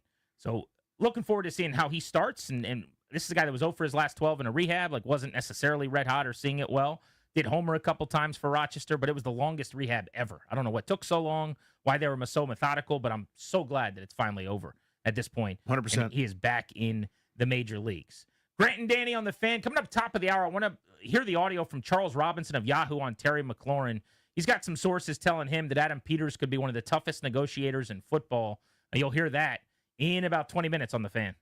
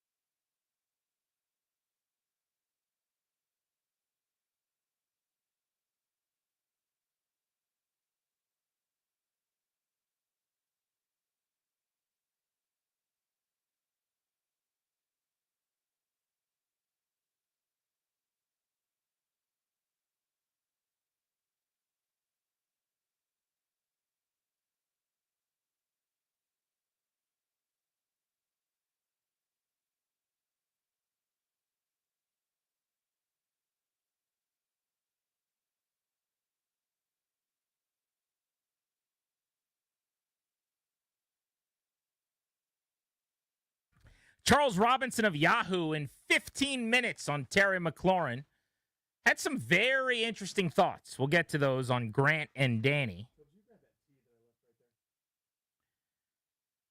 Couple people want to hop in on what's going on with the Nationals today. Dylan Cruz to the big leagues, Nathaniel Lowe released. Typically, we wouldn't really be talking a lot about the Nats as they come home for a homestand against the Phillies because, frankly, there just hadn't been a lot to talk about. That's right. But this is newsy. This is interesting. This is a guy that they traded lefty reliever Robert Garcia for, who's had a decent season for the Texas Rangers. They go get Nathaniel Lowe, who had 2 years left on his deal. They brought him in at $10.5 million. The plan was he'd be their first baseman, maybe through the end of next season.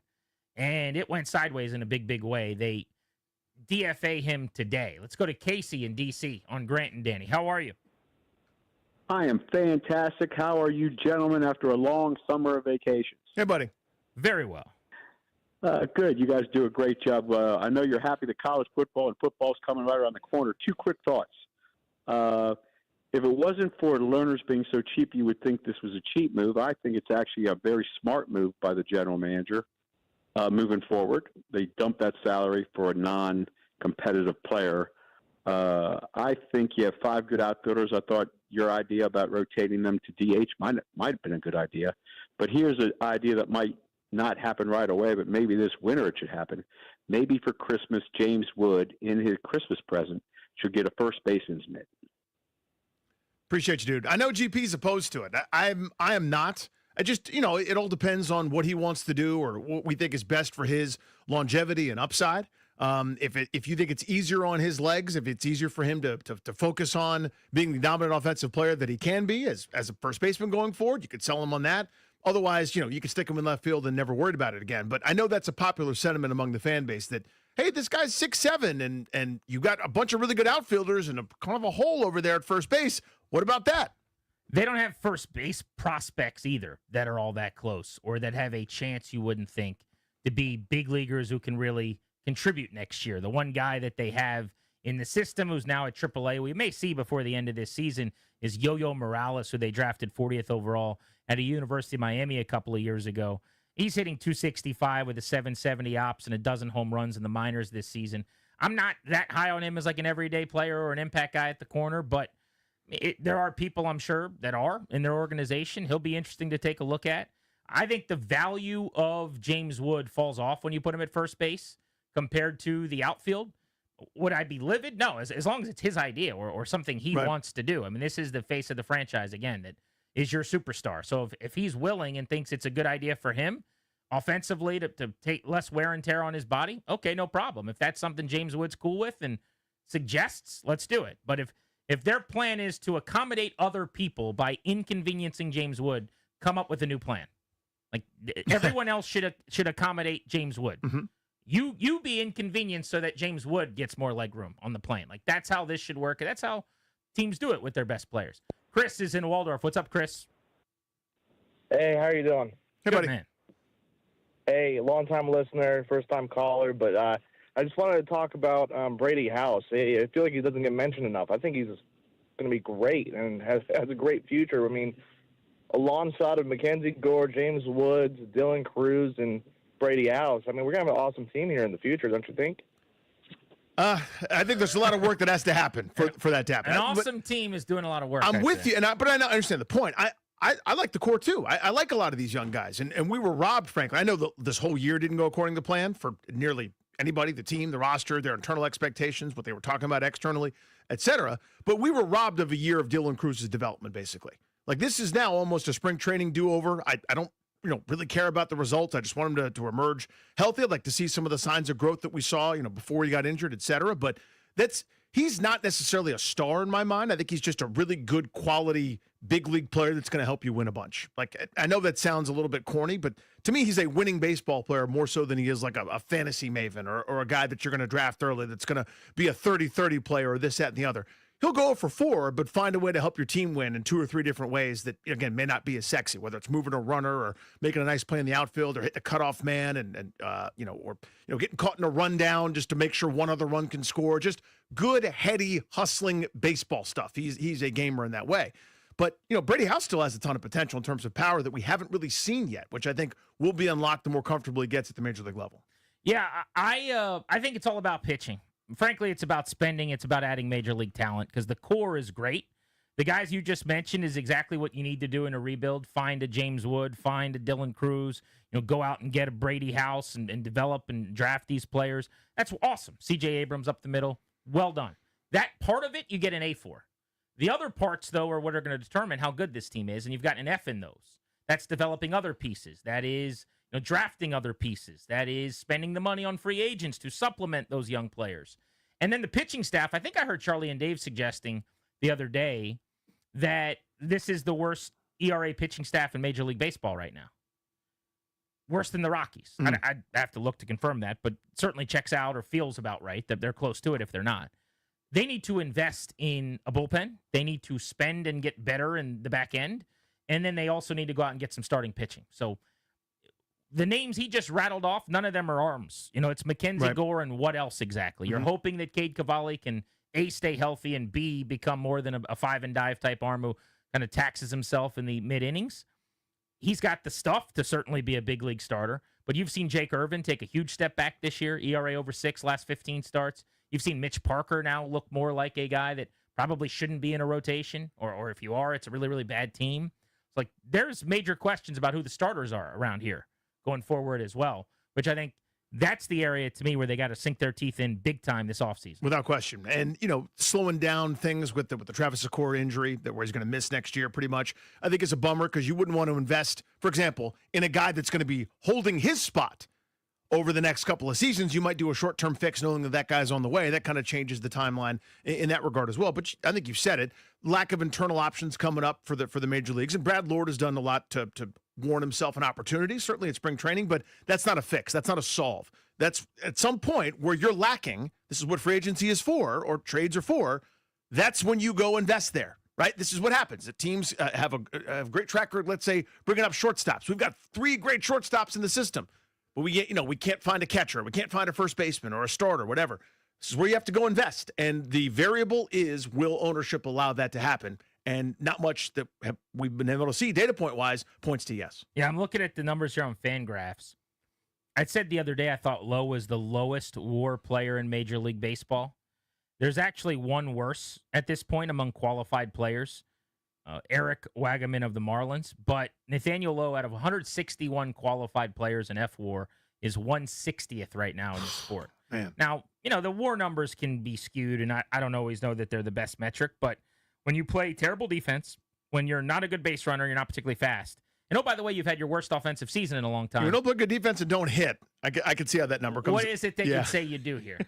Grant and Danny on the Fan. Let's talk Terry McLaurin next. Wait till you hear what Yahoo's Charles Robinson had to say about Adam Peters as a negotiator.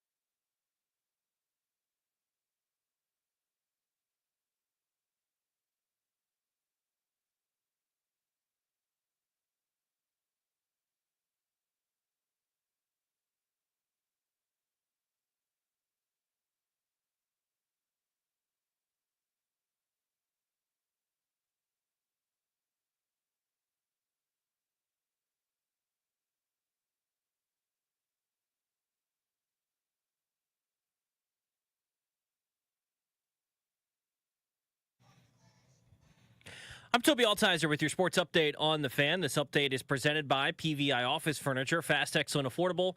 Business grows with PVI. In baseball, the Nats getting set to take on the Phillies for the first of 4 tonight. They needed to make a roster move as Dylan Cruz has been reinstated from the 60-day injured list. In turn, they have DFA'd Nathaniel Lowe, who has 68 RBIs in 119 games this season. He finishes the year with the Nationals with a -.3 B WAR. They reinstated Dylan Cruz. Nathaniel Lowe has been DFA'd. Nats and Phillies, first of 4 at Nats Park tonight. 6:45 right here on The Fan. Brad Lord takes the hill for the Nationals.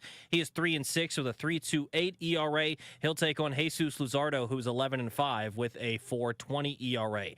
In the NFL, Commanders roster moves today. They signed safety Darryl Worley, as well as signing wide receiver River Craycraft. They released wide receiver Michael Strachan. They also hosted a couple of offensive tackles for workouts today, George Fant and Cam Fleming. The Commanders and Ravens also mutually agreed to cancel their joint practice. The Ravens saying it would have added strain on players headed into a short week. Dan Quinn called it a bummer. Some starters are going to play against the Bengals. Those were already plans, though, that are not impacted by the canceled joint practice.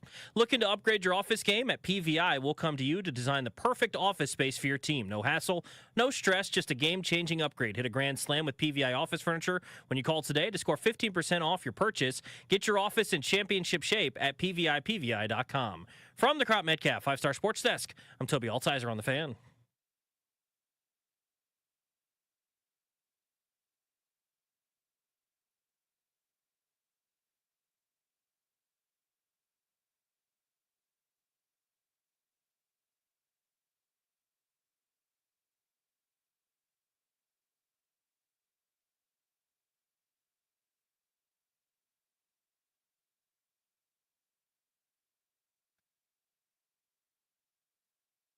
Grant and Danny on The Fan. Our camp coverage is brought to you by Paul Henry's Window Installation.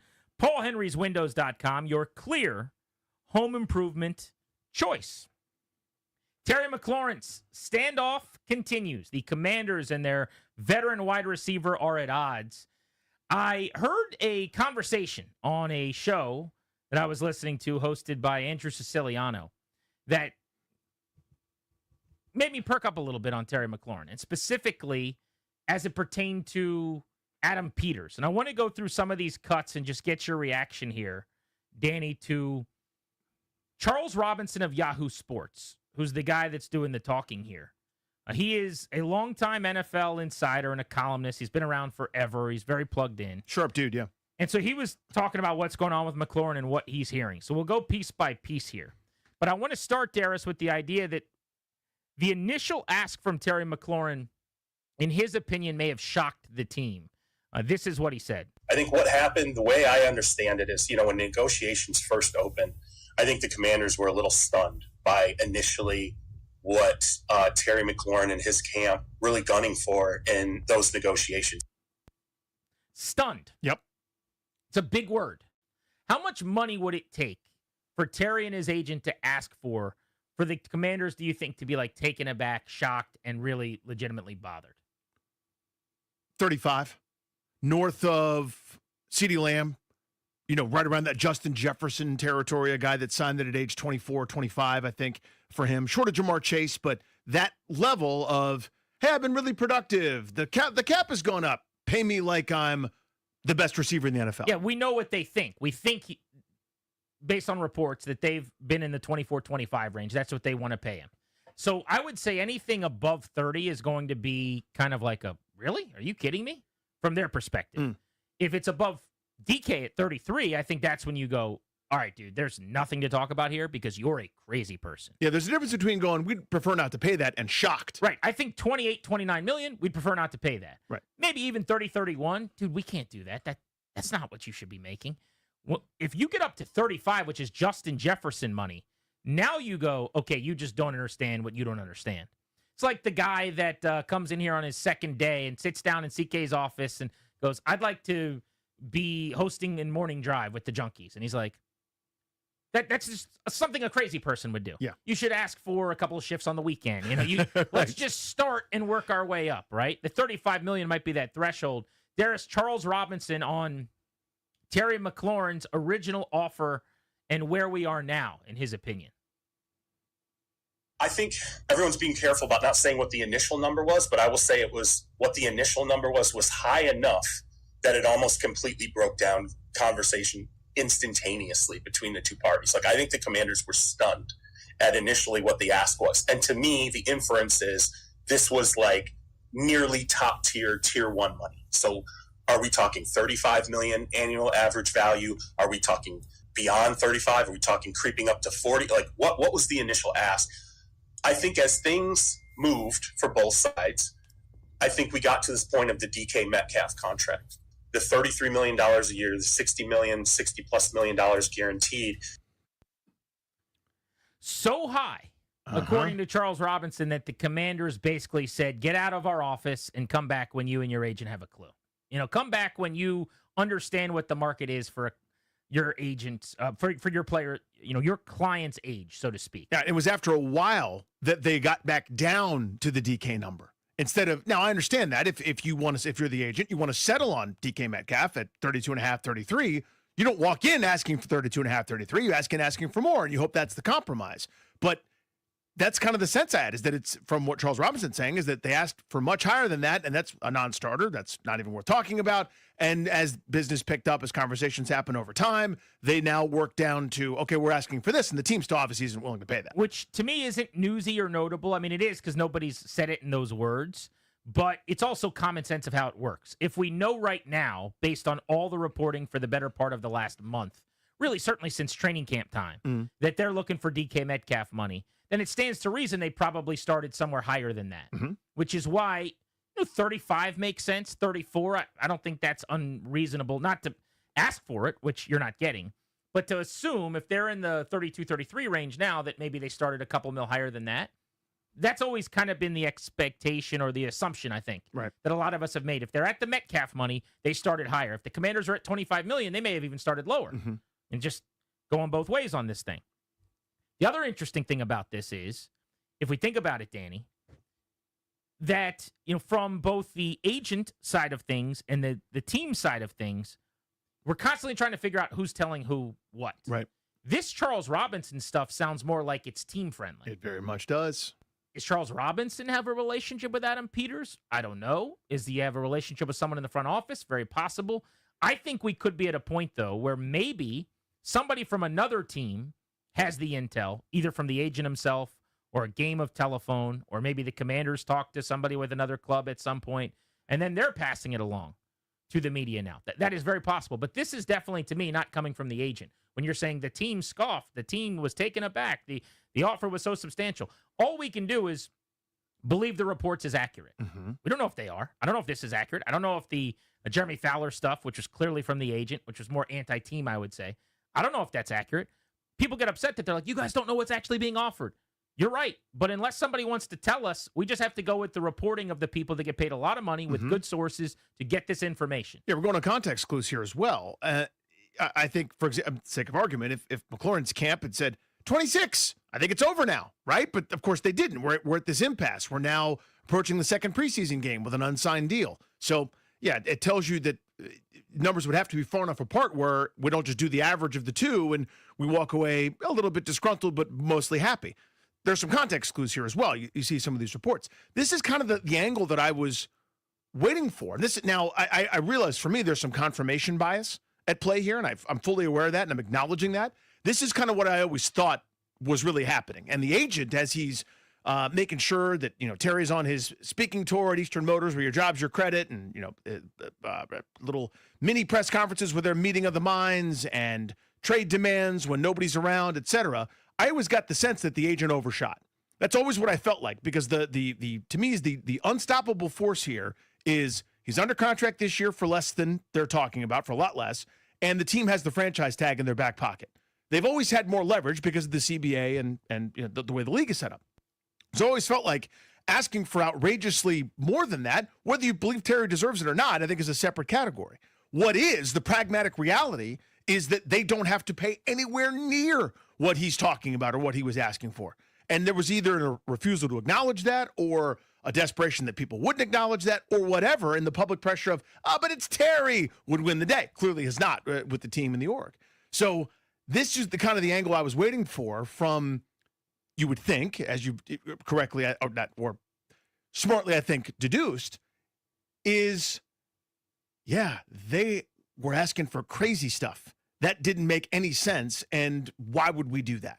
Like, they could have gotten their word out some way at some point instead of just getting beat up in the court of public opinion for a while. This maybe is the first, punch back in that regard without specifically coming out and running the player down at a press conference. He's Danny Rui. I'm Grant Paulson. You're listening to The Fan. These are the thoughts of Charles Robinson of Yahoo Sports, who's got some insight on what's going on with Terry McLaurin. This is from a show that he did with Andrew Siciliano. All right, so Robinson on Terry McLaurin's age being such a problem here, and this idea that the team continues to tell the agent, it sounds like, guys that are the same age as your client don't get the money that you're asking for, period. That's kind of the beginning and the end of their argument. To me, I think the Commanders have approached this from the standpoint of looking at the metrics of receivers who are going to be playing in their 30th year, what kind of contracts have those players signed, other than Tyreek Hill, right, signing a deal in the 30th year, Devontae Adams signing a deal that took him into the 30th year of when he landed with the Raiders. You do not have players signing anything above like $23 million annual average values. There's just not a lot of receivers who ever have done that, maxed out beyond $23 million in annual average value,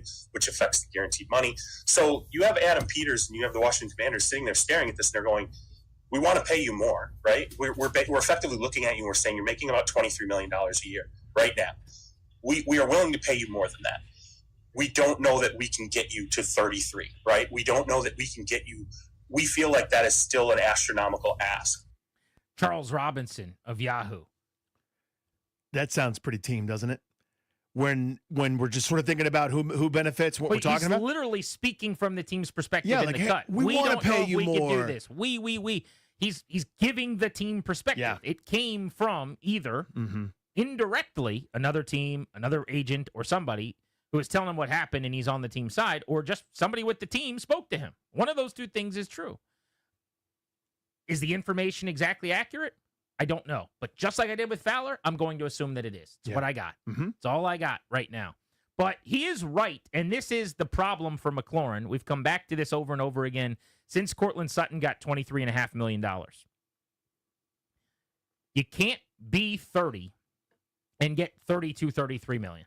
It just doesn't happen. He points out a couple of cases of the rare future Hall of Famer types like Devontae Adams that still produce and still get paid into their 30s. But by and large, when you see the Mike Evans contract, when you see the Cortland Sutton contract, when you see guys the age of Terry McLaurin, sorry about it, man.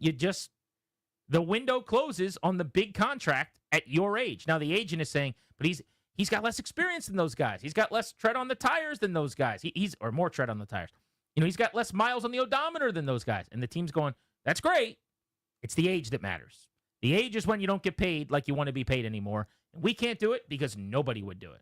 Which brings me to the next cut I want to play here from Charles Robinson, which is him suggesting that there's not a team out there that would trade for Terry McLaurin right now. Whatever you'd have to give up draft pick-wise, which going into the final year of a deal and having to pay him is probably not what Washington fans would be that excited about. I would think it'd be like a mid-round pick. Does that sound about right to you? Yes. He's saying nobody would do that and then want to pay him the $30 million that it would take, which I think I'd like to argue with, but let's hear the cut. Part of the variables in this, no other team wants to pay Terry McLaurin $30+ million a season either. They just don't. And I don't mean this as like disrespecting him at all. He's a very, very good receiver. It's just the economics at that position have created this top tier at $35 to $40 million that is wreaking havoc because everyone's trying to figure out who's in that next tier, how big is that next tier, and then who kind of gets pushed down to a third tier. That's pretty stunning to me. Yeah. Now, I don't agree with it, but that's kind of letting you know the perspective of that side of the negotiation, right? I mean, has he talked to 31 teams? Nobody would pay $30 million. I mean, again, it depends on your circumstance, right? If you're knocking, like Kansas City's knocking on the door right now, right, as a championship contender, I'm not saying they would or wouldn't here, but you know what I mean? Like, I got Pat Mahomes. I got a great defense. They wouldn't do 30? Like, there's no way the Bills would? Like, again, who knows what the cap room is? But you know what I'm saying? Like, the idea that a contender wouldn't do it after giving up a late third or a supplemental pick or a fourth rounder or something like that, I don't know about that. But to me, the angle is, and then this is the less popular one, we don't have to do that from the team's perspective. Again, they're not going to say this because it sounds cold and cutthroat and myopic and penny pinching, but they got him this year under contract, and they got him next year for less than that 30 or this the thing that nobody would do, etc. So they're not budging off of that because they don't have to do anything other than just wait for him to come play football, which he's supposed to do or needs to do in order to kind of get to where he wants to go. The team has control here. If they were trading for Terry McLaurin to do what the Steelers did, right, in order to get him to agree to the trade, in order to get the team to agree to the trade, you probably have to give him more. If you were signing him to a free agent deal on the open market, you'd have to pay more. That's not the league. That's not this situation. They're sitting there waiting, going, you'll never convince us that we have to just overpay because you're a nice guy. There's an argument for that, by the way, but it's separate, and the team has discarded that apparently. Yeah, succinctly for me, he should be more valuable to Washington than he should be to anybody else. I don't see why he would be worth paying more elsewhere than here. Do you have a young, ascending star quarterback on a rookie contract that makes it okay to pay a guy like Terry McLaurin $30 million? If you don't, it's really, really hard to do it anyway. Is your entire organizational structure right now to elevate and help your young quarterback? Otherwise, it makes it a little bit harder to do this. And then also just, well, you don't pay a guy for services rendered. You pay them for services not yet rendered. That's true. We can't pretend like services rendered is completely irrelevant either, that there's not it's a penny. a track record, yeah. But it's not like there's a penny that gets shelled out because of that. There's a lot more than that. So my point in that would be, you've done it here. You've bled here. You've sweat here. This is your org. You're the fan favorite. That we got fans lining up for autographs, and only Jaden Daniels' line is longer at training camp, so to speak. He's going to mean more to Washington than other places. That said, circling back to this premise, nobody else would pay him $30 million. I don't agree with that right now, this moment. Pittsburgh, had they not have traded for DK Metcalf, to bring up the team that you did in your answer, they wouldn't have rather done the exact same thing they did and gotten Terry McLaurin. Now, you can say he's older. I understand that. But I think McLaurin is the type of guy that would fit in so well in that locker room and just a blue collar. Fit in well everywhere, yeah. But I mean, Pittsburgh's entire mantra largely is like, if you're Antonio Brown or Le'Veon Bell, eventually you're not going to be in the locker room. They've had some bad guys along the way, some bad apples. Takes a little while, but sometimes they weed those guys out. I would think that they would have done $30 million.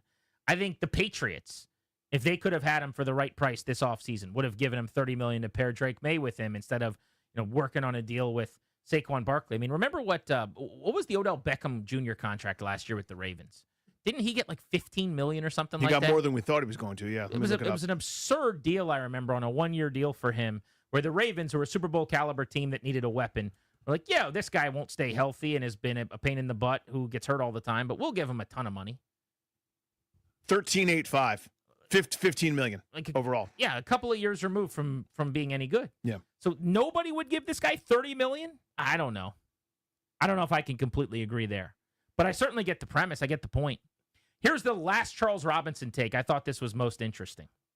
On Adam Peters as a negotiator. Listen to this from C-Rob. I had one executive when I was kind of, going through my paces, and I reached out to somebody who knew Adam Peters really well, and I said, what do you think of this situation? And he said, I think people are going to find out a lot about Adam Peters right now because I do not like negotiating with him. He has an edge to him that people, I think, don't necessarily understand, and they're going to see that now in this negotiation, and I think they have in some respects because Adam Peters has been pretty clear he's not going to budge. An edge to him that people don't understand. Ooh. Did he say it was an agent that told him they don't like negotiating with him? I think it was. I'm not sure who he was referring to. Play that part of the clip again, or the beginning of the clip again. I couldn't tell if it was another front office guy or an agent that told him that. See, he spoke to I had one executive when I was kind of going through my paces, and I reached out to somebody who knew Adam Peters really well, and I said, another executive, I don't like negotiating with him. He's been a hard ass. I mean, there's just no doubt about it. You can't escape that. We have learned that about Adam Peters in this process. Doesn't even mean he's wrong, but it's definitely a tell. But how about that? I don't like negotiating with him. People are about to learn a lot about Adam Peters. Well, we are. Yeah, we're finding this out. He's taking, I don't care what you do for this organization. You better not be asking for more money than I think you're worth, because I will drag you through the coals. 24/7, 364. He's texting your loved ones about your ankle, then it's fine, and making sure everybody's taken care of and gracious and kind and thoughtful. On that extra day, that last day, that 365th day, you're losing the negotiation against him. It's just business. Yeah. We'll open up the phones for you guys. 800-636-1067. You want to react to any of that on Terry McLaurin. Plus, next, 3 things I think on the NFL G&D style.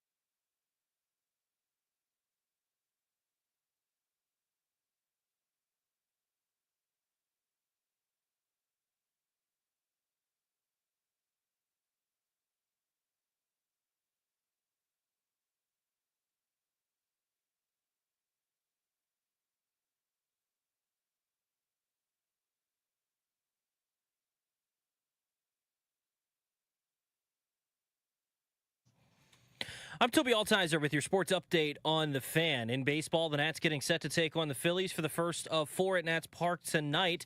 They made a couple of moves today. Dylan Cruz has been reinstated from the 60-day injured list. To make room for him on the 40-man roster, they have DFA'd first baseman Nathaniel Lowe. Nats and Phillies tonight, 6:45 right here on the Fan. Brad Lord takes the hill for the Nationals. He's 3-6 on the year with a 3.28 ERA. He'll take on Jesus Luzardo, who is 11-5 with a 4.20 ERA. In the NFL, some roster moves for the Commanders today. They signed safety Darryl Worley and signed wide receiver River Craycraft, releasing wide receiver Michael Strachan. The Commanders also hosted offensive tackles George Fant and Cam Fleming for workouts. Commanders also announced today that the Commanders and the Ravens have mutually agreed to cancel the joint practice. Dan Quinn calling it a bummer. Some of the starters are going to play against the Bengals. The plans are not affected by the canceled joint practice. From the Crop Metcalf 5-Star Sports Desk, I'm Toby Altizer on the Fan.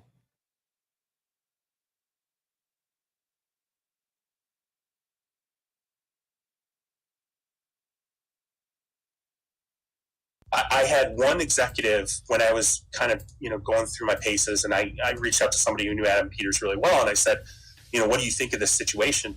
And he said, I think people are going to find out a lot about Adam Peters right now because I do not like negotiating with him. He has an edge to him that people, I think, don't necessarily understand, and they're going to see that now in this negotiation, and I think they have in some respects because Adam Peters has been pretty clear he's not going to budge.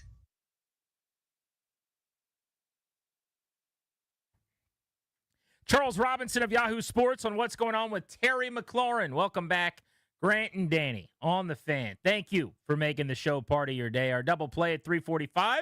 What's going on in our lives? Nothing to do with sports, and we will go blitzing around the Beltway at 4 o'clock.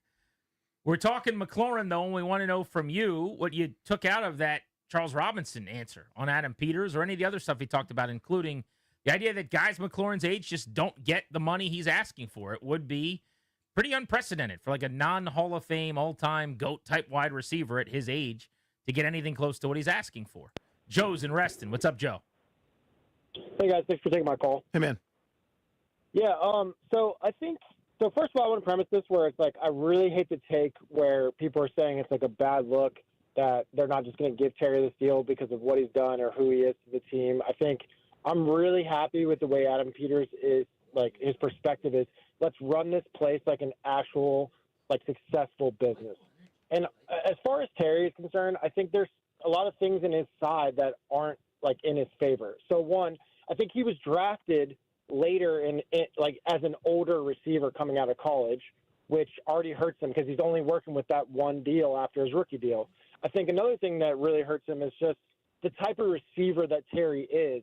He's not much of a route runner. He's more of a vertical threat. And I think once you get to that, like, 30 range, like, you're going to eventually lose that step, in which downgrades him tremendously. I think that the agent is leaning on Terry basically to try and get as much money as possible because it's like his second extended deal. And that's where I'm looking at. Appreciate you, dude. Yeah, so I would slightly push back on the kind of receiver that McLaurin is. Like, he's not just a straight down the field Deshaun Jackson deep threat kind of guy. There's a little bit more to his game, but I think I generally understand the premise and the point there is that this is not a dude that's got elite separation scores. Is a guy like, for example, someone I always kind of pick out is Keenan Allen. Keenan Allen can lose a step, still be a very effective receiver, although we didn't see it a ton last year. But is a guy that is a technician, is a guy that's going to put you in the lab and break you down and find a way to get open even without 4.3 speed. I don't know that McLaurin's always going to have that. He's one of those dudes that when he's covered, he's still open because he's a contested catch star and he's going to out physical you and things like that. So who knows how well that ages specifically. But yeah, I mean, the rest of it, though, makes some sense to me. I mean, what about that point, though, Jeeps, that Peters and company are running this like a quote-unquote professional organization, whereas in the past it might have been, your buddy's with the owner, here's your money, or we're in a staring contest with the owner, so here's your trade at way less value. Is there anything to that? Yes, I think there's something to that. I think, like most things, the truth's somewhere in the middle. Mm-hmm. It's a little bit overstated in this sense. Are they running it like a professional organization, unequivocally and without question? Before, was it run a lot less like that? Absolutely. But was paying Ryan Kerrigan making it easy to just get a deal done, or paying Trent Williams making it easy to get a deal done? Was that indicative of, we're just going to pay you because we like you and people have your jersey? No, those were players that you're doing what you should be doing. Like, one of the few things they did well at the end of the previous era was they started to take care of some of their own guys. And I thought that was the right play. That's what a lot of the really good organizations do. If you draft and hit, if you develop, then you should keep that player for as long as possible. In McLaurin's case, it's hard for me to kind of do this, like, let's hang a ribbon on the board at the science fair for most professional organization when the most important player on the team other than Jaden Daniels is refusing to practice. And it's huge news when him and the GM have this quick conversation. Right. And it's a gigantic dog and pony show where he trots down to sign some autographs every single day. Like, you look more like the Bengals, who are the only team I know that does this all the time, than the really good teams, where this doesn't really seem to rear its head or become a huge issue. So I'll stop short of saying, like, this dog and pony show is a sign that they're pros and they do everything the right way. Well, there's probably a way you could have gotten this done sooner. But I actually like a lot of the other points that he made. Mm-hmm. When he says this is the last bite at the apple, so the agent's basically going to go to the end of the earth. I think that's totally true. Like, you got one more shot at this if you're McLaurin.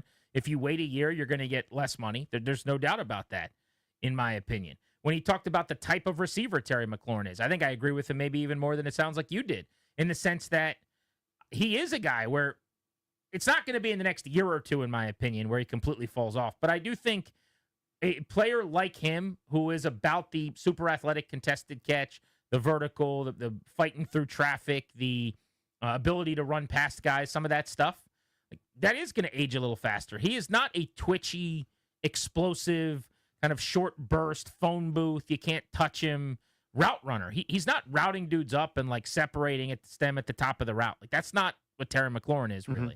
So I kind of think he's onto something where Peters and the staff are looking at McLaurin going, his game is not going to be sustainable at 33. And he's not going to be the same receiver. Whereas you might be able to age a little more gracefully if you are a guy who is, you called it a technician, I like that word, who's like routing people up. Let's go to Vic in Accokeek. What's up, Vic? G&G, what's up, y'all? Hey, buddy. So, based on the performance or the lack thereof of the receiver group on Tuesday scrimmage, I believe it was Tuesday scrimmage, Adam Peters is a smart man. He may be very shrewd, maybe as the podcaster explained, a very edgy negotiator or a negotiator that works with an edge.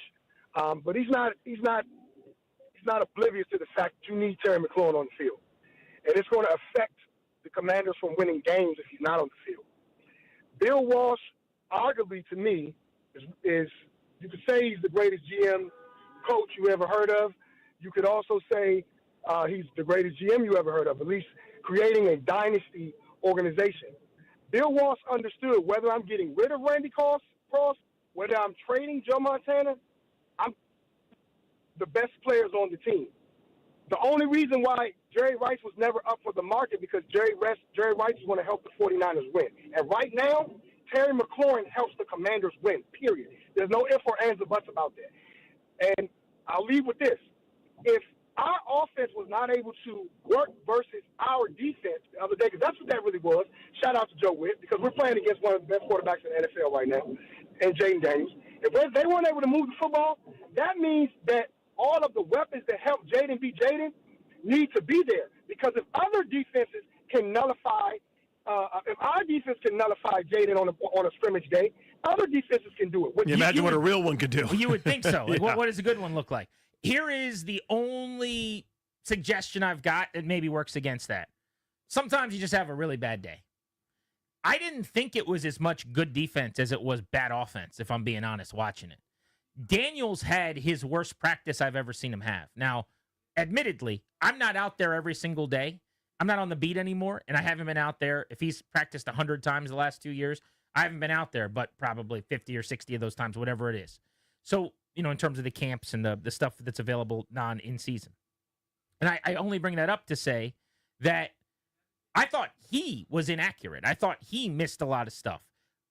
Not his fault. I'm not making a big deal out about this. We know what he is. He's going to be really good. He's going to help you.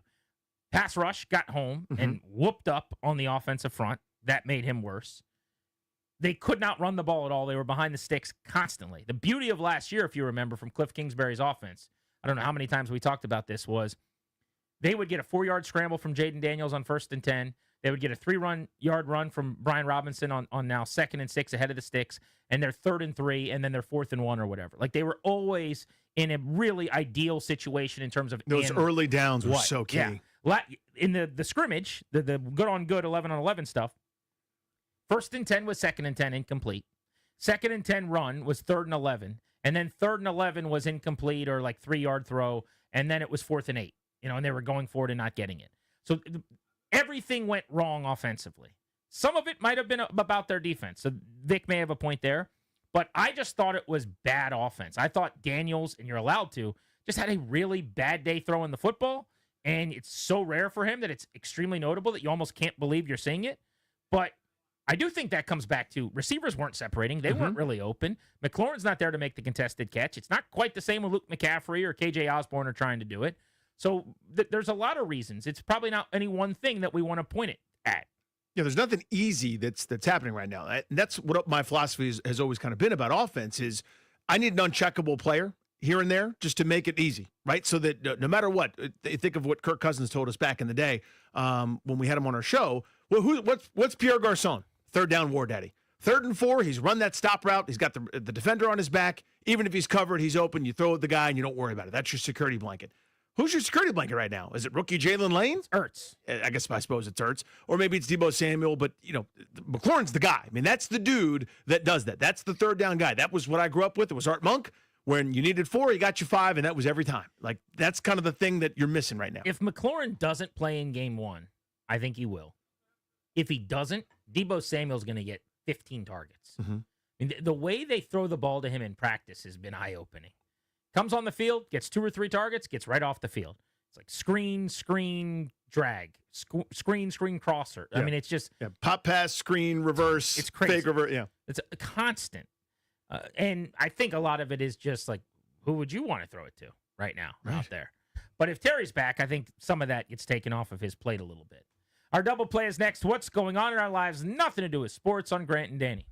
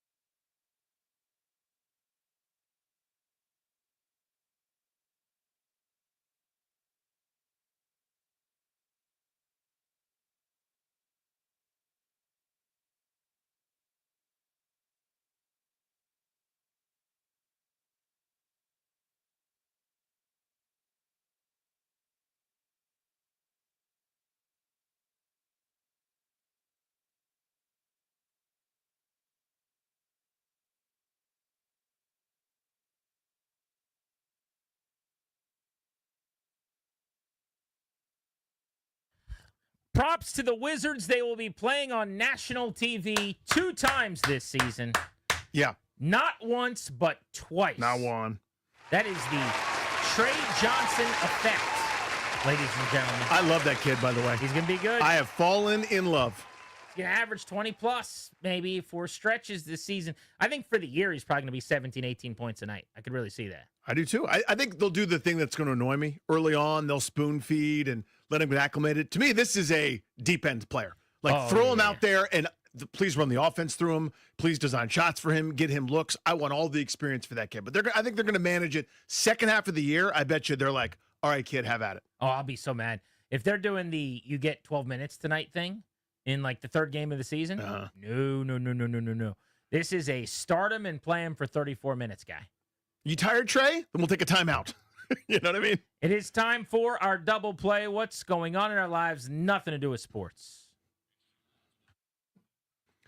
I saw this and I wish I hadn't, GP. Now you're going to have to deal with it. People in Fort Collins, Colorado are seeing rabbits with black horns and tentacles. I say again, they are seeing rabbits with black horns and tentacles that wouldn't look out of place in a horror movie. Though frightening, their appearance is caused by a known virus that's, and I put this in quotes, this is me editorializing quotes, harmless to humans. Journalist Amanda Gilbert documented the town's sightings in an article for local outlet, blah, blah, blah news. Colorado Parks and Wildlife officials say the rabbits are afflicted with a virus that causes wart-like projections to emerge from their faces, a condition that likely even inspired folk tales in the past about horned rabid cryptids. Looks like black quills or small toothpicks sticking out all around its mouth. Fort Collins resident Susan Mansfield told 9 News, I thought he would die off during the winter, but he didn't. He came back a second year, and it grew. Here are some of the pictures. I was going to say, let me see a pic of these things. This is one where it's coming out of the rabbit's mouth. Those are the tentacles coming out of the rabbit's mouth. Zoom in on that for me a little bit. I'm happy to do Give that. me those Get 2 a good fingers. Zoom in. Let's do a zoom. I want you to pull them apart. Yeah, let's get a little up there. zoom in there. There you go. That is a zoom meeting. Those are the tentacles coming out of the rabbit's mouth. And so those are there all the time? They're there all the time. They're just on the rabbit. That's what they look like. Doesn't make any sense. No, it does not. Here's some other pictures that I have of the same phenomenon, apparently in a different way. These are the growths around the face of the rabbit. Look at that. Look at that rabbit. That's not okay. Covered in black devil horns. So those are supposed to be horns? It looks like swooshy hair. It's actually a hard. Oh yeah, it is structure. Yes. It looks like ram horns, like tiny. They're tiny ram horns growing all over the face of the rabbit. So that's what's happening in Fort Collins, Colorado. My cousin lives in Colorado. I sent this to her and I said, you need to move immediately. Get away from this. Do not be at ground zero. Bring my sweet little niece and your wonderful husband. Come elsewhere. Go elsewhere. Leave this place immediately. Couldn't be more terrifying. Why do you think they're doing it? Generally, you develop things like this to survive or to help yourself in some way. Are the rabbits trying to fight back against predators in some case? Like my daughter is obsessed with rabbits. She's got 73 of them in her. Do not show her this. She will not be seeing that. But in her bedroom, like Soft Bunny, she sleeps with every single night. None of those rabbits have little black horns. None of them have these. Or giant tentacles coming out of the mouth. No, they do not have an octopus falling out of their mouth. Yeah. This is so horrifying. And again, everyone's doing the thing where they go, it's not a big deal. It's not harmful to humans. And I have no idea if it is, but it terrifies me. Like, it's not until it is. And these rabbits are just sort of out there in the wild living with this ridiculous infection that causes these horrendous growths. And they're like, the rabbits are fine. They're not in pain. They're just dealing with whatever. The only way it can hurt them is if it kind of gets in the way of them being able to eat or be able to see. And, if it's in a tender spot. We're just all supposed to act like we're just supposed to be like, this is fine. And this is one of those where I'm trying to call balls and strikes here. Ball, not fine. I need everyone to sound the not fine alarm. Now, I don't know what to do about it. Just a useless 45-year-old, not in very good shape. You may not have to do anything. Doing my best. But we need to get some smart people on it. I'll form a team. All I want is an acknowledgement that this is not one of those, can you believe this? You know what I saw the other day? It was the darndest thing. Not in that category. Not a funny little news story. Coming up, rabbits growing tentacles out of their faces, plus a backup on the I-17. No, they're not the same. Oh my God, oh my God, oh my God. Have that response, then we can banter. Want to feel old? Here we go. After more than 30 years of connecting people to the internet through dial-up, AOL is hanging up its iconic service. R.I.P., man.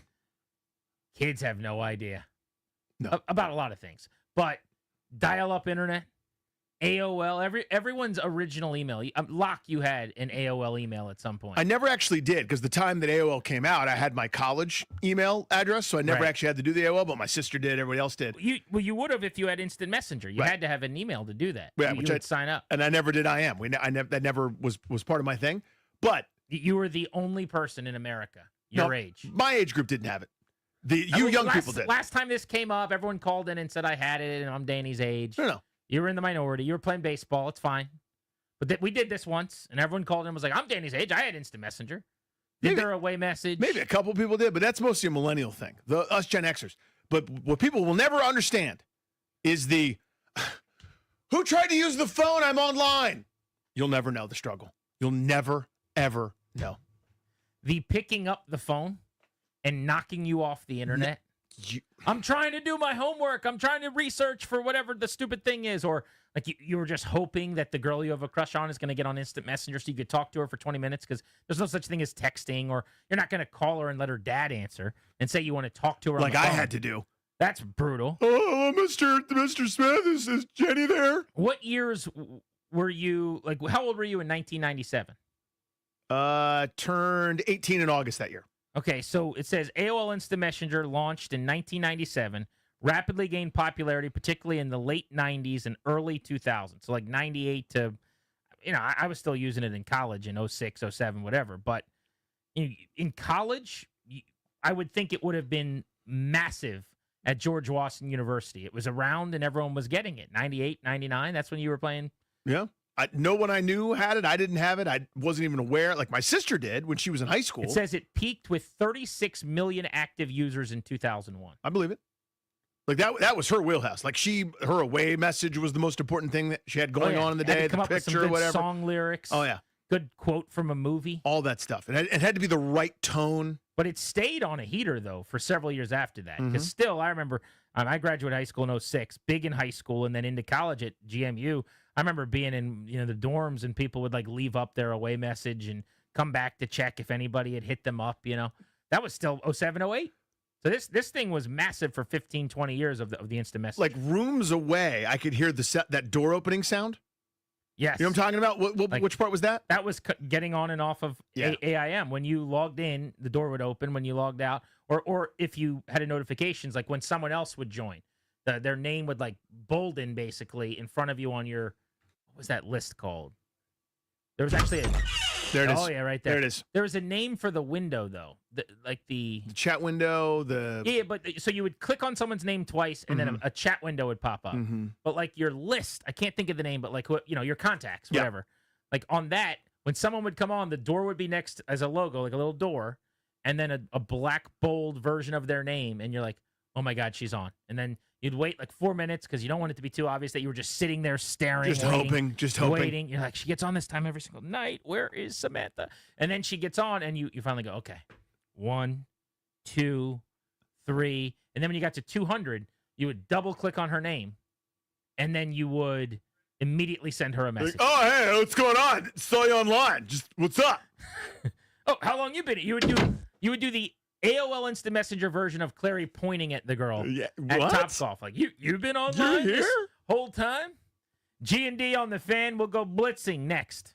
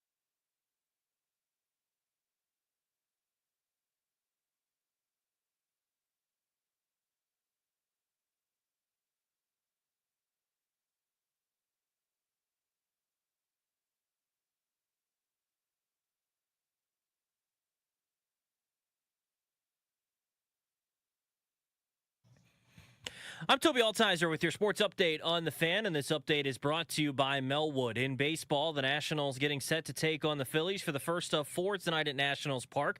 Made a roster move today. Dylan Cruz is being reinstated from the 60-day injured list. Tonight he is batting second, playing right field in his first action since May. Nathaniel Lowe was DFA'd to make room for him on the 40-man roster. In 119 games this season, Lowe is second on the team in RBIs with 68, but has a minus .3 B WAR, one of the least productive hitters, qualified hitters in the big leagues. Dylan Cruz back tonight, though, for the Nationals as they take on the Phillies. 6:45 right here on The Fan. Brad Lord takes the hill for the Nationals. He'll take on Jesus Luzardo. NBA, the Wizards' schedule was released. Their season opener going to be on October 22nd on the road against the Milwaukee Bucks. Their third game of the season will be their home opener on October 26th against the Charlotte Hornets. In the NFL, the Commanders and Ravens mutually agreed to cancel their joint practice. Dan Quinn called it a bummer. Some of the starters are going to play against the Bengals in the preseason game on Monday night. The plans are not impacted by the canceled joint practice. Some roster moves for the Commanders today. They signed safety Darryl Worley and signed wide receiver River Craycraft. They released wide receiver Michael Strachan. Support people with disabilities in your community by donating your unwanted vehicle to Melwood. Donating is fast, free, and easy. Visit melwood.org or call 1-877-MELWOOD for more information. From the Crop Medcalf 5-Star Sports Desk, I'm Toby Altizer on The Fan.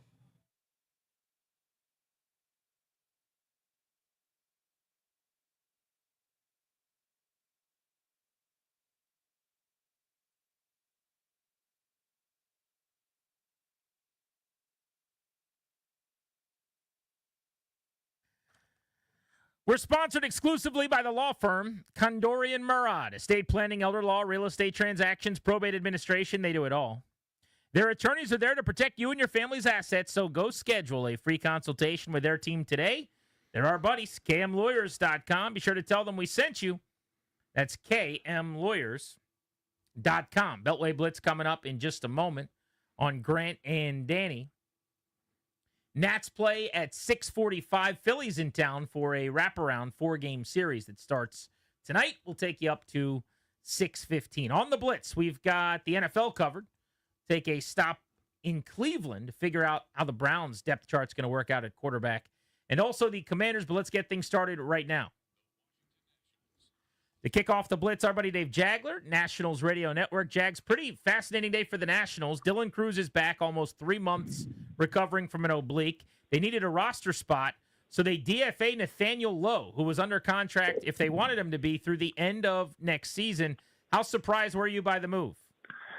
Well, I mean, it makes some sense baseball-wise. I mean, they had a logjam of at-bats coming up, and I think they want to take a look at all these young players at the major league level and how best to accomplish, kind of unclogging that clog. It was to create some at-bats at the DH spot, and so you're down to either, Josh Bell or Nathaniel Lowe. So Bell's been a productive hitter of late, and so he'll be primarily the first baseman. That opens up some DH at-bats. Today that's going to be James Wood, and so it's going to be a daily kind of question for Miguel Cairo, who's going to play where, and today it's going to be Cruz in right, and Dalen Lyle in left, Wood the DH, J.Y., Jacob Young in center, and so Hassel gets a day off, and tomorrow it might be a different mix with a right-hander on the mound in Zach Wheeler. So I think they'll use the DH. I mean, I hope that James Wood is not a full-time DH. I hope he still gets, several games a week, out in left field, and maybe, one day a week it's Cruz the DH or Hassel the DH or even Lyle is the DH, just so they all get a chance to play defensive. But you want to take a long look at these guys, and I think that's why the move was made to open up some more at-bats, those 4 or 5 at-bats a night from the DH spot. Yeah, Jags, I want to delve deeper into that. That you got 5 outfilders, all young pieces. You presume that most of them are part of the future, at least in some way. What are the creative solutions? I mean, you can play 3 and DH 1, but it means there's a Hassel sitting on the bench, which is kind of a bummer. How do you, what are some of the workarounds there that you could see?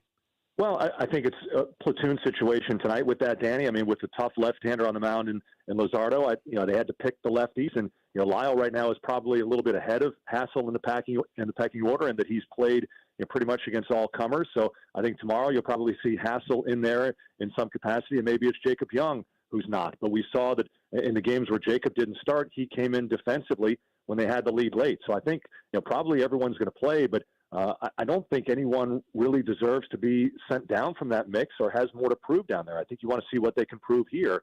Dalen Lyle's been terrific. I mean, let's be honest. His at-bats are really, really good. He's an energy guy, and at times this team sometimes has lacked energy, especially in day games. But he's tearing out of the batter's box, his hair on fire. I think Hassel gives you the same thing.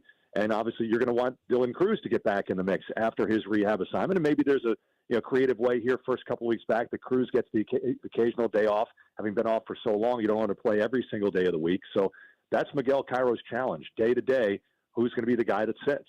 Yeah, Lyle's hitting 360 over his last 7, hitting about 310 with an OPS, upwards of almost 800 over his last 15 games. What do you want to see from Dylan Cruz? Well, I mean, what I want to see is what he was doing when he went down. I mean, obviously we wanted to stay healthy, but it looked like he had turned a corner, was starting to swing the bat well. He homered and had 3 hits in the 2 games right before he homered the day he got injured. So I think you want to just see him go out and play. And, it's interesting on his rehab assignment, Grant, he only played right field. I mean, I'd like to see Dylan Cruz get some center field reps if Jacob Young is not in the starting lineup. Tonight JY is. So that'll be curious to see, if Young is not in there, and let's say are you choosing between Hassel and Cruz? Well, who plays center and who plays right? Hassel had a terrific defensive game in center field in Kansas City, but I'd like to see Cruz get that opportunity. And I think what's important is that Cruz is hitting second tonight. The Nationals have been so left-handed heavy at the top of their lineup, vulnerable against left-handed starters, or if it's a righty starter and you're trailing, vulnerable to left-handed relievers. So I think Cruz, very seldom hit at the top of the lineup before he was injured. Let's see him get on base, draw some walks, and make things happen at the top of the lineup. So it's not always Wood Abrams or Abrams Wood. Obviously Lowe being gone takes one lefty out of the mix, but if Garcia's hitting up there, you need a right-handed bat in the middle, and that hopefully is going to be Dylan Cruz. Jags, what have you seen from Jake Irvin here? Is fastball velocity, I know velocity isn't everything, but it's just kind of instructive as to maybe how impactful the stuff is. Down more than 2 miles an hour from just 2 years ago, got knocked around in his most recent start. All of a sudden, the numbers are crooked and a little bit ugly here at times for a guy that at one point was an organizational bright spot. Yeah. Now maybe the bloom is off the rose a little bit. What have you seen? To me, it's been a constant issue with him mechanically. I think that's part of the reason that the velo has been down. But just even yesterday, they stake him to a 5-0 lead in the first inning. He walks the leadoff guy on 4 pitches and then has another walk a couple of batters later and seemed to be consistently missing to the same side of the plate. So that indicates to me mechanically is something off. And I think the curveball that has always been his best pitch just hasn't been quite as impactful. It's been a little more flat. So to me, it's a mechanical thing that this all stems from. And hopefully he can get back to that, because when he's on, he's capable of eating innings and being effective. But you weren't even confident yesterday with a 5-0 lead that he could hang on to that, and was not able to get deep in the game. The bullpen had to give you the last 5 innings. So right now it's a real work in progress. But again, there's nobody knocking on the door. Mitchell Parker has struggled. He's going to get his chances. Kate Cavalli's return has been really, really nice. But these guys have 6 weeks to figure it out. So every start's important. And tonight's starter, Brad Lord, has been a real nice find, and this is going to be a good test for him. He beat the Phillies when he faced them earlier this season at Citizens Bank. So let's see if he can beat the Phillies again. It's going to be hard to beat this lineup 2 times in a row, but Lord's shown very good stuff since coming back into the rotation.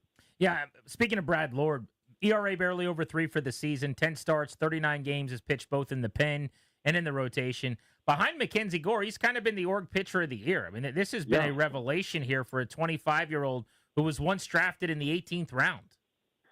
He's been huge, Grant. I mean, he's a bright spot. I think, you're hoping that Ferrer finishes strong, and he's a bright spot, taking over for Finnegan in the 8th, 9th inning now. But Lord has been terrific. And it's funny, we were talking to Dom Smith when we were out in San Francisco, and he faced Lord in the second game of that series, and talking to him the next day. And he said, he doesn't have a lot of extension. It's 93, 94, but it's just, you can't see it. It just jumps on the hitters. And that's what we heard about Brad Lord, even back to spring training, why they were so intrigued by his potential just to make the opening day roster. It doesn't look special. He doesn't have a huge extension, but for some reason, just the arm slot, the hitter doesn't see the fastball right away. And that's really the key to everything he does. It sets up the slider and the changeup, but the fastball just jumps on hitters more than what the radar gun says. Jags, what do we make of C.J. Abrams' season? Defensively, he hasn't taken the leap that I thought maybe he might in terms of consistency, on pace for a similar number of errors to last year. And, those streaky moments at the plate, he's always going to be a little bit up and down, I think. But, the counting stats are, looking pretty similar again. Just kind of give me your thoughts. Yeah, I mean, I think it's been a better season. I can't say he's been consistent, but he's been more consistent than last year. I mean, last year was the ultimate peaks and valleys almost by the calendar turning. You go month to month, the good months and the bad months. And, he was in a tough stretch, going into the road trip, but had a few good games on the road trip. So I think he's limited the valleys this year, and the peaks have been a little longer. As you said, there's always going to be some up and down. I think that he's maybe gotten a little boost here hitting second. We know that James Wood has gotten a boost hitting first, but so often that first pitch of the game, he's swinging at it, and occasionally he'll pop one out. But more often than not, is making it out on that pitch. Maybe being a little more patient in the number 2 spot. It seems like that combo, since Cairo flip-flopped James and CJ, that's when the offense took off, and the offense actually had a real good road trip. Jags, thank you, buddy. Good catching up. All right, we'll talk to you soon. You got it. 6:15 pregame, 6:45 first pitch tonight. Charlie and Dave have the call of the Nats and the Phillies. Let's keep it moving. Andy Baskin, Cleveland, Ohio. Baskin and Phelps, 92.3 The Fan, our Odyssey sister station in Cleveland. Andy, you're on Grant and Danny in town. Thank you for the time. It's good to catch up. What is Hey, boys. What's the conversation around Shedeur Sanders right now? All the momentum was behind him. Now he's got an injury, which seems like it couldn't have been timed any worse. Just give us the latest on how people are feeling. It sounds to me like he's day-to-day. At least that's what Kevin Stefanski, the head coach, said early this morning in his press conference. The question is how bad is this oblique strain, and we'll see how long he's out for. But at the end of the day, he was still the 4th quarterback in the list, and I don't know how this thing's going to play out. Right now, it feels like Joe Flacco is going to be the starter against Cincinnati. He took all the first-team reps against the Eagles today, and we'll see how the rest of this thing plays out. How bleak are things right now in Cleveland, Andy? Because I'm old enough. We're here in Washington, as you know, and Cleveland has more 11-win seasons in the last 5 years than Washington does. You know what I mean? It's not that far removed where noise is being made, and Cleveland was kind of a threat in a tough division. How bad does it feel right now? It's a weird spot because let's face it, the Browns are relevant right now because of Shedeur Sanders, and everyone's wondering what's going to happen with him. So it doesn't feel bleak now. It may feel bleak once the season starts because the first 6 games of the year are, it's a meat grinder for these guys early on. And then, the worst part about it is week 6 is coming off of London at, 9:30 a.m. on a Sunday morning, and then they got to come back and play Pittsburgh on the road the next week. So it doesn't seem bleak, but I don't think it's going to be bleak during the preseason because this is the draft is our Super Bowl, as we like to say around here. The preseason, when we don't know who the quarterback is, I still think there's optimism no matter how many people think this team is going to win 3 or 4 games. Andy Baskin on the big Shedeur Sanders conversation happening and the Cleveland Browns. What's the quarterback depth chart going to be on opening day for them? And then what's it going to look like in week 12?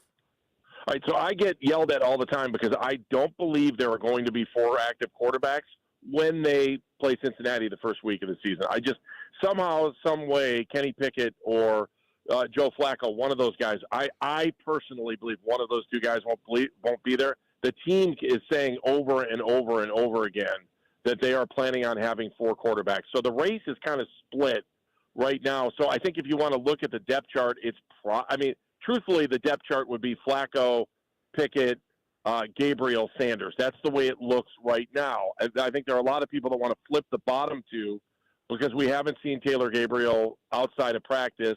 His practices haven't looked that good. The naysayers will say there's no way this guy that is this height is going to be able to survive in the NFL. The Browns really seem to like him. They trust him, and they drafted him ahead of Shedeur. So that's why that situation looks the way it is.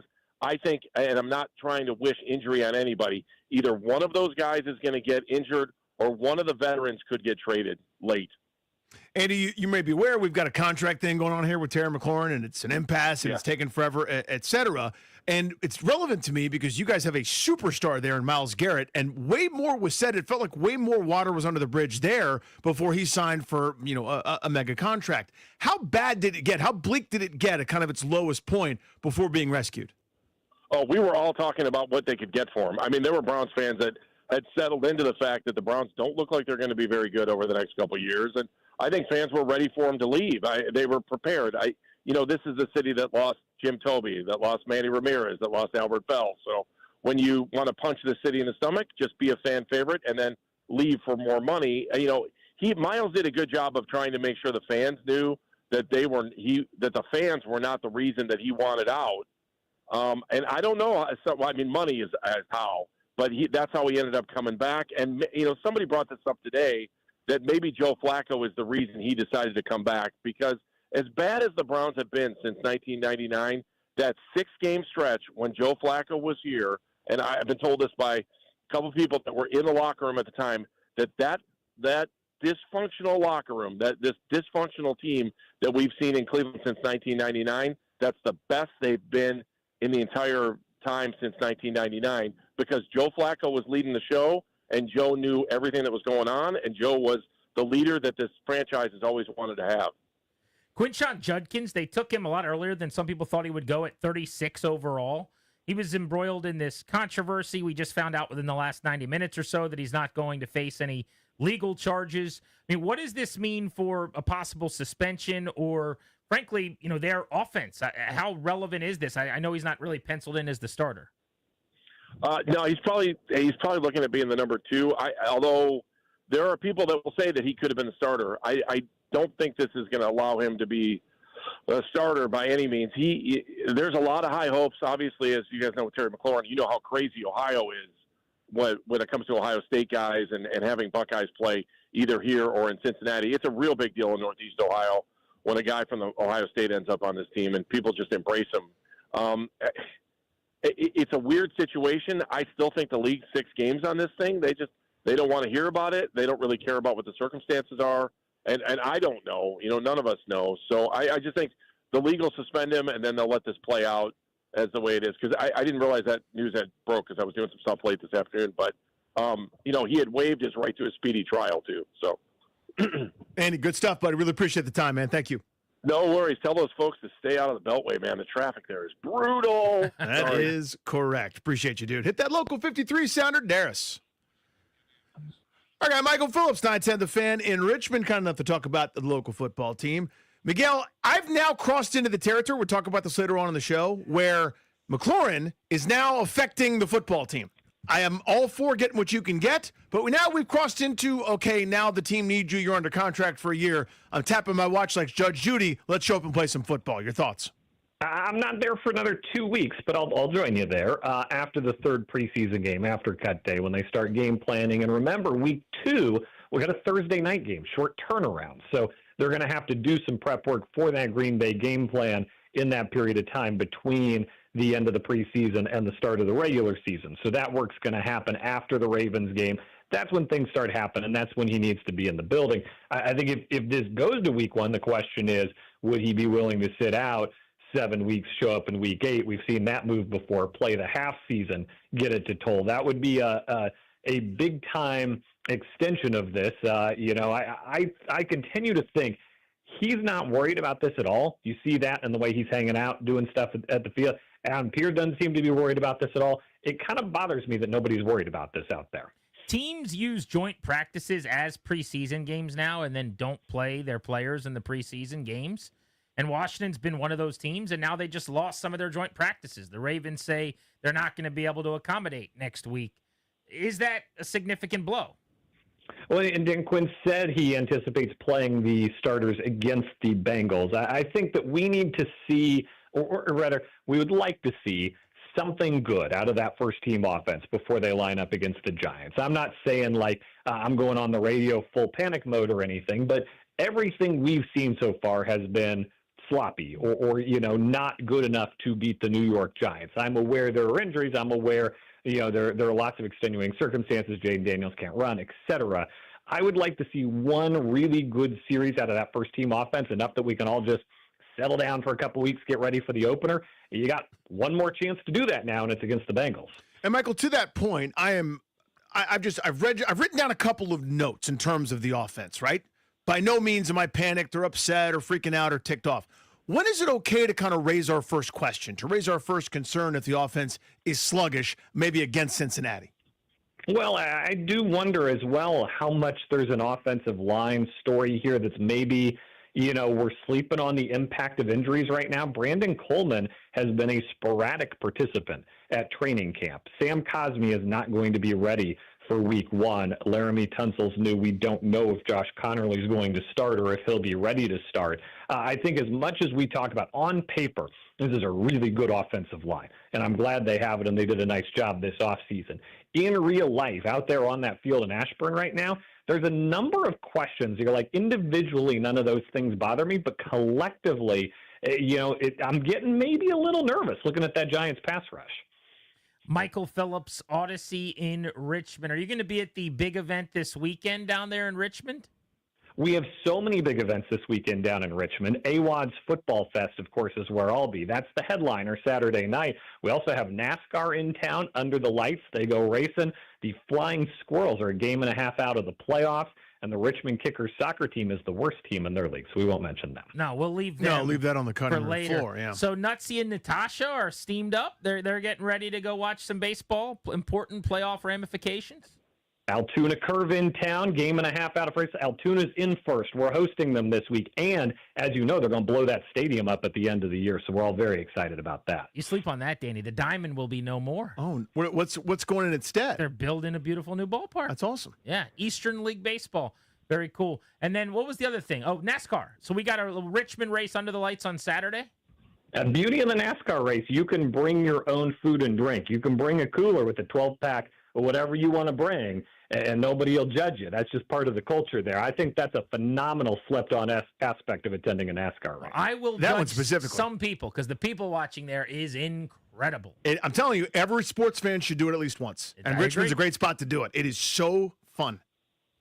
Michael? It's a blast. Thank you, buddy. Take care, boys. Appreciate you, Be pal. good. There's Michael Phillips, Odyssey, Richmond on Grant and Danny's Beltway Blitz. The Ravens have canceled joint practices with the Commanders for next week. Feels significant. I want to explain why next.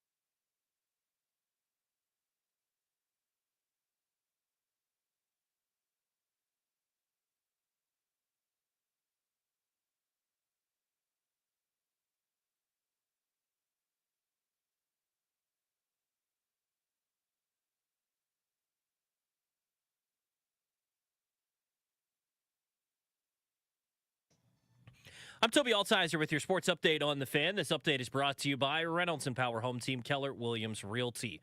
In baseball, the Nationals getting set for the first of 4 against the Phillies at Nats Park tonight.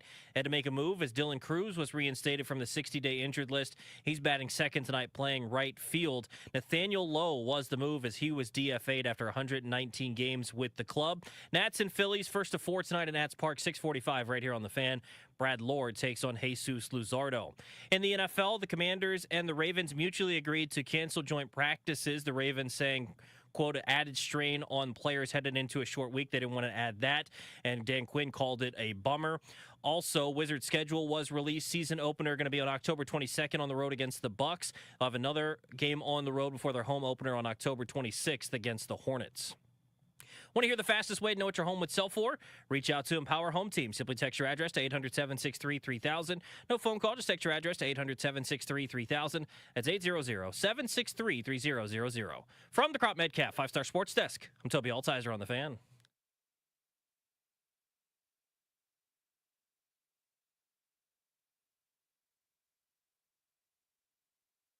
Well, and Dan Quinn said he anticipates playing the starters against the Bengals. I think that we need to see, or rather, we would like to see something good out of that first-team offense before they line up against the Giants. I'm not saying, like, I'm going on the radio full panic mode or anything, but everything we've seen so far has been sloppy or not good enough to beat the New York Giants. I'm aware there are injuries. I'm aware there are lots of extenuating circumstances. Jaden Daniels can't run, etc. I would like to see one really good series out of that first-team offense, enough that we can all just settle down for a couple weeks, get ready for the opener. You got one more chance to do that now, and it's against the Bengals. Wouldn't that be nice? That was Michael Phillips, who joined us on our Beltway Blitz. Welcome back in, Grant and Danny on The Fan. Commanders getting ready to get a good look at the Bengals on Monday night. First time they've played Cincy since week 3, Monday Night Football. You and I were there. That was a fun one. Thanks to our friends Kandori and Murad, the law firm, kmlawyers.com, that sponsored us and sent us on the road a few times last season, including to Cincy on Monday night. What an environment that was, as we got to watch the Commanders beat the Bengals. That was the night everybody found out Jaden Daniels, real deal Holyfield. It was spectacular, back and forth. Nobody could stop anybody. Basically, Washington had one stop in there, and that was the stop for the game. 38-33 shootout. Yeah. Do you know that the Bengals were 4-4 in games last year where they scored over 30 points? That's pretty amazing. 4-4. Yeah, that's one of the second 4. Okay, if you're getting close to 40, you got a 50% chance of getting a win. Like, make 2 tackles, and you probably win the game. But, yeah, they couldn't stop Washington at all. It was that throw to McLaurin, from our vantage point. We were in the upper tank, not terrible super far, but like kind of towards the front of the upper tank. We were at the goal line, basically. Level. Yeah, club level. So we were there at the goal line on the opposite side from where McLaurin caught the ball, if that makes any sense. So you could see the whole thing develop. When he threw the football, his clock gets clean, talking about Jaden Daniels, get knocked on his butt, and so then you watch the flight of the ball, maybe glance back and go, oh, God, please get up, please be okay. McLaurin's not open. McLaurin is a step, maybe a step and a half on the closer to the line of scrimmage side than is where the defender is. Runs by him, gets by him, toe taps, touchdown. Everybody's looking at each other. Kandori, Morad, you, me, there's everybody there, just mouth agape. Cannot believe what we had just seen. Well, Jaden Daniels last year as a rookie threw the football 480 times in the regular season. He threw the ball another, 75, let's say, in the playoffs. Not one of those passes was better than the one you just described. Yeah. Where he got drilled in the chest, helmet, whatever it was, face mask, by an oncoming defender, laid the ball out in the back of the end zone in a way that you couldn't have walked it to Terry McLaurin and handed it to him any more effectively. Beautiful throw, game on ice, winner, chicken dinner, and you just had your coming out party on national television. If that game was Sunday at 1 o'clock, would have been a really great thing. It would have been a big deal. You've seen some highlights. Wouldn't have quite been the same now, would it? This was everybody watching. I remember we went back to their room. They had a big suite. And we went back to, we're all sitting there, and we rewatched the game for a couple hours, just like, oh, my God, that play. How did that play look? Oh, look at that throw. All right, here it comes. Here comes the moment. Here comes the moment. What a night. So Bengals will be some good memories as they get to Northwest Stadium. But After the Bengals is the Ravens. So just like in 2023 in the preseason 2 years ago, Washington's going to wrap up with weeks 2 and 3 of the exhibition campaign with Cincy and Baltimore from the AFC North. But the plan was to spend multiple days practicing with the Ravens here in Ashburn before the third preseason game, which starters almost certainly are not going to play in. So what happens for these teams is you get your schedule, okay? Then you get your preseason schedule, and then based on the preseason schedule, you lay out your joint practice ideals. You call the teams. You say, okay, New England, can we come to your place? It's a home game for you. We'll put our entire team on planes. It'll be a gigantic pain in the tuchus, but we'll get up there on Wednesday. We'll be there through Saturday. We'll fly back Saturday night. In this case, the game was Friday. Friday night late. It's a 3-day trip for us. It's not ideal, but we need to get to work. And you work it out with Mike Vrabel and the Patriots, and you sign up and you execute your plan. Bengals, for whatever reason, second week of preseason, I don't know if they didn't want to come or they were busy or maybe they're practicing with somebody else close enough to them or they just decided it wasn't necessary. They didn't strike a deal with Washington to come here early this week. But the Commanders did get a deal done, and it makes great sense. With the geographical rivals, they're buddies right up the north from the AFC, the purple and black-clad Baltimore Ravens. And they were going to come down here ahead of next Saturday night's final preseason game for workouts, presumably on either Wednesday, Thursday, or just Thursday and then a walk through Friday. Mm-hmm. Except that we found out today that the Ravens have backtracked on that. They are no longer going to be participating in these joint workouts. The joint workouts, which have become more helpful to the teams than preseason games, as coaches say all the time. The joint workouts, which are the quote-unquote good work we got in, which is why we can sit guys. Here's the problem I'm going to have when everyone tries to tell me this isn't a big deal. The same people tell me that preseason games don't matter because the joint workouts are now the preseason games. The joint workouts are all you need to get ready for the regular season. You got to do those. Those are great. Those are helpful. And that's true. But you can't play it both ways. You cannot both tell me preseason games and not playing it all in the preseason, irrelevant, doesn't matter. Joint practices is what gets you ready for the season. You got to do something. Cool. And then tell me at the same time that a team that was planning on these joint practices, replacing the third preseason game, now not getting those joint practices, is in no way worse off for that. It's got to be both. It can't be just, you got to choose a lane here. Mm-hmm. And so I'm going to read the statement from the Ravens because it makes no sense to me as to why they're not participating. They released this today at about 11 a.m. Recognizing the logistical challenges with our team's previous games scheduled on different days and the added strain on players heading into a short week, the Ravens and Commanders mutually agreed to no longer hold a joint practice next week. Instead, we will concentrate on preparing for our upcoming preseason matchup.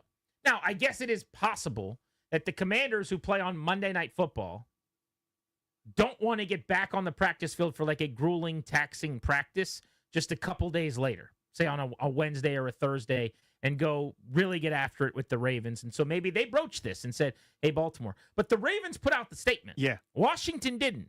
That is telling to me. The Commanders still to this moment have put out 0 statements. I would think that the Ravens putting out the statement means they're the team more than Washington that doesn't want to do this. That's how I read those tea leaves there. And again, the logistics do not favor Washington in this circumstance. Baltimore plays the Cowboys on the 16th. Washington, as you already mentioned, and we already know, plays the Bengals on the 18th. And they're turning around to play on August 23rd. Ravens will be home in their facility with 2 nights sleep by the time Washington gets back from Northwest and their Monday night game with the Bengals. So I remember looking at this when the schedule first came out, and I went, that's really unusual. 10 games between preseason game 1, preseason game 2, and 5 days between 2 and 3 with the joint practice in there. Head scratch. Doesn't seem ideal, but I guess, this is a, anytime, anywhere, anybody, any parking lot, any alleyway will fight you kind of a thing. Just not during the preseason after we play on Monday night. I guess. Yeah, so who knows who I would guess that it was the Ravens' idea to back out of it or whatever. I don't begrudge. You do what's best for your football team. But the schedules are known, no? But yeah, my point is this is not good. Like, that's where I'm at. Because I have long been hey, here's what the trend line is. It's not these meaningless preseason games. It's the joint work. It's where you can, pick a bunch of scenarios and drill the things. And the work is better than, we'll just go meander where this preseason game takes us, and a bunch of guys that aren't playing, spend 80% of the time on the field. This is bad. Like, this is not a good thing. The joint practices aren't announced before the games. They are announced based on the fact that you're playing this team. Right. It's not a coincidence. They had the joint practices with the Patriots in New England because they were about to play a game there. Just like the Ravens were coming to Ashburn for practices because they were about to play a game with the Commanders. Yeah. Now, in their case, I would imagine, like a Thursday practice, they're not going to stay in Northern Virginia, which is nowhere near Landover, Maryland. Mm-hmm. Their facility is frankly closer to the stadium than Ashburn probably is. Yeah, in terms of how much time it would take you. Comparable. So what they would do is they would bus all the way down here, pain in the butt, get a day of practice in, probably one, I would guess, then get back on buses, then go back to Owings Mills, and then stay there overnight, get another walkthrough in, and then play. I don't think they would stay down here until the game. It just doesn't make any sense. So that's probably part of the overall algorithm as to how this happened. But the idea that they're saying we're mutually calling this off based on the schedules and playing on different days. You knew the schedule when you scheduled this. The Commanders knew they were playing the Bengals on Monday. The Ravens knew they were playing on Saturday night. You said Dallas? Yes. And knowing the schedule, they go, all right, we're going to have a few days. Would you want to do Thursday, Friday at our place? Would you want to do Friday at our place before the Saturday game? I guess it wouldn't be Friday. Thursday at our place. We could do Wednesday and Thursday. You could stay overnight. We could work it all out over 2 days. Yeah, no problem. Let's do it. Nothing's changed. Mm-hmm. There's been no game added. There's been no schedule tweak. There's been no extra practice sessions worked in or worked out. So the logic makes no sense to me. If you're going to tell me we're not doing the practices, that's fine. But I need a better excuse than the schedule that we already knew about when we booked this. Yeah, we don't want to. And, okay, did you when you signed up to do it? Again, I noticed the logistics for Washington's side of this. Where I go, 5 days later, you're playing the third preseason game, and you're doing a joint practice? But the joint practice could have just been good on good, really heavy ones, 11 on 11. You could kind of dictate all that with the Ravens because you're not playing the starters in the game, and then it's all backups. No, totally. But my point is, I'm going, if preseason game number 2 is the one that matters, which it is, my starters or my ones or whomever's important is going to play at least some or significant chunk of that game. Logistically, that means probably Wednesday or Thursday, less than 48 hours after you finish, popping pads, you're going to go do that with, again, the meaningful players are getting great work against a great team and a group that's probably going to win 12, 13, 14 games this year. I'm all for that. I wanted that. But I noticed that and went, man, that is interesting. And now it seems that may have been too much to bite off, maybe from the Ravens' perspective. But my point is, I noticed those logistics a while ago and went, okay, if that's the plan, so be it. I'm sure thoughtful people have had good thoughts about it, and it now seems that it doesn't work for everybody anymore, which is a bummer. In addition to just being annoyed that I think the Ravens probably were heavily involved in calling this off, they're saying it's mutual. Again, the team didn't put out a statement, which just makes it feel less cooperative from the Commanders. If they did call the Ravens, and they were the leaders to call this off, which would make more sense based on their rest, not Baltimore's, then not putting out a joint statement or Washington not putting out a statement at all is actually kind of a dirty move a little bit. Because I think the optics just look like the Ravens are calling off practice. But I want to get into why I think this is actually harmful to their prep. They laid out their entire schedule banking on critical, important benchmarks. The single most important benchmarks of their entire preseason from day one of training camp until day one after cutdown day were going to be the days you spent with the Patriots and the Ravens. And now you've taken that out of the equation. Might you have played your starters for a drive or two in preseason game 1 to get them into better football shape or to get the extra looks or work that they needed because those practices weren't going to happen? I don't know. Luckily, it's early enough that they can now change their plan against the Bengals, and I think they should, which we'll talk about in a second. Whatever they were going to do against the Bengals, they need to do more of. Should they now possibly play guys against the Ravens, which they wouldn't have done? Is that something that's on the table? We'll get into that as well, but we want to hear from you on this next. 800-636-1067. What do you make of this? The Ravens statement saying that the two teams have decided not to have their joint practices next week. You're listening to The Fan.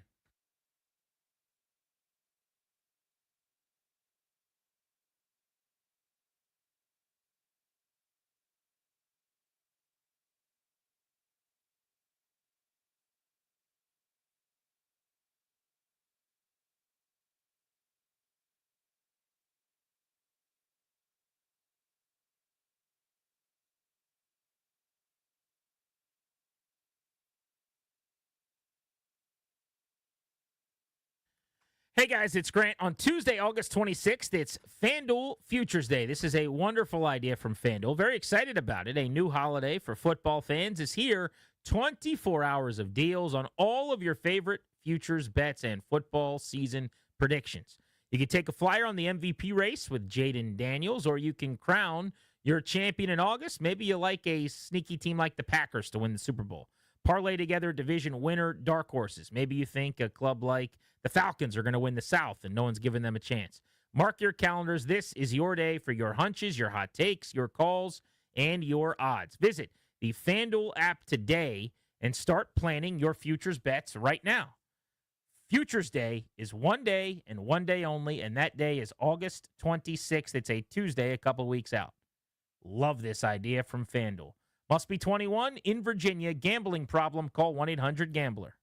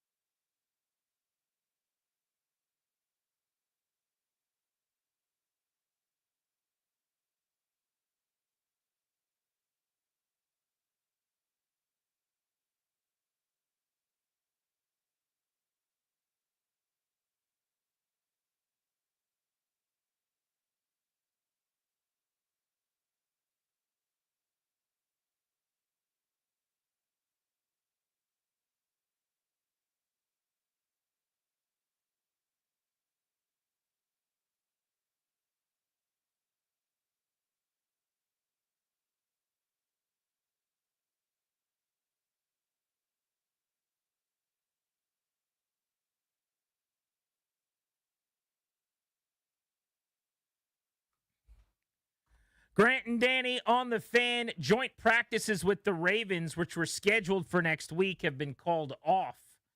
Now the Commanders have this preseason game with the Bengals and then one more tune-up with Baltimore next weekend at Northwest Stadium to try to get right and try to figure out whether or not they are going to be ready for football without any more work, let's say. But Danny, here's where I'm curious about this. I wonder if their plan against the Bengals was to play guys minimally because they felt like they were going to get one more chance to get good on good work, 11 on 11, starters against the Ravens, if you've got to tweak that a little bit. Because when coaches come out and talk about how helpful and great these joint practices are, and that's what they do, they talk about how they're better than the games and you can kind of replicate more game situations and be more sequential and like game scenarios, how you go about things. I think that's all true. Well, when you lose it, you just told me about how valuable it is over and over again. Now it's just nothing? Now it's not a big deal? So we're not going to play the preseason games, but we also don't really need the joint practices either. So do we need anything? Do we need to do anything? So it's got to mean something that these practices got lost. Yeah, I think it's significant. And it's the best opportunity, as you said, to get the most work to concentrate on what needs work. Right? Whereas in a preseason game, it's you're punting on, 3rd and 9 from your own. Who cares about that? Like that's not really that exciting to me. And your starters, you can't risk the injury and those kind of things. And I know there's still risk because it's football and it's opposing will and guys going hard, but it's still more controlled and more controllable than the preseason game where guys are desperate to make teams and are flying around in a certain way, and you can again control what's happening to a far greater degree. There's still risk, I understand that, but it's less to me than that preseason atmosphere. Yeah, but that's not even my point. My point is just we're past the point of all acknowledging it's a very useful tool and probably better than the games.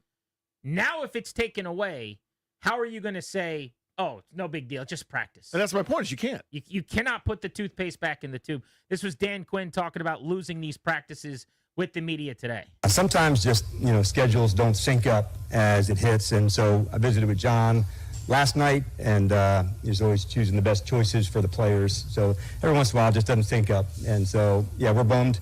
We got a lot of respect for them, and we're looking forward to it. But we'll get to see them a couple days later after that. So it'll be good. How does that impact playing time decisions for Monday night against the Bengals? No, I separated those before we even thought about for Baltimore. We got a big crew that will get some reps in the game versus Cincinnati. The plan will be to have, some of the starters, getting some snaps. It'll still be customized, but it wasn't affected by the joint practice. I was looking forward to it just because we regard their team well. But like I said, sometimes it just, doesn't sync up, as it's going. So we're bummed about it, but like I said, always the best choices for the guys. So two things. Number one, that does not sound like they called the Ravens and there was some mutual conversation where they go, hey, we'd like to not practice. We're bummed about it, right? We have great respect for them. That's okay. We'll get to see them a couple days after. Sounds a lot more like the Ravens decided they weren't willing to travel and go through the pain in the butt of the joint practices. Just wish you would have told me that before. Yep. Goes back to the old Dennis Paulson axiom. When you tell someone you're going to do something, I kind of need you to do it. Need you to follow through. I put a whole plan together. I'm not going to sit here and cry foul at the podium, but I had my plan for August. One of the big moments in this whole plan to get everybody ready was my workout against you for a couple of days. If you're not going to do that, I kind of need to know that. Yeah, you took that from me. So, there's water under the bridge. Now, there's alternatives. You'll make the best of it, and I know Dan Quinn and company will, but the ideal was now removed as an option for you, right? Some starters, some snaps. They sat 30 guys last time. Yeah. They're not going to sit 30 starters this time, obviously. What's that look like? Some starters, some snaps against the Bengals. Are they going to sit 15? They're not going to sit 20 guys. Yeah. This is not like, we'll play a few more guys. I could see 3 or 4 guys maybe not playing at all. But by the way, that means you're not playing in the preseason. Yeah, the Bobby Wagner, Zach Ertz tier may or may not play, honestly. I hate that. Still, people not playing at all in the preseason is a bad idea. With the lack of practice time that you get, and now one collection of joint practices, oh, by the way, which is going to have been weeks removed, but I digress. Jaden Daniels going to go? Yeah. How much, though? Probably not enough. Probably just a little. Probably a drive. I think it's a drive. If there's a couple first downs. Yeah, if they go like 7-8 plays, I think it's one drive for the entire preseason. They are acting like they are ready for the bright lights. Mm-hmm. With or without Terry McLaurin, next stop, the New York Giants. We're a 12-win football team that made the NFC Championship game. No joint practices, no problem. No week 1 preseason game for 30 guys? Cool. Week 2, we'll play some starters, some snaps. Now, I reserve to withhold some judgment on this and say, if they go out there and they play their starters a quarter, okay, then they played plenty, and I feel good about it. You got your dress rehearsal. Mm-hmm. That just hasn't been the feeling swirling around as Dan Quinn talks. There have been some national folks that came through there that get way more access to him and everybody else than we do as a local people. You know, nationals people come in, they get brought over to the end zone, they talk to anyone they want to talk to. When they catch up with Dan Quinn, you know, a lot of them have come away kind of saying, I can't remember who it was, but somebody suggested Jaden Daniels may not play this preseason. I'm sure that's just speculation, but based on that discussion, if he doesn't play at all, I would be upset. Like, to me, that's a mistake. I think he will. I just think it's going to be way less. Yeah, to quote Ron Rivera, extremely limited. I think it'll be in that vein. Now, do they play anybody against the Ravens? I wish that would have been a follow-up question, too. JP did a good job asking him about the Bengals game. He's like, no, we already had our plan. That's not really going to be affected. Okay, well, next week, which is now a few weeks away from week 1, you're going a long way without real contact at that point. If you don't take something seriously that week, you built this schedule around these joint practices because obviously you thought you needed something before week 1 still to keep the guys fresh and get them into football shape. Do you play guys for a drive in that game? See, I would doubt it because of the quick turnaround, but maybe you should. I mean, I think there's a legitimate question to be had Monday there. into Saturday, how could you? I mean, not how could you, but in this era, there's no way. Right. Now, again, the pushback would and should be for me, if I'm making the counter argument, yeah, it's not as if they played the full game. It's not as if they went 60 minutes and all went 70-plus snaps they played and 9 whatever. snaps and then put their visors on. Wouldn't you have them go through a pregame and maybe give them a series? I know it's against the Ravens, 4s and 5s, guys that are about to be cut, but just, to have something, because you don't get anything else for 2 weeks. There's no joint practice, kind of as we're alluding to, right? There's none of that great work that's about to happen. You don't do anything again until September 7th, which again is, 14, 15 days, whatever it is, after that Ravens game. And that's a real one. That's the Giants, and that one's for keeps. That one goes down in the standings. Those stats show up on NFL.com. Training camp coverage on the Fan presented by Paul Henry's Windows. Installation, paulhenryswindows.com, your clear home improvement choice. Funny Danny, not today. Salty Danny. Salty. At Salty Danny. Next, we'll explain.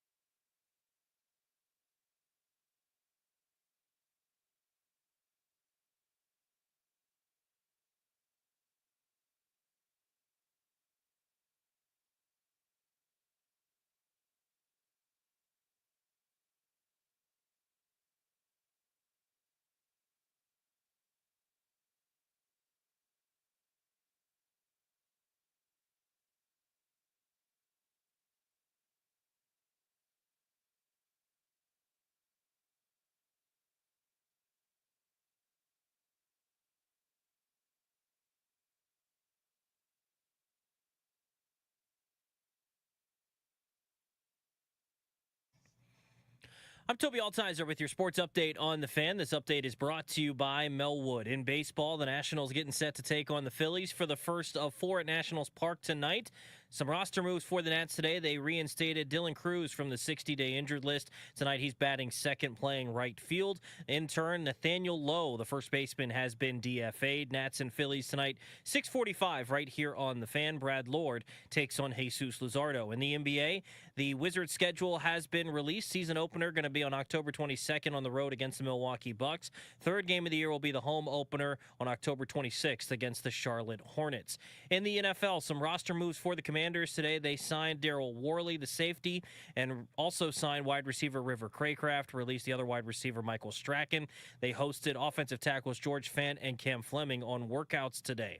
The Commanders and Ravens also mutually agreed to cancel the joint practice. Dan Quinn called it a bummer. He also said that some of the starters are going to play against the Bengals. Their plans for that have not been impacted by the canceled joint practice. Other NFL news, Chiefs wide receiver Rashee Rice's disciplinary hearing is expected to be September 30th, and Joe Milton going to start for the Cowboys on Saturday for their second preseason game. Support people with disabilities in your community by donating your unwanted vehicle to Melwood. Donating is fast, free, and easy. Visit melwood.org or call 1-877-MELWOOD for more information. From the Crop Midcap 5-Star Sports Desk, I'm Toby Altizer on The Fan.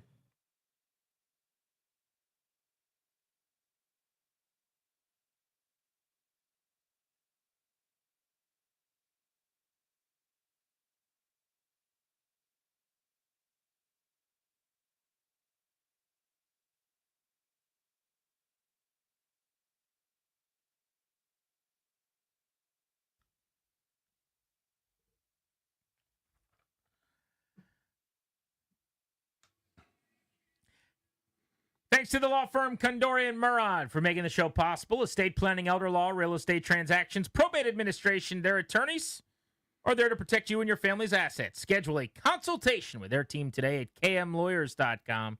Be sure to tell them we sent you. That's kmlawyers.com. We've been talking about the Commanders today. We were just referencing the fact that there is no joint practice looming with the Baltimore Ravens, which brings us to Salty Danny.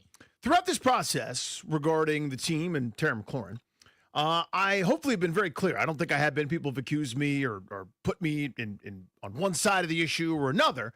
And what I've tried to say all along is I have no animus for a player in this cutthroat, miserable league that will cut you the instant you're not useful, trying to get as much as they can possibly get. What I've also said throughout, I've acknowledged a couple of things as a pragmatist, as a person that deals with what is instead of what should be. There is this overhanging gavel that the team has where you need to play football because you're under contract to play football, and they've got you by the short hairs for next year if they want to with the franchise tag. So you can be mad at the team for playing hardball. That's very reasonable to me. That's a great discussion, hypothetically, or in the fantasy world, that they shouldn't be playing hardball. Again, great conversation. We can absolutely have it. Here's the reality. You're under contract this year. And at a certain point, I said, I'll be looking at my watch going, there's going to be a time where it goes from, yeah, man, do you. Get what you can get. You have limited opportunities to do so. Fight for yourself. Advocate for yourself. Go get what you can get, man. I totally understand that, too. Okay, now you got to play football. Now you're under contract. Now it's time to show up and not ruin this thing. I can't have a non-ramped up Terry McLaurin. I can't have a guy that isn't really ready to play football. It's too late to activate him for the second preseason game that they play on Monday. He's not. It wouldn't be fair. It wouldn't be right. So if he started practicing right now this minute, he wouldn't be able to get up to speed to be able to play and get meaningful reps in the second preseason game. He's probably not doing that for the third one. So where does that leave you? How do you have enough time for you to be you? And as we get closer and closer to the season, his, whether it's his fault or not, inability to be himself is a major detriment to the team. If he gets off to a slow start, because as he's gotten off to in the past, by the way, when he has showed up on time, if he's off to a slow start or there's that soft tissue injury or a Brandon Ayuk situation where you get hurt, you are now detrimental to the team. My viewpoint is this. You tried really hard. It's time to admit defeat, and I'm sorry about that. But it's time to play football this year. I have a couple analogies. I'll do my best to be clear on this. I live in the Commonwealth of Virginia, and I do believe Virginia's doing great. I find it outrageous that we pay tolls on roads that have already been paid for with taxes and those tolls. The initial launch of the toll road was to help pay for the road itself. I bet you it's been paid for. I bet you that road is just fine, and there's a great fund for that toll road. But no, you want my money. I find it outrageous in the Commonwealth of Virginia that I have to pay a tax on something I've already paid taxes on, which is my car tax. I think it's absurd that I've got to pay money every year because I have a car. But you know what's going to happen? I pay those tolls, and I pay for the taxes. I think it's stupid. I think the system is bad. I'd love for it to change. The reality is at the end of it, I can kick and scream and kvetch and bitch and moan.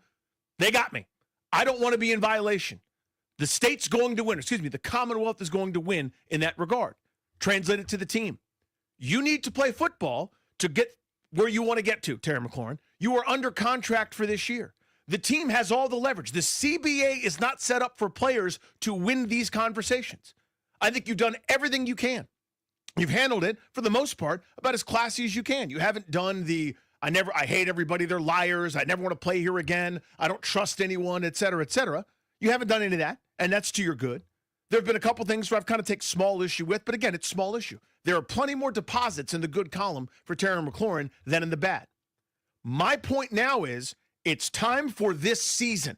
It's time for you to take your role, which you are being handsomely compensated for this season. I understand. I even cheerleaded. I even empathized with what you've done to lead up to this point. Try to get what you can get. I need this to end now. And you can, again, be mad at the team for not giving in, for not saying, but he's such a good guy, let's pay him more. The reality is they don't have to. They've got the hammer. One is an argument for what should be. The other that I'm making is an argument about what is.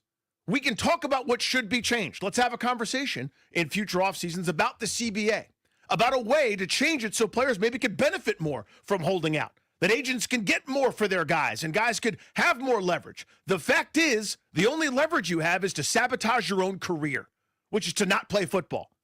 I don't know that that's what anybody wants. The season, we've turned the page towards this year. It's no longer off season. It's no longer let's mess around and see if I can get some more. And I'll have another press conference at Eastern Motors where your job's your credit. I'll do a few other things to agitate. I appreciate all that. And I'm not even mad about it. I'm not mad about anything that's happened at this point. I hold no animus in that regard. Here's my line. I said throughout this whole process, I will be looking at my watch when it's time for the football season, that you owe this franchise, that this team that's got too much going for it, too much going right, cannot afford to be without your services. You are important. You are a leader. You have a role on this team. Time to ascend to that role. It's time. I'm sorry it didn't work the way you wanted it to. I don't have time for that anymore. It's now football time for this season. That's my view.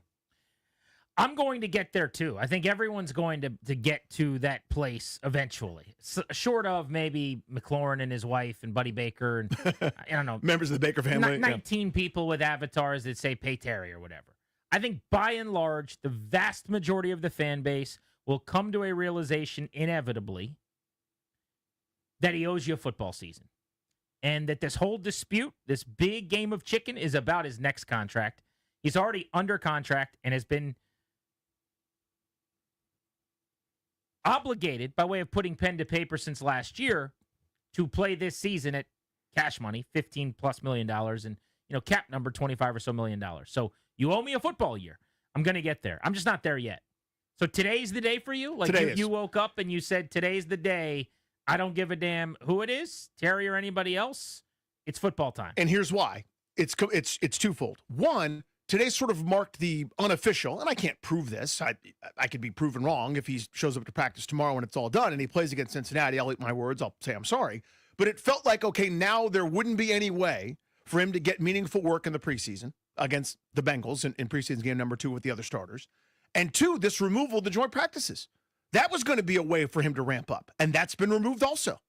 So to me, there's no real football action that he could possibly undertake. There'll be some practice moments where he's slowly eased in, but that's if he signs in a timely fashion. But to me, this was kind of the line of demarcation where I looked up and I went, all right, now it's too late to play against the Bengals. And when you compound that with the joint work against the Ravens taken away, I'm now significantly worried that he will not be able to be himself. And it's, again, I understand the goal. I know what he's doing, and I understand it. I even rooted for it, empathize with it. I've kind of been more cutthroat, I think, throughout, kind of going, you could say what you want, but the CBA is kind of set up for you not to win this thing. And that's kind of where I've fallen throughout. But, you know, I respect his desire to get more. It's now time to put that aside from my view. And I understand that people aren't there yet. But today was the day that I got there. Yeah, so for me, it's just always been about the day that his holdout / hold in / fit, whatever we're going to call this thing, makes it harder to beat the Giants in week 1. That is when it's going to be no longer okay for me. The rest of it is just kind of noise, if we're being honest. My preference would be that he shows up with bells on and skips hand in hand with Jaden Daniels right. down to the practice field back in minicamp in May. I would have loved that. Or in June, he shows up at some organized team activities, training camp. Absolutely. Every single day, let's have Terry there. That's my preference. But as long as he was able to drag his feet and hold his breath and stomp and do all the stuff he wanted to do and scream about how he needed more money, I'm cool with that. Show up, go out and catch 7 balls for 103 yards and a touchdown against the Giants in a win. And I don't care about the rest of it.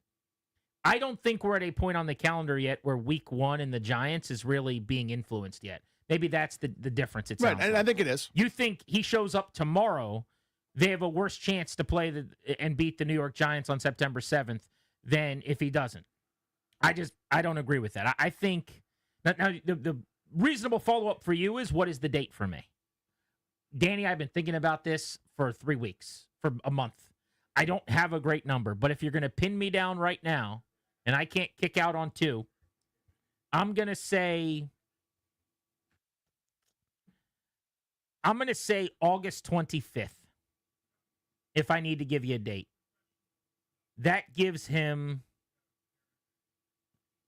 a full almost 2 weeks. He's got 7, 8, 9, 10, 11, 12, 13 days of working out, practicing, catching passes from Jaden Daniels. Now, every day that he showed up before that is still a benefit. I'm not suggesting otherwise. But I think if he showed up on August 25th and he had 2 weeks of practice leading up to the opener, I don't think their chances of beating the Giants drop at all. If they've got a 79% chance to beat New York right now with Terry McLaurin at full strength, that's still what they would have if he showed up on the 25th, in other words. So I'll just disagree that he, by not being there today, is costing them a percentage point to beat New York. I don't think we're there yet.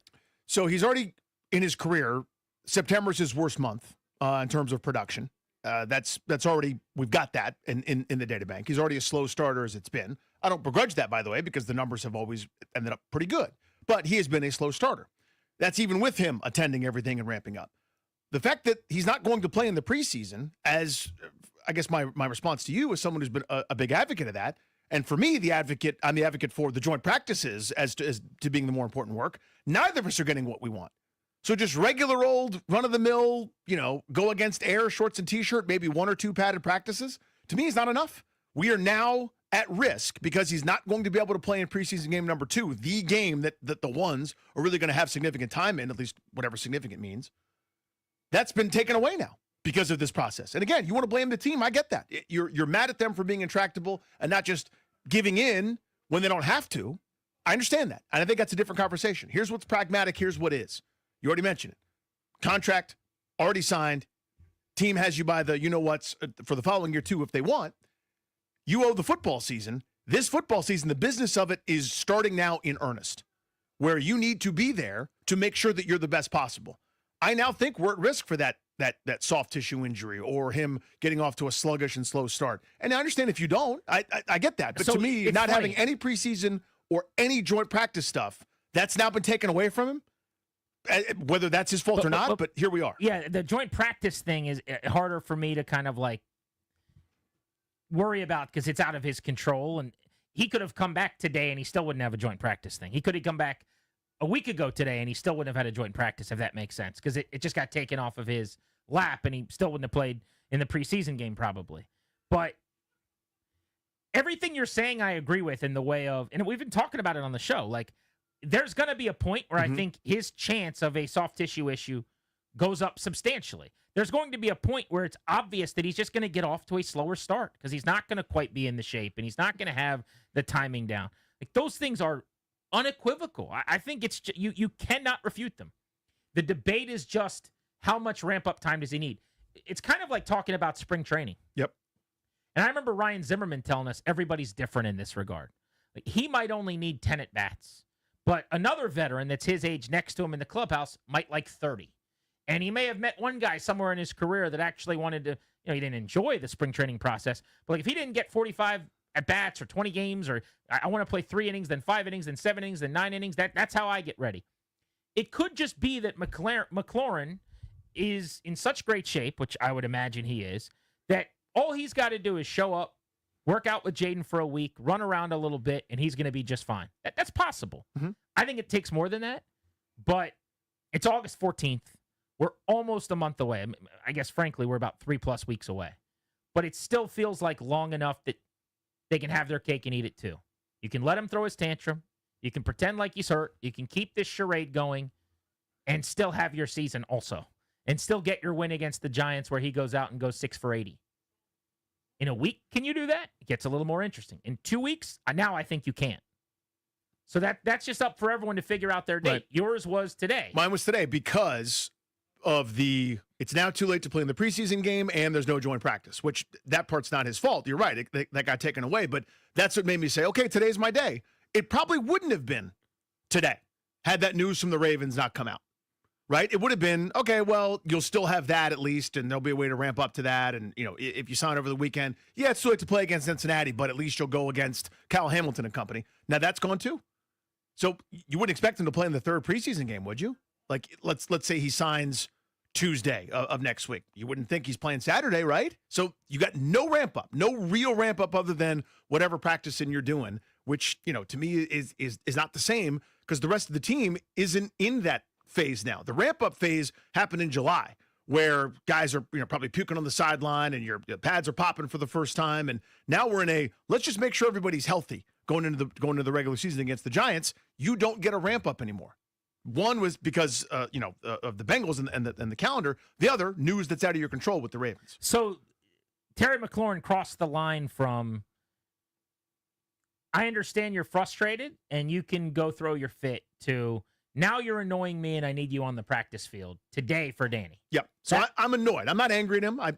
You've provided your caveat. Yeah, Nobody's going to yell at you. Well, first of all, that's not true. You know that. I am going to yell at you. Well, don't worry about it. I've now crossed into, okay, I'm annoyed. Now is the time. So I need this to end for him. I need him to if this get is just, I was annoyed 6 weeks ago. Mm-hmm. I was annoyed at the player and the team 3 weeks ago. So I've been there, if that's what you're saying.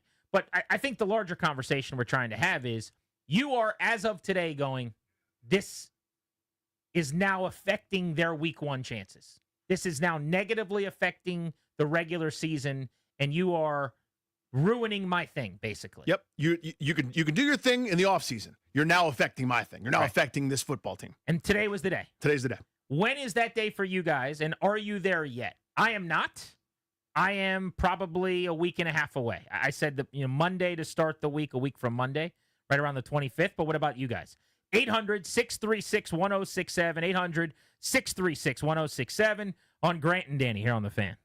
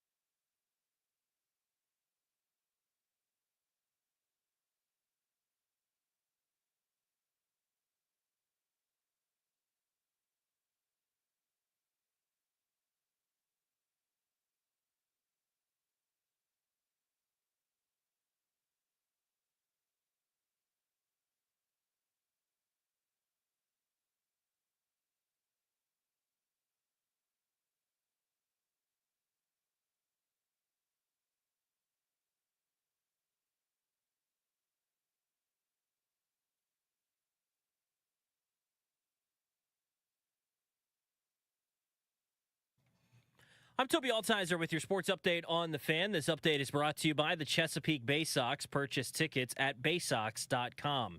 In baseball, the Nationals getting set to take on the Phillies for the first of 4 at Nats Park tonight. 6:45 right here on The Fan. Brad Lord taking on Jesus Luzardo. Roster moves today for the Nationals. Dylan Cruz was reinstated from the 60-day injured list. He's batting second tonight, playing right field. To make room for him, they DFA'd first baseman Nathaniel Lowe. NBA Wizard schedule was released. Season opener going to be on October 22nd at Milwaukee against the Bucks. Home opener, third game of the season, October 26th against the Hornets. In the NFL, the Commanders and the Ravens mutually agreed to cancel the joint practice. Team also with some roster moves today, signing safety Darryl Worley and wide receiver River Craycraft. They released wide receiver Michael Strachan.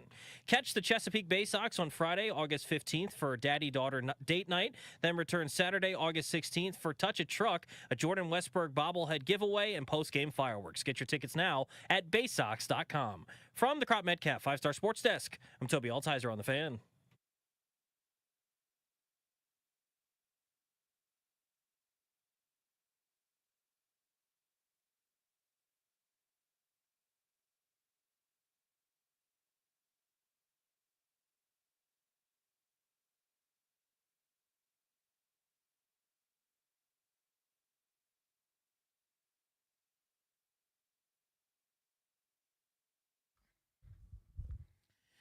Question for you guys on Terry McLaurin. Are you Team Danny here? Danny is of the belief that today's the day that people should start feeling like he's got to show up and he now owes fans a season, that the tantrum has to end. I think we got more time before I'm going to hit that switch and really turn on McLaurin. I think that's a way to phrase it a little bit.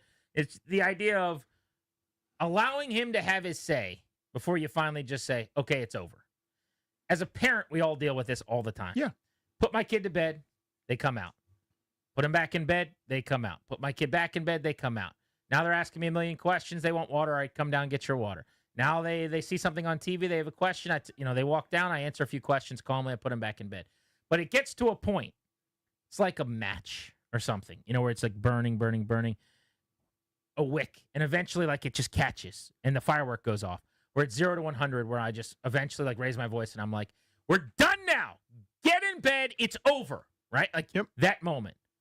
And on the Terry McLaurin saga, that's kind of the point, is when do we get to the, all right, coming out of your room, getting your water, getting your snack, telling me this story, telling me this thing from school today. It's all just stalling, where I finally just throw my hands up and I go, not anymore. We're done. Today was the day for you. Yeah, today's my day.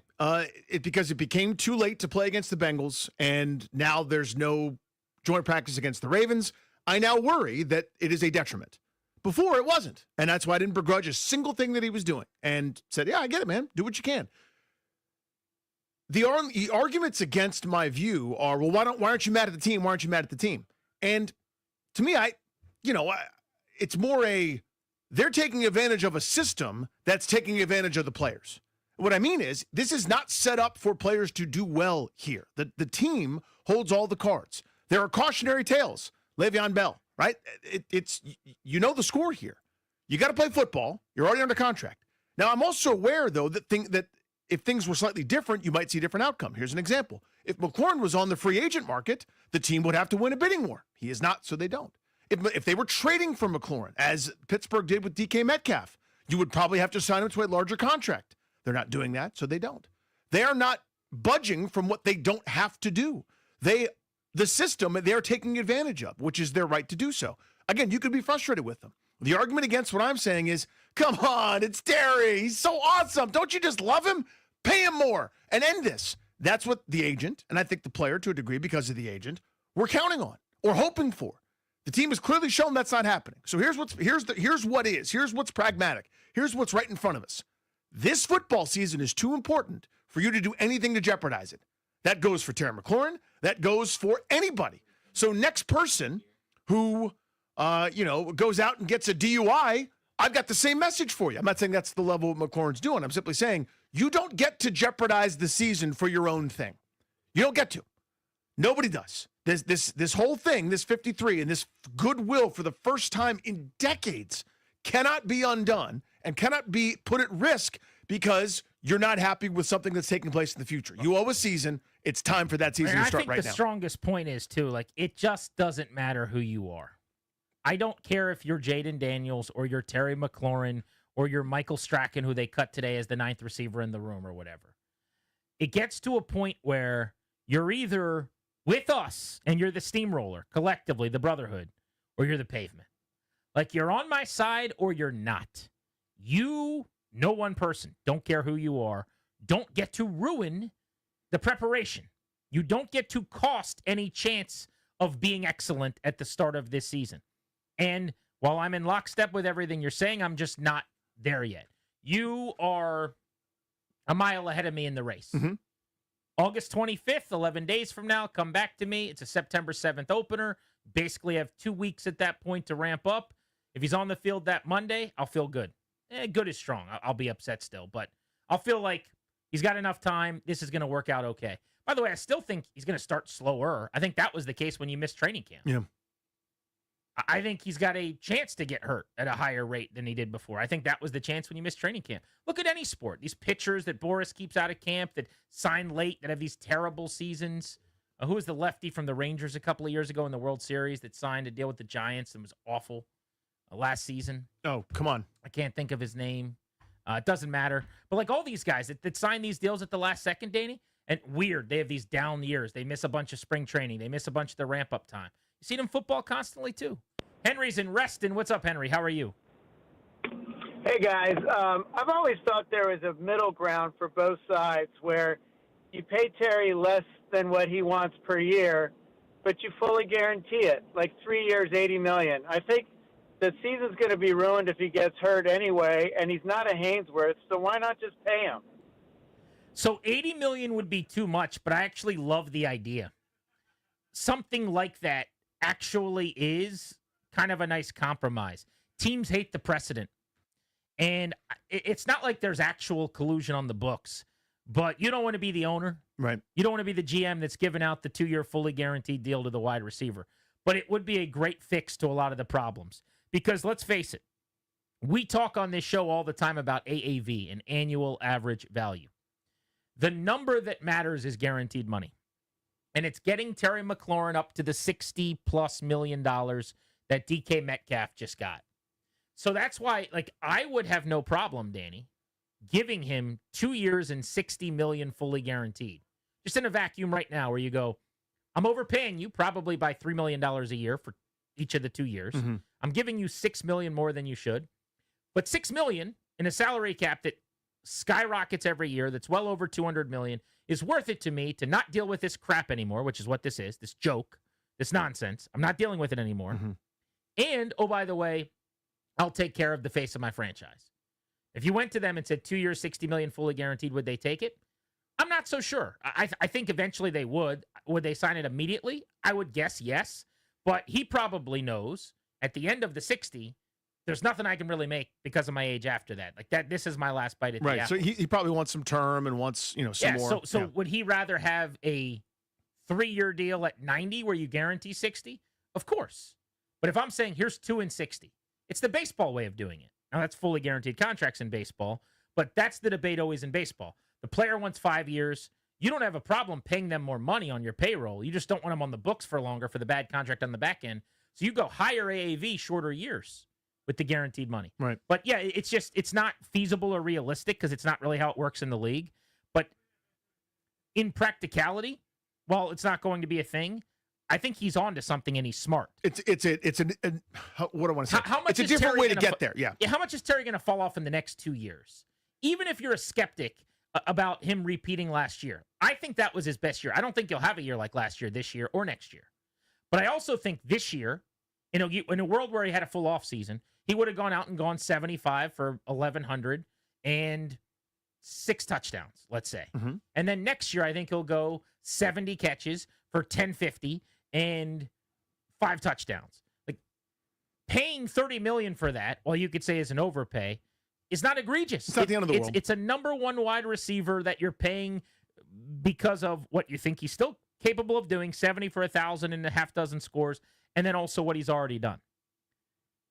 But it's the 3rd year from now, it's the 4th year from now, where you don't want to be involved in any guaranteed money. If they offered him 2 years and $50 million, I don't think he takes that. So that's where I get up to the 60, and now it gets a little complicated. Let's go to George in Fredericksburg. What's up, buddy? Hey, George. What's up, boys? Thank you for everything, man. I appreciate you guys entertaining me as always. Thank you.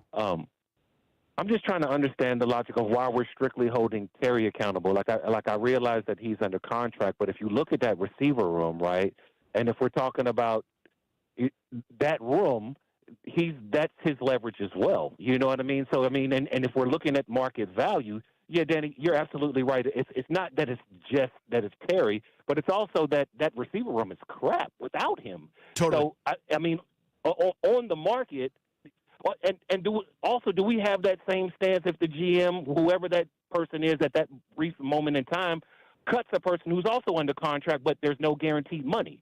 So, I mean, I'm struggling with this whole dynamic here. I mean, Terry's got to use the leverage that he has, and I don't blame him one bit. Well, speaking I understand for that. myself, Yeah. I have way more than you, if I could say this. I have played both sides of this, and I see both sides of it, and I've taken the team to task as well. I think both sides of this have some element of botching this, in my opinion. Now, I do think that the team is closer to reality on what the player is worth based on his age than the agent and the player are. And I've said that all along. But as you know, my argument is less about who's more right. I actually think that's secondary because we're talking about a few million with a massive cap that grows all the time. What I care way more about is not who's right. It's, is this worth it? And the entire time, my answer to that has been no. And that's where, with Peters, with the front office, with the org, while I'm not angry or saying this is ridiculous, how dare they, more than I think a lot of people that are just, all they care about, the player is worth $24.6 million. He is 30 years old. Nobody makes that much. Look at Mike Evans. Blah, blah. No. A, that's not how sports works. This is about people. And B, they've got the money. This is not going to intersect with Jaden's contract. You're bringing on this massive, annoying training camp dilemma that is so unnecessary when everything else is going so well. Please get over yourselves. Which I get. I mean, so my answer, I think it's a separate conversation and a correct one, by the way, where I go, team, I wish you guys had done a little bit more at receiver so we wouldn't be in this dire straits if Terry McLaurin doesn't post, right? Or if he's not himself, right? So I think that's a great conversation and correct. Again, just sort of dealing pragmatically. How much was the Debo move a factor in this? I think it was something. I Non-zero. Actually, we have not talked about this. This is something to put a pin in. Did they know already when they went and got Debo, which everyone viewed as kind of a risky move, that Terry was going to be a gigantic pain in the tuchus? I don't know the answer to that. I don't either. But I wonder if Terry and them had already gotten close on a deal and they're like, oh, this is a layup, no problem. Do they even trade for Debo? Maybe they would have. But we all say, oh, they just didn't do enough at receiver. They did go get a guy that was one of the best receivers in the league a couple of years ago. We don't think he's still that. Brad's in Manassas. What's up, Brad? Hey, I was just wondering with this Terry thing, what would happen if, say, the team's willing to go to $28 million a year? So you do 3 for $28 a year, which would be 84 with $50 million guaranteed. If Terry thinks that's undervaluing him, then put some incentives in the deal to where he could make more money if his production doesn't fall off. Another thing that I think is smart and probably will eventually happen, honestly. Yeah, and who knows what if the agent would go for that or not. I mean, who knows if the player would treat that as an insult or not. I mean, again, we don't know people's mindset in that regard. Incentives are not real money. So while an agent's not going to, he'll take 28 in incentives over 28. The added incentives are beneficial in that regard. 28 in incentives is not as good as 30. You know, it's like when you and I do our deal and they're like, well, we'll give you a little more if you ever have to go to Texas to do a live show hosting the Commanders-Cowboys preseason game. We're like, yeah, but they never play in the preseason. They're like, but if you do, but if that ever happened, you'll get $1,000. Of course, if it's not found money, sure. Or a better comp would be our ratings bonuses or something. If you hit your ratings bonuses, which are pretty much out of your control, then we can give you some more money. Awesome. I'm not saying no to those, but how do I get the real money? You know what I mean? How do I get the money? The one I can count on. The money that actually shows up on the paycheck every couple of weeks. And that's what the agent's going to be saying. 800-636-1067 is the number you want to jump in. Grant and Danny talking Terry McLaurin. Danny has reached his hit the wall day. He is now turning on the idea that it's over. Terry's got to show up, and he's the bad guy moving forward if he doesn't. This is The Fan.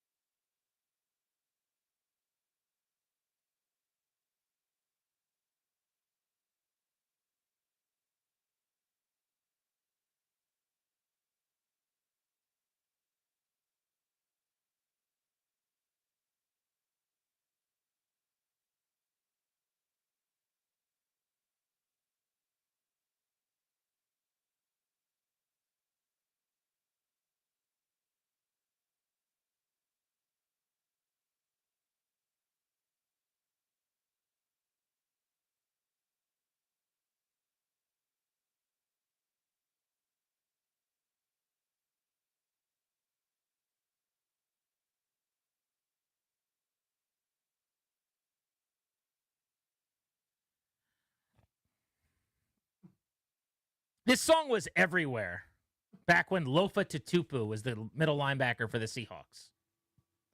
That's my timeline. Okay. So when is that? Is that like 10 years ago? Not sure. 7? I just remember a commercial. Now, if this is true, this is what's coming to me. This would be the ultimate, what do you call it? Slumdog Pulsinaire? Slumdog Pulsinaire. I remember like a commercial where Lofa Tatupu like blew a dude up, and this was like playing, and it pops real high like right as he hits the guy. That's kind of what I'm imagining in my head right now. Okay. What do you have for years on Lofa Tatupu? 2005 through 2010. Okay. That's when this song was like all over TV, in commercials, in movies. Fort Minor. Any file? No. You don't remember this at all? No. Oh, this was my jam. No idea what you're talking about. I loved it. That's that song? Yes. Fort Minor? Zach Minor? Fort Minor. Different than Zach Minor. Fort Minor. Okay. That's what we're looking for. All right. Are you Team Danny? Done with Terry McLaurin as of today and needing his holdout to end?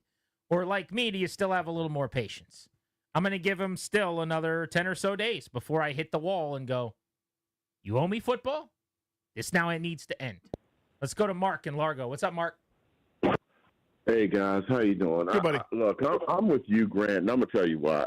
What's up, Danny? And look, I think what Charles Robinson said is getting to be a damning situation for Adam Peters. Adam Peters needs to get this thing resolved simply, and here's the reason why. If, let's say, Terry does play on this contract this year, and you have both of these guys let's say Terry gets 88 catches, 90 catches, Debo gets 95, 97 catches. Both of them, Terry gets 1,500 yards, Debo gets 1,700 yards. Oh, my God. Wow. Now you got two receivers. What world are we now living you got in? Two. Okay, fine. Now you got two receivers that don't have. Now you have two receivers that don't have a contract at the end of the year. Mm-hmm. And guess who else is going to want a contract? I'm going to tell you this right now. We hoisted Lombardi up in San Francisco this year, which everybody is assuming because Jaden is going to be the face of the league. If he hoisted Lombardi, I can guarantee you Laramie Tunsil's going to do a holdout next year because he's going to want a contract extension. Well, it's not even going to have to be a Lombardi. By the way, sign me up for the good problem to have of a bunch of guys, wanting contract extensions if you're playing for a Super Bowl. But I get your point. I'm on Team Mark. Whatever he's working with today, give it to me. Mm-hmm. He's got 1,500 and 1,700 for the wideouts and a Super Bowl in San Francisco. Let's strike up the band. I am ready for that season. But Laramie Tunsil needs to be paid next year with or without a Super Bowl, and so does Frankie Louvu. Those are the next guys up here. This was what he was referencing, the Charles Robinson quote from Yahoo on the podcast talking about Adam Peters. I had one executive when I was kind of, going through my paces, and I reached out to somebody who knew Adam Peters really well, and I said, what do you think of this situation? And he said, I think people are going to find out a lot about Adam Peters right now because I do not like negotiating with him. He has an edge to him that people, I think, don't necessarily understand. And they're going to see that now in this negotiation. And I think they have in some respects because Adam Peters has been pretty clear he's not going to budge. He is driving a hard line, no doubt. Jordan in Waldorf, you're on the Fan. Hey, what's up, guys? I guess I'm more Team Grant, and I will tell you why. I think the team is miscalculating Terry's value to the team, and I'm going to give you a little bit of a ridiculous analogy that most people will think is stupid, but I don't care. So let's say you're at a church retreat, band camp, and the hottest girl there is a 7. But at that church camp, she's a 10 because she's the hottest girl, okay? Yes, I do get it. The team is acting like they're in Panama City with access to every single girl from the Southeastern Conference, but they're not. They're at church camp, and at that camp, Terry is a 10, but they're comparing his value to all the other girls from Panama City as if they have access to them. But the last time I checked, Jamar Chase is not a free agent. Justin Jefferson is not a free agent. So his value to the team is he is the guy, and they have to pay him. And Jamar Chase in this analogy is Sidney Sweeney, I think. Yeah. Justin Jefferson. Anna de Armas. Right. I picked up what he was putting down. I actually got that. I was like, that spoke to me a little bit. A lot of the analogies, sometimes I can get lost in them. That one worked for me for some reason. Let's go to Bobby in Calvert County. Hello, Bobby. Good afternoon, gents. Thanks for taking my call. Hey, bud. I am with Team Funny Guy. I'm with Danny today. Everybody loves him, but he honestly doesn't deserve $30-something million. I mean, he had his best year last year. Thankfully, he finally got a quarterback. Great. But he still had 4 or 5 games under 50 yards. He only had, 4 or 5 games over 100. Same So number of balance that games out. under 30 yards as over 100, 5 of each, I think it was. Exactly. And then, like you said, we have Tunsil. Y'all stole my thunder. Tunsil next year, Louisville next year, and if Lattimore balls out, he'll be coming up too. And then you have Jaden Daniels. Like, I mean, we love him.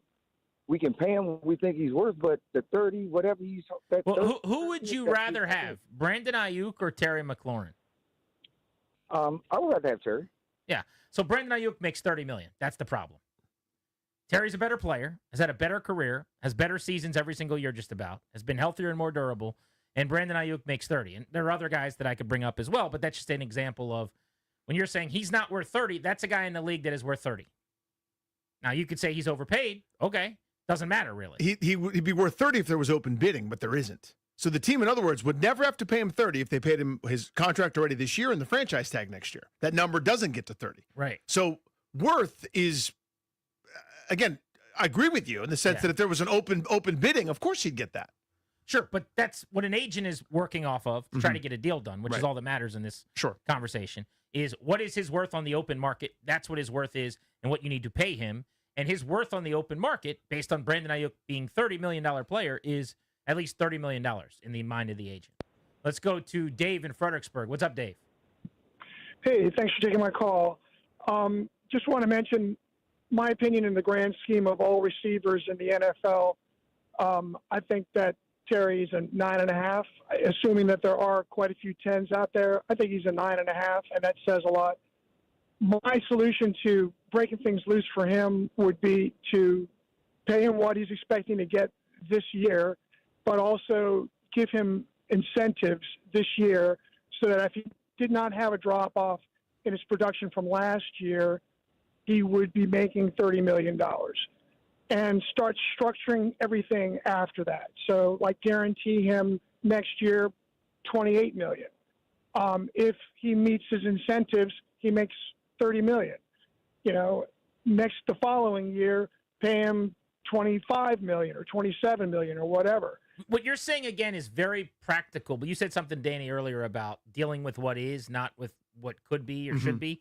Like, you guys are talking about these utopian scenarios where this would be really good for both sides and this would be a good way to work this out.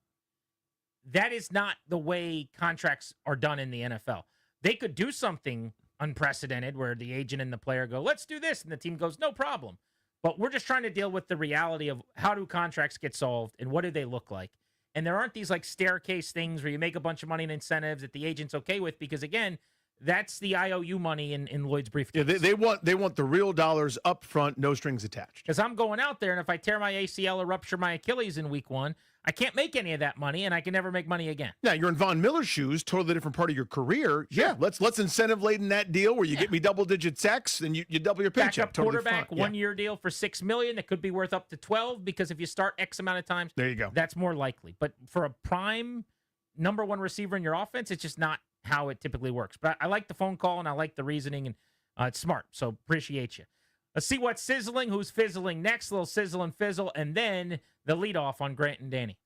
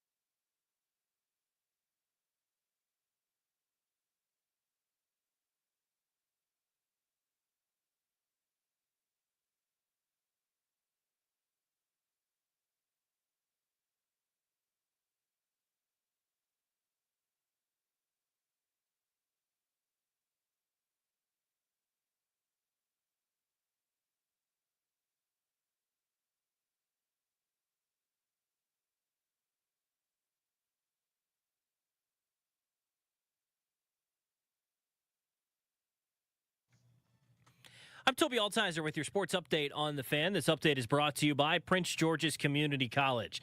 Baseball getting underway in just a little bit, 6:15 pregame, 6:45 first pitch for the Nationals and the Phillies. You can hear the game right here on The Fan. Brad Lord takes the hill for the Nationals. He is 3-6 on the year with a 3.28 ERA. He'll take on Jesus Luzardo, who is 11-5 with a 4.20 ERA. Roster moves for the Nats today. Dylan Cruz has been reinstated from the 60-day injured list. He's back in the lineup tonight, batting second, playing right field. To make room for him, they have DFA'd Nathaniel Lowe, the first baseman, who's second on the team in RBIs with 68, played in 119 games for the team this season. In the NBA, Wizards' schedule has been released. Season opener going to be on the road October 22nd against the Milwaukee Bucks. Home opener, third game of the year, October 26th against the Hornets. In the NFL, roster moves for the Commanders today. They signed safety Darryl Worley as well as wide receiver River Craycraft. They released wide receiver Michael Strachan. They also had some tryouts for offensive tackles George Fant and Cam Fleming. The Commanders and the Ravens also mutually agreed to cancel their joint practice. Dan Quinn called it a bummer.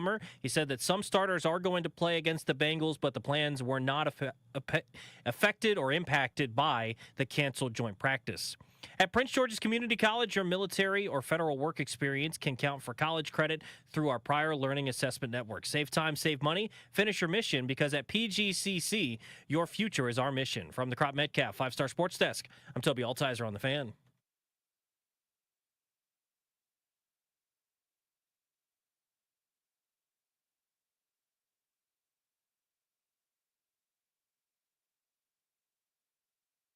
Thanks to Toby for the update.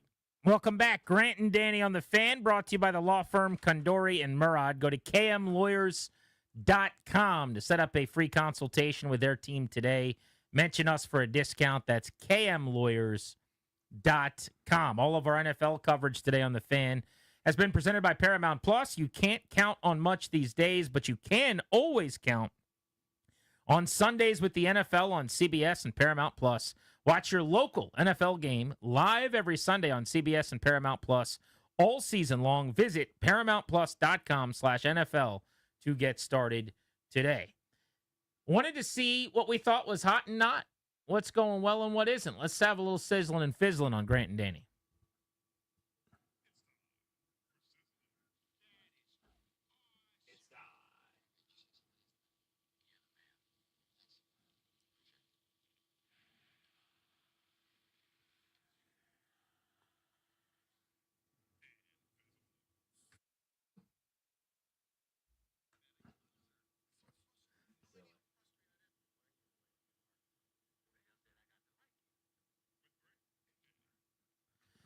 Attaboy, Dad. Nice. Big voice guy over there. We love you, Dad.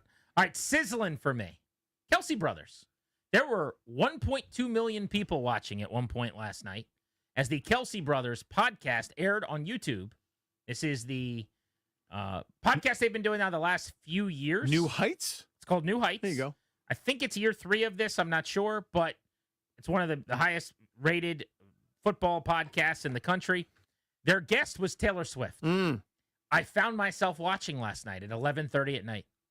I just wanted to see. I was intrigued. I can't help myself.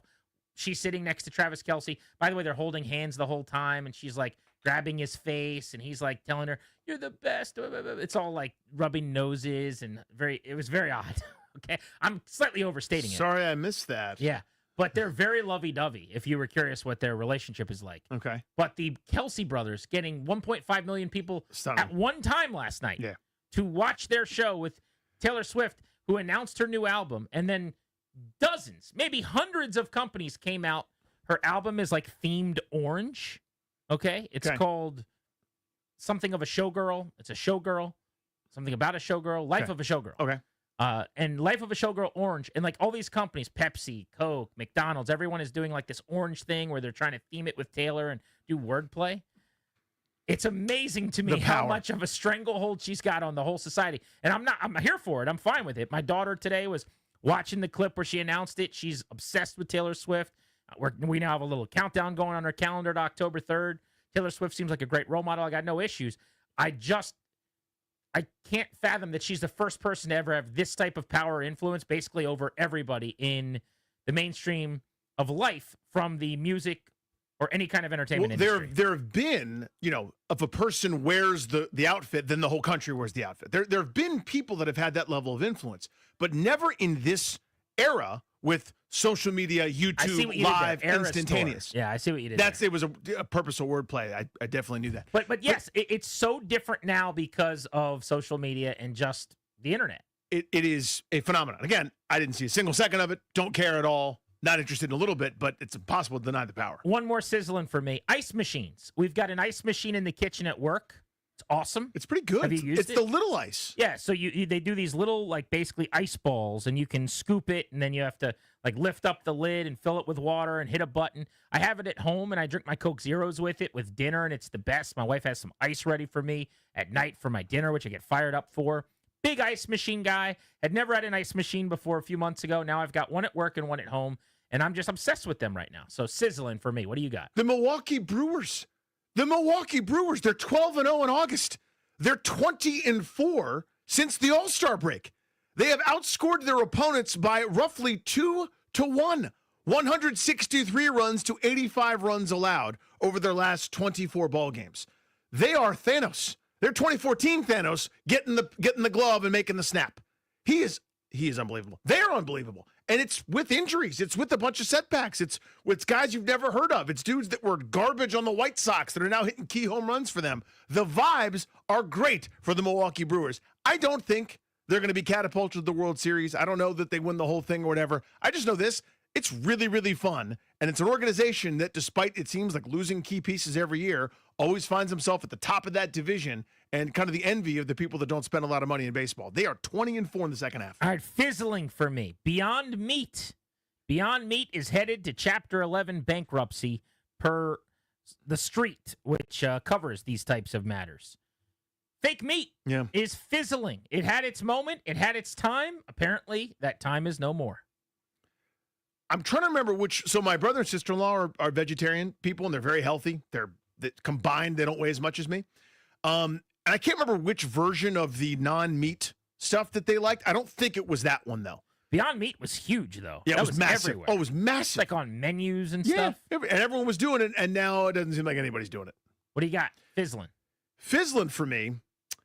This is kind of me, kind of Peacock, kind of the NBA. I'll explain what I mean.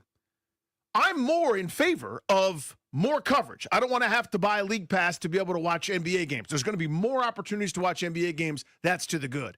Tuesday nights, Grant, this is for you, and it's not for me. They're double headers on Tuesday nights on Peacock. Game 1, 8 p.m. Game 2, 11 p.m. Yeah. That's what we're looking for. Give the people what they want. Which is earlier tip-off times. This is horrendous. Night hoops. This is awful. I do not want that by any stretch of the imagination. God, I want to be able to watch. Playing the Celtics at 11 East. It's going to be West Coast. I want to watch OKC and the Clippers the first week of the season. It starts at 11.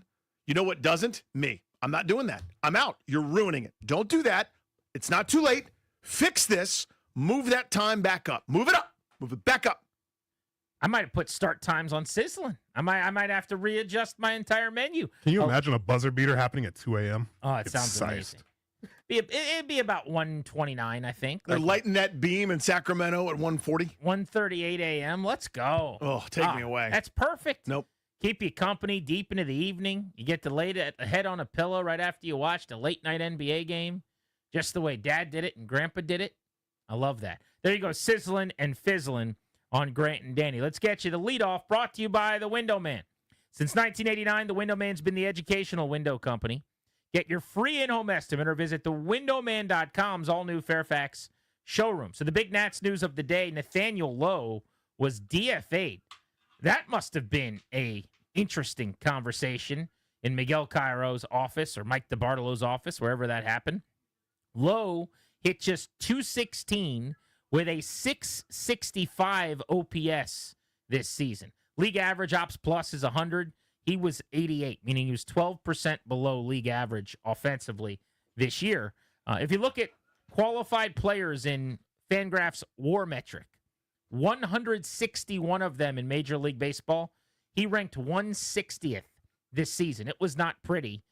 He was on his way at one point in time, go back to mid-June, to an average, on pace for almost 30 home runs and 100 runs batted in. Yeah.